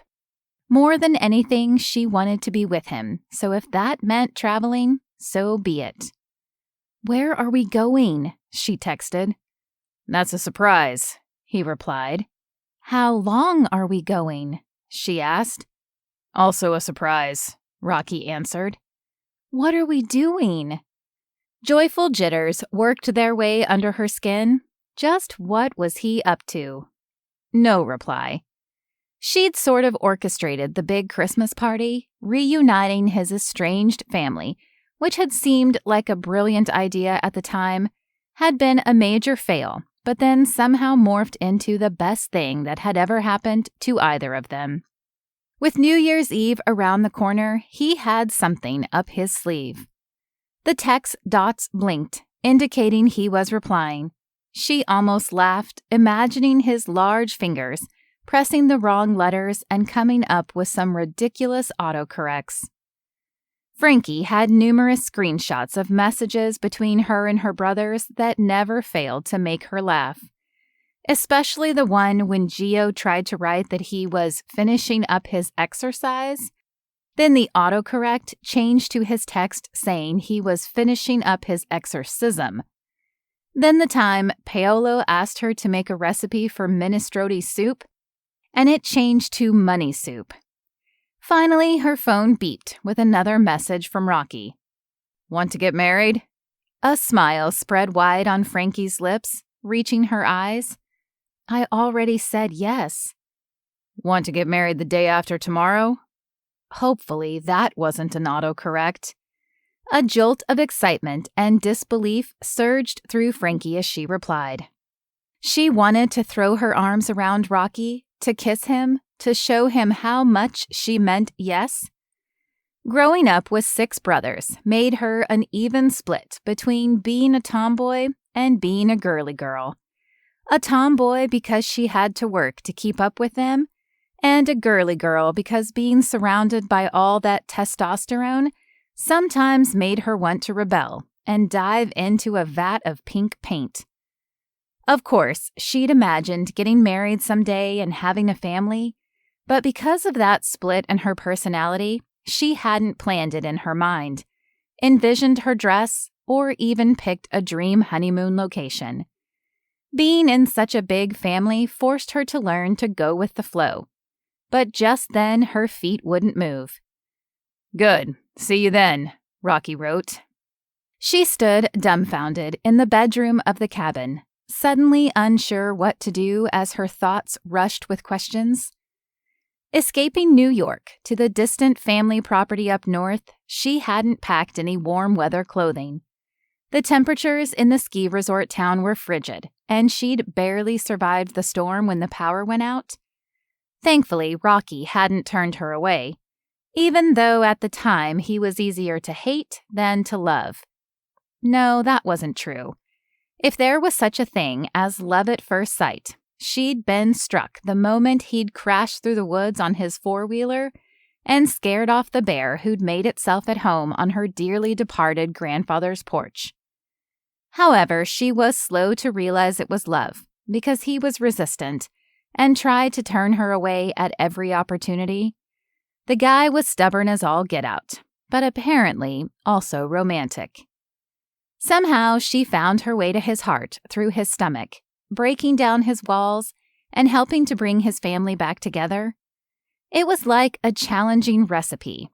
She wasn't the kind of woman to give up until she achieved the perfect balance of flavors, textures, and depth. They'd found their way to each other and more. She still couldn't believe the glittering ring on her finger. It was a white and rose gold petal filigree double halo setting. The rock was huge. No way would she be able to wear it while working, but she couldn't imagine taking it off. Rocky had gotten her brother's approval to ask for her hand, all 6 of them since her parents were back in Italy for the holiday season. A light bulb went off in her mind. Italy. She was packing for Italy. Considering it was New Year's Eve, meaning New Year's Day was in 3 days' time, she imagined Italy was the cool weather destination. During the month of January, not even the southern part of the country would welcome a bathing suit. Anyway, her parents were in the northern region. Like the Hawkins family, Frankie's mother was from a mountainous alpine area. Frankie traveled a lot with her family when she was growing up, not an easy feat considering she was the youngest of 7, which meant her parents somehow wrangled the 6 boys and her. They'd spent summers there when she was young, visiting the old country. She'd also spent a year traveling all over Europe and beyond after she graduated high school, eating her way across Italia to start and perfecting her recipes to open her restaurant. Her heart still sank at the thought of it, but not as much. She had a new relationship and was working on the cookbook. Nonetheless, Frankie was at a crossroads in her life, engaged and jobless, about to get on a plane for an unknown destination. The prospect filled her with equal amounts of excitement and trepidation. A sleek black SUV crunched through the snowy driveway outside, presumably waiting to take her to the airport. She hadn't brought much to the cabin since she wasn't expecting to stay so long, and made quick work of tossing everything she could into her suitcases. Just as she was about to step out the door, her phone beeped with another message. It was from her father. Be sure to lock up the cabin and leave the heat on until I can send Dave Wilson over there to close up for the season." Her father was originally from Naples and had the exact fiery disposition you'd expect from a guy who grew up in a tough neighborhood and had made and eaten pizzas since the day he'd learned how to walk. He must have been in on whatever plan Rocky concocted if he knew she was leaving. She wondered if they'd get along. Her dad and Rocky were the exact same amount of gruff on the outside, but were lovable softies on the inside. She did as told, checking to make sure everything was locked up before she stepped into the cold winter morning. The driver opened the door to the SUV, helped her in, and then stowed her luggage. Before she had a chance to make small talk, her phone beeped with another message. That time, it was from her mother. "Don't forget to bring plenty of snacks for the flight." In a second bubble, she typed the words, "And hydrate. I hope you've been taking care of your skin." In a third bubble, she added, "Be sure to get plenty of rest too. You're going to need it." Frankie wasn't sure what to make of that. Whatever Rocky was planning, her parents were definitely involved. As far as she knew, they were in Italy for the holidays. Suggesting her hunch that's where she was headed was correct. But it was 3 days before New Year's Eve, and from where she was, any location in Italy was at least a 13-hour flight. Yes, she'd get all the rest she could. Just as the airport came into view, her phone beeped again. It was her oldest brother, Tommy, with the flight information. He was in on it too? She was excited to see her family, but longed to be with Rocky. They'd practically been inseparable during the weeks she'd been in Hawkridge Hollow. Being apart after they'd professed their love was almost unbearable. The international terminal was bustling with activity, and Frankie stood there reading the message and then following the signs for the airline departures. After checking her bags, another message came through. "Be sure to keep your phone charged. See you on the other side." That one was from her second oldest brother, Bruno. He'd added a winky face. Who was this person, Brian, and what had he done with her brother? The sign next to her flight number indicated she was headed for New York City. She scratched her chin, wondering if it was a connecting flight or her final destination. After settling in, on the cushiony first-class seat on the plane, she checked her phone one more time to make sure she didn't miss any instructions. It felt strange, yet exhilarating, to be boarding a plane and not knowing where she was going to end up. But it was much like her future itself, an unknown thing. The one piece of certainty was that she and Rocky were going to be together, and that was like an anchor. She had faith that the rest would unfold favorably, guided by God's hand. Her faith had grown stronger in recent times. In her personal life, she was a go-with-the-flow kind of girl. When she had her restaurant, she'd micromanaged every little detail. Perhaps the lesson for the next chapter in her life was to explore, experiment, and see what new flavors and taste combinations she'd discover, not to mention locations. Still, her stomach was all butterflies, and that was not due to the turbulence. It was one thing to tell herself to live with the unknown, and another to practice it. After the 6-hour flight to the East Coast, the plane captain indicated passengers could turn on their phones. Her third oldest brother, Luca, had recently left a message, and his name lit up on her screen. "Hey sis, your man has got you traveling in style. Bon viaggio, or as they say in the Air France terminal, bon voyage." Just then, a man wearing a dark blue suit with a little red pin on the lapel signaled her. "Mademoiselle Costa?" She nodded, tucking her hair behind her ear. "That's me." "Right this way, s'il vous plaît." He gestured she join him and led her through the terminal. It wasn't far to the Air France airport lounge where she was greeted by a woman wearing a dark blue suit with a red scarf tied around her neck. "Bienvenue." A sign behind her indicated it was the airline's premier lounge. After settling on one of the red sofas, being brought a warm towel to freshen up, and learning she had an assortment of devices and entertainment options available, her phone beeped again. It was Rocky. I can't wait to see you. She imagined his smile hiding under his beard, the sparkle in his eyes, and the tenderness in his touch. A shiver worked through her that had nothing to do with the cold outdoor temperature. I can't wait to see you either, but exactly where will that be? France? She wrote back. My lips are sealed. His lips were what had done her in. The kiss that was supposed to prove they weren't compatible had the opposite effect. Why the secrecy? She typed back. I'm thinking of it as more of a surprise.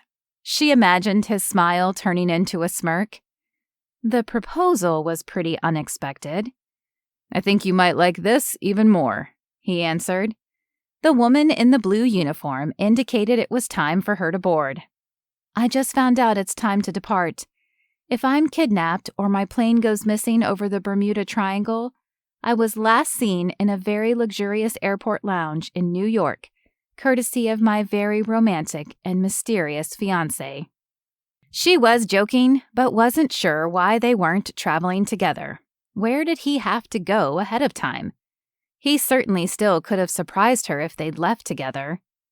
I love you, she added.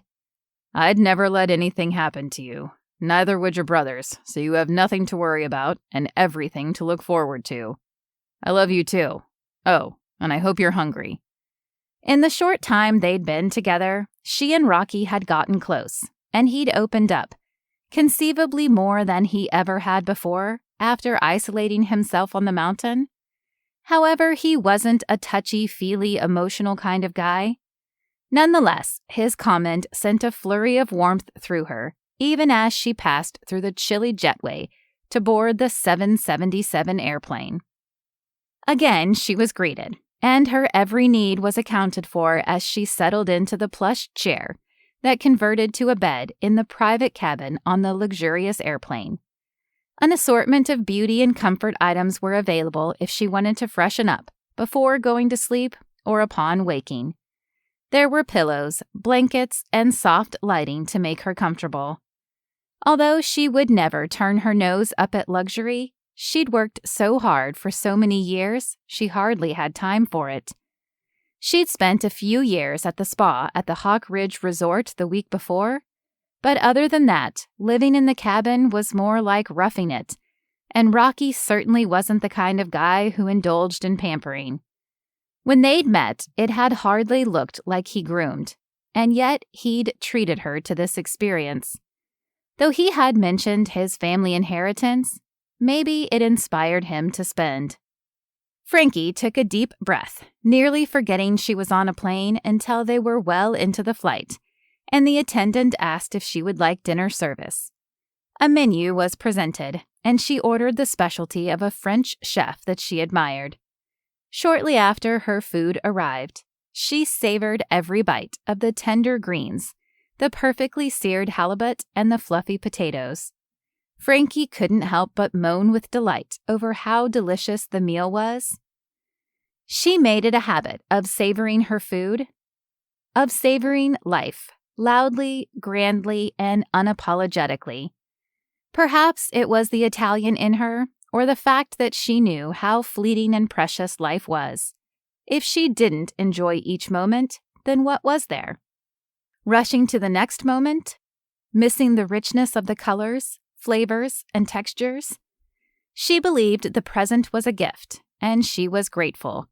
She was the kind of person who wanted to look back and know that she used every last drop, every ounce of energy, and left it all out there, not squandering a second. You're enjoying the meal? An older man with a bald head asked, appearing from another luxury cabin. She blinked, startled. It was Louis Picard, the renowned chef whose name was on the in-flight menu and had designed the meal she was finishing.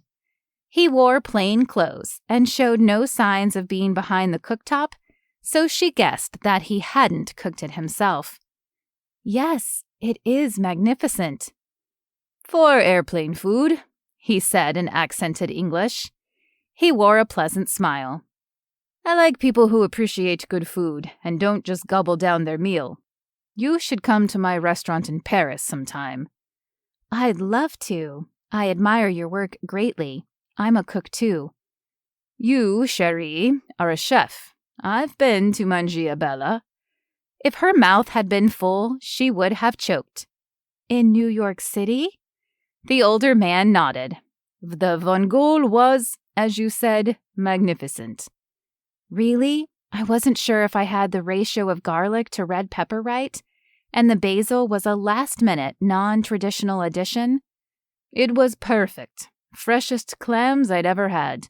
The flavors were robust, the pasta al dente. The pair went on to talk about all things food for the next hour, trading recipes, tips, and stories about life in the kitchen. She even told him about the sad fate of Manjia Bella. So what's next for you? He asked. She shrugged. I'm working on a cookbook, but otherwise, I'm not sure. Oh, in that case, the world is your oyster, or clam, as it were, he said, referring to the Von Gaulle, one of Manjia Bella's signature dishes. Frankie smiled, fangirling on the inside, but holding it together. Barely. Sometime later, the captain announced that they would soon land in Milan, Italy. At the same time, her phone beeped with an alert. It was her fourth brother, Gio. You can thank me for helping your man out with dinner arrangements. Rocky said he wanted to lavish you with gifts before the big show, as he's calling it, so I hope you enjoyed it. I figured you'd like to pick old Picard's brain. Gio sometimes reverted to being 12 and had a way of making everything sound gross, which was no help when he'd worked in her kitchen a while back. He'd handled her social media and proved he was a better photographer than cook, leading him out of the kitchen and into a new career. Clearly, he remembered their many conversations about famous chefs. I'm highly suspicious if Rocky used the word lavish. She chuckled as she prepared to disembark. Okay, fine, that was a paraphrase, but that guy sure loves you. You're a lucky woman. The fact that he'd gotten her family, especially her brothers, in on the big show was a testament to that fact. And luck, maybe it was finally turning around. She'd lost the restaurant, was almost attacked by a bear, snowed in, lost power. She realized, though, that she'd kept her chin up through it all. Maybe that attitude was what brought her through it and to where she was. Before she could think more about it, another attendant whisked her through the terminal to an awaiting car. Despite traveling on Air France, she was, in fact, in Italy. And the scents, the sounds, and the hum of the motherland immediately buzzed in her bones. Frankie took a deep breath of the exhaust-filled air outside the airport before getting in yet another sleek SUV. Glancing out the window at the familiar sights, she was split evenly between feeling like Italy was her home as well as New York, and maybe even Hawk Ridge Hollow. The car brought her to the shopping district where she recognized the stores, labeled with famous Italian designers. Gucci, Armani, Prada, and Valentino, just to name a few. Paolo, the third youngest in the family, sent a message. I was told to text you to let the driver know where you'd like to stop. You need a few dresses, specifically one for today, tomorrow, and the next day, plus anything else you want. Anything? She asked, joking. That's what he said. He being Rocky? She wrote. I'm just following orders. She imagined her brother rolling his eyes, put out by the task. Is this tedious for you? She asked, sensing Paolo wasn't interested in texting her attire instructions. Very. So you'd say no if I asked you to come shopping with me?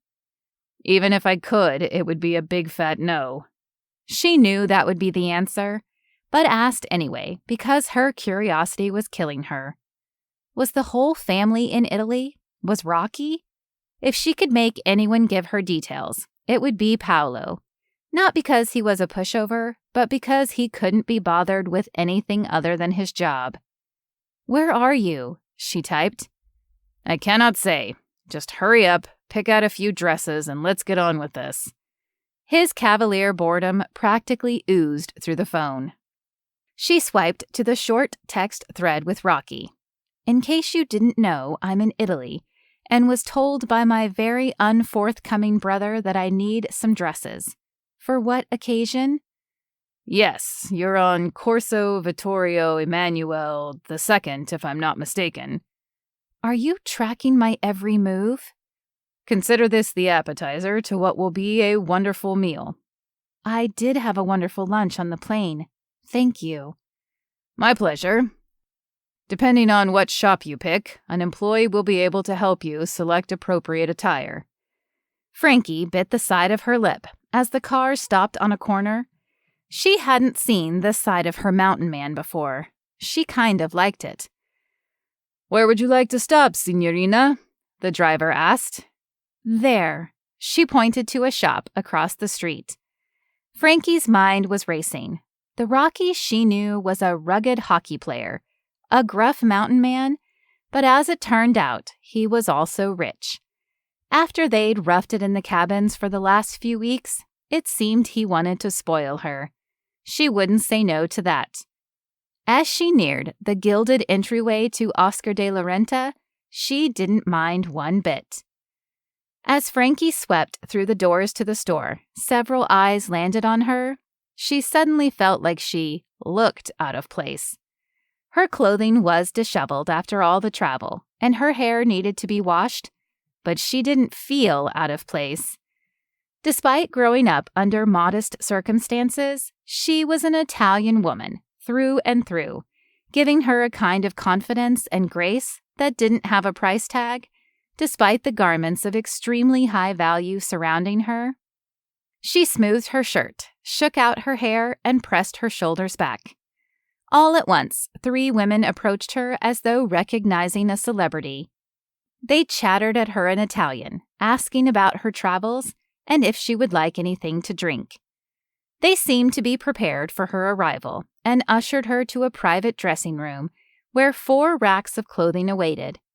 She was informed by a lady with a slim nose that she was to select something from the first rack for that evening, New Year's Eve. The styles were casual, but definitely dressier than anything she had in her suitcase.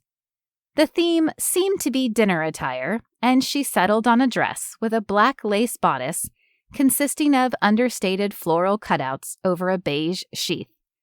The skirt was white with red ribbons threaded through the fabric. It was festive and fun. She selected red heels to complete the outfit. Then the employees had her try on dresses for New Year's Eve itself, which were entirely over-the-top fancy, confections, outrageous, runway styles. They were all wedding dresses. She could hardly believe what was happening. After making her way through 10, Frankie felt like a princess, although an increasingly tired one. Just as she was about to ask one of the ladies for an espresso, a round of chatter came from the front of the shop and grew louder. They spoke in English and made apologies as they neared. 4 women burst through the door, and the apologies continued as they greeted and hugged and kissed, left cheek, right cheek in the European style. "We are so sorry we're late," Sadie said. If Frankie remembered correctly, she was Rocky's oldest brother's wife. "I wasn't expecting you to be early, or even on time," Frankie said, her eyebrows furrowed. Everyone went silent. Frankie's phone beeping from inside the bag broke it. There were 2 texts from her brother Nico. The first was telling her to expect company. The second was informing her they were stuck in traffic. "Oh, this is part of the hashtag Frankie and Rocky get hitched show," chimed Cece. "Wait, there's a hashtag?" Frankie asked. "Rocky only got a phone a few days ago. And only so he could communicate with you while he sent you on this adventure," Kayla said. Cece smiled. "Among those of us in the family, it's a hashtag. We need some photos now." She snapped her camera. "None with the wedding dresses," Bryn said hastily. "It has to be a surprise." At that, they commenced dress shopping. Frankie was in awe of the gowns, but also the fact that Rocky, who was happy to hide out in his cabin, had planned such an elaborate lead-up to what was obviously a surprise wedding. It was delightfully unexpected. Frankie slid on a white silk dress with a tulle skirt and studded with what the saleswoman said were embroidered jasmine flowers, but looked like stars. Her breath caught. In fact, everyone in the room seemed to stop breathing. Faint silver threads made the gown sparkle, along with a selection of crystals on the bodice, as she brought her hands to her mouth. It was stunning. When she moved, the skirt rippled like it had dimension, like the depth of the night sky on the mountain. She paired it with silk heels and spun in a circle. A moan escaped and then a squeal from among the women. The dress felt right against her skin, fit like a glove, and made her light up from within. "That's the one! That's the dress," Sadie said, arranging the edges of the skirt. Frankie caught a glimpse of her smile in the enormous mirror as the other women stepped aside so she could get a full view. Frankie let out a gasp-sigh moan. She was going to savor every moment of it. "Yes, this is the dress," she confirmed. The next rack contained outfits for New Year's Day. The girls suggested she dress comfortably, as though they knew something that she didn't, so she selected slim black pants that reached her ankles, along with a gold blouse and light sweater. Several hours after arriving, Frankie walked out of the store wearing the first dress and with numerous bags in hand. The store employees assured her the gown would be waiting for her at her hotel.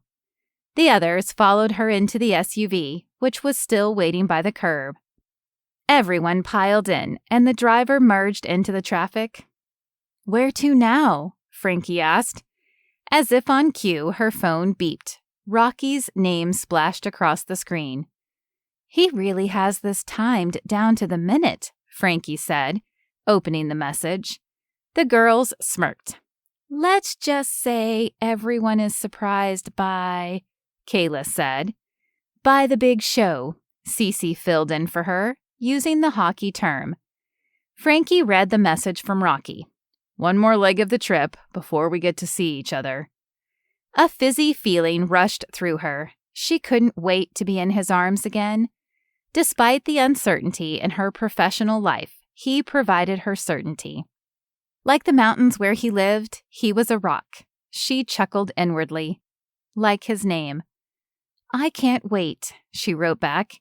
"Is it a long ride or a short ride?" She typed after a beat. "I'm not telling, but what is it that they say? Absence makes the heart grow fonder." "I'll get the girls to spill." "Good luck," he answered, and added a winking face. For the next hour, Frankie peppered Sadie, Kayla, Cece, and Bryn with questions about where they were going, but no one uttered a word, as though they were sworn to secrecy. As the day faded to evening, the buildings crowding the edge of the motorway opened up to scenic countryside. Little stucco buildings with orange-tiled roofs, clustered in villages, dotted the rolling hills. That could only mean one thing. They were in Tuscany. A thrill worked through Frankie. She'd been there plenty of times, and it held a special place in her heart. Tuscany had a slower pace and didn't take any energy from Frankie, much like Hawk Ridge Hollow, but unlike New York. In fact, the region in Italy gave back by leaving her with a feeling of being refreshed and renewed. The girls chattered about how beautiful the scenery was. Only Cece had ever visited, but was equally excited. Clearly, Rocky had been paying attention during their many long conversations, where she'd done most of the talking. Apparently, he was a good listener. "So he brought my brothers into this, and presumably his brothers along with you girls?" Frankie said, as they pulled up in front of a stately villa. Numerous cars were parked in a lot to one side as they wound up the long driveway. Apparently, the place was busy at that time of year. They were greeted and welcomed inside, but immediately swept through to the back terrace with a spectacular view of the setting sun. A tall figure with a beard was silhouetted against the backdrop. Countless other people gathered, but she only had eyes for him, after he made her wait so long for their reunion. Absence made the heart grow hotter. He turned slowly and set down a glass before striding toward her as though single-minded. Her breath caught in her throat as their eyes met. Chapter 14. Rocky. Rocky took Frankie in, and the set of her sultry lips made him think that his eyes flashed dark with longing. Then he gripped her hand and whispered, "You look gorgeous." The hug he gave her quickly turned into a kiss. She sunk into his arms, lost in his lips like a little boat that had traveled a long distance. He buoyed her, and the kiss was like sunshine sparkling on water, glistening and warm. He'd missed her so much. The chattering around them grew louder, as though everyone realized she'd finally arrived. She stayed close, cocooned in Rocky's arms a moment longer. "I have to ask, why didn't we just travel together?" she asked after pulling back. "Even though I asked your brothers if I could ask you to marry me, I only felt it right to meet your parents and receive their blessing before saying I do." "My parents," she said, realizing they must have been somewhere in the surrounding crowd. He cocked a grin. "I also sent you on an adventure so we could have this moment. I wanted to meet you all over again and feel what I did that first time, what I'd denied myself. And because we're going to be together for the rest of our lives, in a way, I wanted you to enjoy the last hours as a single woman. In case you had second thoughts, I didn't want you to feel like you had to go through with it." She stiffened, as though chilled. "Are you having second thoughts?" she asked, suddenly nervous. "You're my first thought every day since the day I saw you pull up outside the cabin. You're my last thought before I fall asleep every night. You're my every thought in between. Before, I was living for myself. Hardly living, actually. Now I want to live for us, for our future together, whatever it brings. Hopefully, some really good meals." "Ah," she wagged her finger at him and joked. "I knew you were just in this for the food." "I also like to hear you laugh." She giggled. "Your hair is something else. You're like a lioness. There's just so much of it." She squeezed his firm biceps. "There's so much of you." But before they could indulge another kiss, a round of laughter and chatter grew closer, and a woman immediately started talking in rapid Italian, fussing over Frankie. "Mom," she said, opening her arms for a hug. Maria gripped her daughter's arms and in perfect English said, "You're getting too thin. Come, come." She gestured toward a spread of food on a couple of tables. "Manjia bella," said a gravelly voice, infused with as much warmth as the older man could muster. "Papa." Frankie also gave her father a big hug. Before going to the food, she made introductions between her parents and Rocky, even though it was clear that they'd already met. It made him happy to see their reunion and made him wish his father was there. Yes, Bella, we're acquainted. He arranged this whole thing after receiving our blessing. I always worried about you marrying an American man, but I like this kid." Rocky smirked under his beard at being called kid. Tommy came over and gripped Frankie in a side hug before ruffling her hair. "No, Pop, you were worried about her marrying anyone. American, Italian, whatever. Tommaso, when you have children, you'll understand." Tommy snorted. "I didn't think my little girl would be the first in the family to marry. I'd like to see you boys get it together." Marco, Mr. Costa, nudged his chin toward his son. "Pop, we're not kids anymore." "No, you're not men like Rocky either. A man gets married, settles down, has a family." That time, Rocky didn't hide his grin because, for the first time in his life, that was exactly what he wanted. The group moved over to the food, where the Hawkins brothers and the women who'd met Frankie at the Oscar de la Renta store already filled their plates. Before long, the conversation had split off, but Frankie and Rocky remained glued together. "You brought me halfway across the world so we could be with family?" "I figured you'd like it here, and I had to find out if the olive oil was as good as you'd claimed." "And the bread, the tomatoes? Don't get me started on the lemons. Have you had a fresh lemon yet? It tastes like sunshine." She dipped a chunk of crusty bread in a nearby dish of olive oil and popped it in Rocky's mouth. "This is going to be a delicious problem, but I don't have wood to split. How am I going to keep fit?" "Oh, we walk. A lot. And sleep. Then eat some more." "I don't see how that helps." She shrugged. "Maybe it's something in the water." He laughed at her logic. "Speaking of fit, I tried on a lot of dresses today." And what's the plan? Are we really getting married? Because most girls have months, if not years, to plan and prepare. I just think I should know these things." She smiled and tickled him slightly. He was ready the week before. He'd have eloped as Blake and Cece had done, but wanted to do something extra special for Frankie. "We could take months, or years if you prefer." She bit her lip and then playfully tugged on his beard. "Nope. I'm ready to do this." "Are you?" He turned to face her.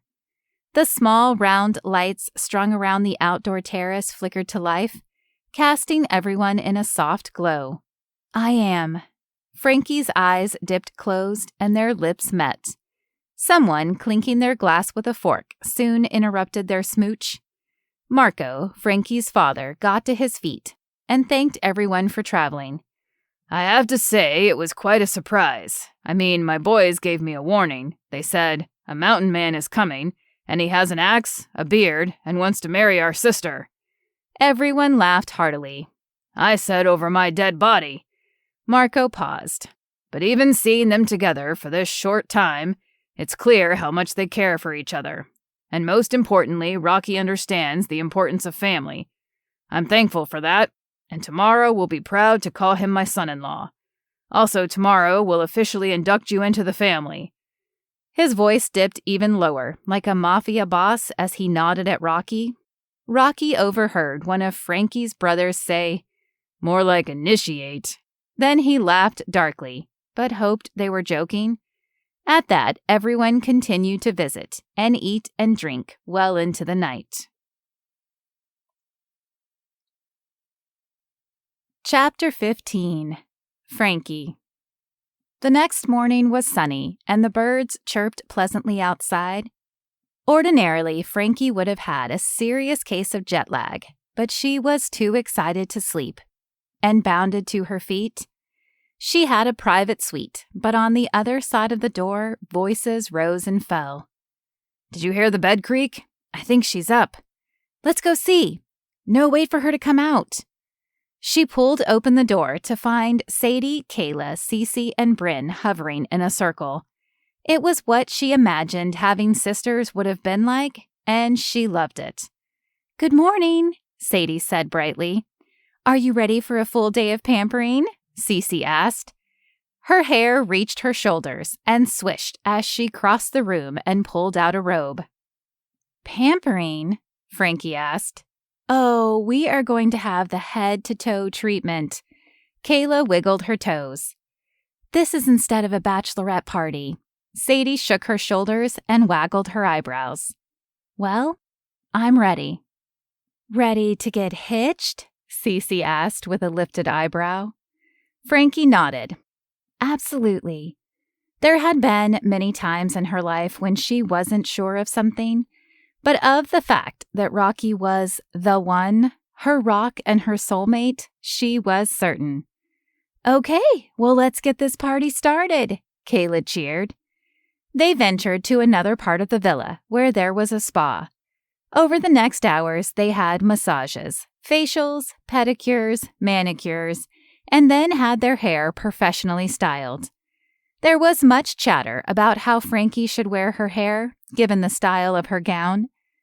Eventually, they settled on leaving it down with loose waves, since Rocky had commented on how much he loved her hair. "What are the guys doing?" Frankie asked as a makeup artist dusted her face with a brush. "Oh, well, the guys, meaning the Hawkins brothers and the Costas, are, taking Rocky out on the town." "What does that mean?"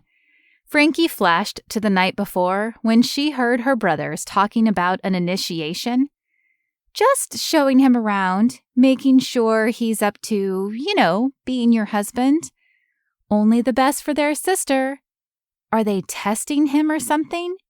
Sadie shrugged. "It's 10 against 1. I imagine he'll do whatever they make him do." Frankie flinched, and the makeup artist had to touch up her lipstick.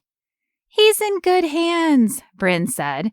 "Remember, Owen is a police officer. They won't do anything illegal." "I imagine the laws here are different," Kayla said. Despite her makeup, Frankie paled in the mirror. "That's not helping." Okay, change of subject," Cece said. Everyone went silent. Frankie couldn't stop thinking about what the guys were up to. "I think they went go-karting," Bryn finally said. "Knowing my brothers, they're using actual race cars," Frankie said. "Knowing the Hawkins men, you might be right." "Where do you think you'll go on a honeymoon?" Kayla asked. "Ooh, that's a good question." Frankie let out a long breath. "Before we start speculating, can I just recognize that the Hawkins brother, who was voted least likely to get married, is the most romantic?" Sadie said. "Did they really vote?" Frankie asked. "Well, I don't think it was anything official, but he'd sequestered himself up on the mountain for long enough." "But for the right woman, anything is possible," Cece said, as though she too knew this to be true. Frankie sighed, because above all, she knew that Rocky and she were right for each other. A smile lifted her lips. "How's it feel to be getting married?" Bryn asked. "I'm happy." Frankie leaned back in the chair, feeling grateful. "And thankful. When Rocky and I met, everything went wrong. We kind of hated each other. We got it all out of our systems, and I feel sure everything will go right. If it doesn't, we already know we can survive problems and challenges that we might face." "I like that," Kayla said. "It reminds me of something Dallin would say." "I'm glad you girls are here. I never had sisters, and I don't think any of my friends would have flown here on short notice. But like my dad said, family means everything." Cece reached her arms around the two women closest to her, and the others circled in for a hug. "It is nice having sisters." The women smiled. Someone's watch beeped. "Oh, it's time for us to get moving. We have to get you in that dress and down to the chapel in town." They went about getting ready, and in just over an hour, everyone was gathered outside an old stone church. A long line of cars wrapped around the block as they pulled up. Frankie saw many familiar faces, and others she only faintly remembered from when she was a little girl. It dawned on her that her father's comment about her being the first in the family to get married was a big deal. Distant relatives must have come out of the woodwork for the event, even though it was New Year's Eve. Everyone filtered inside before she and the rest of the bridal party got out of the vehicle. How did Rocky plan this on such short notice? There must be 100 people here, at least. Bryn winked. "It was a team effort," Sadie added. "Thank you all for your help, whatever you did." As she got out of the car, Kayla passed her a bouquet filled with peonies, ranunculus, orange Asiatic lilies, and sprigs of periwinkle blooms. "They're so beautiful." "We were each tasked with something," Kayla said. "I got to do the flowers." "You guys didn't have to, but again, thank you. It's what families do." Bryn smiled. They started up the wide steps and stood on the threshold of the church. People filled the room. Frankie's estimate was off by at least double. She saw people from her childhood, people from various kitchens where she'd worked over the years, from her travels, and even her best friends from New York City and further afield. Tears pierced her eyes, not because she was sad, but what it meant for Rocky to bring the best people together to celebrate their nuptials. It must have cost a fortune, but then again, according to the dictates of his father's will, there was money coming to him. Lots of it. As the wedding song started, the others filed down the aisle, opening up her view to the altar. Rocky stood tall, wearing a dark suit with a periwinkle tie. He looked dashing, handsome, and exactly like the man she wanted to spend the rest of her life with. Anticipation bubbled in her belly as she walked down the aisle. Her arms looped through both her mother's and father's. They each gave her a kiss on the cheek and then left her at the altar. Time seemed to slow down as she ascended the 2 steps to meet Rocky. His eyes sparkled and didn't leave hers. A small smile played on his lips, and after several readings they said their vows, repeating the words dictated to them. Then, before the priest went on, Rocky said, "Everything for you, Frankie. Everything forever." She wanted to embrace him right then, wrap her arms around him, hold on tight and never let go. Instead, she took his words into the deepest part of her heart where the truth lived. They did have forever, as soon as they spoke the words, "I do," then swapped rings. Rocky let out a long breath, and all too soon they kissed, sealing their marriage. The next minutes sped up as they left the chapel in a flurry of congratulations, hugs, kisses, handshakes, and well wishes. All the while, Frankie and Rocky stayed by each other's side. Now that they were married, there'd be no more escaping to mountain hideaways or doing life solo. They were bonded and would forever remain together. The reception dinner was a long and luxurious affair, but while visiting with old friends who'd traveled overseas and family she hadn't seen in ages, she'd hardly had a bite to eat. Cornered on the terrace behind the villa by a couple of aunties, Zia Rosa and Zia Anna, Rocky appeared with a plate of food. "Manjia, Bella," he said, passing it to her. She practically swooned at the sound of her second language coming out of his mouth. "I like the sound of that. Grazie. Are you going to learn Italian?" He shook his phone. "I already have an app downloaded, and I'm on lesson 3. The aunties started chattering in Italian. Rocky wore a blank expression. He probably hadn't reached the section on doting and gossiping. The aunties meant well, but had a lot to say about love and marriage. Thanks to the plate of food, Frankie was able to move off to find a place to sit. Rocky joined her. It was the first time they'd sat down all evening. After she ate the delicious kinds of pasta, salads, and breads, she said, "Wait, what time is it?" Rocky checked his watch. "Almost midnight, Italian time." "But not in Hawkridge Hollow, since they're in an earlier time zone. Which New Year's Eve are we celebrating?" "How about both?" Rocky said. The conversations and laughter softened as someone started to count down. Others joined in. "We should all gather round," Frankie said, indicating they moved toward the crowd. "Let's welcome the new year in family style." Everyone counted down the seconds, and at the stroke of midnight, the crowd erupted into cheers. Fireworks blasted into the sky, sending a shower of sparkling, glittering stars across the dark backdrop. Rocky scooped Frankie up and planted a kiss on her lips while spinning her around. "New year, a new beginning, new life together." When her feet touched the ground, she kept her arms slung around his neck. "What you did was tremendous. Thank you for making this so special, for bringing everyone together, for being amazing."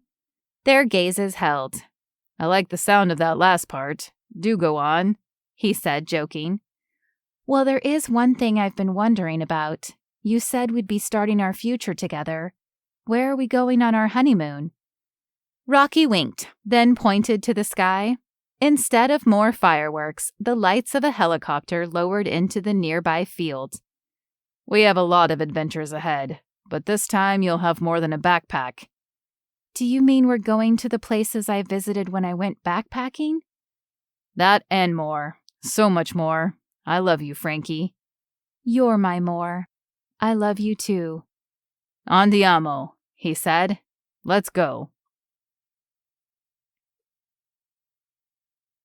This has been Christmas in Hawk Ridge Hollow, Hawkins Family Romance Series, Book 5. Written by Ellie Hall. Copyright 2019. Narrated by Lorena Hoops. Audio copyright 2020.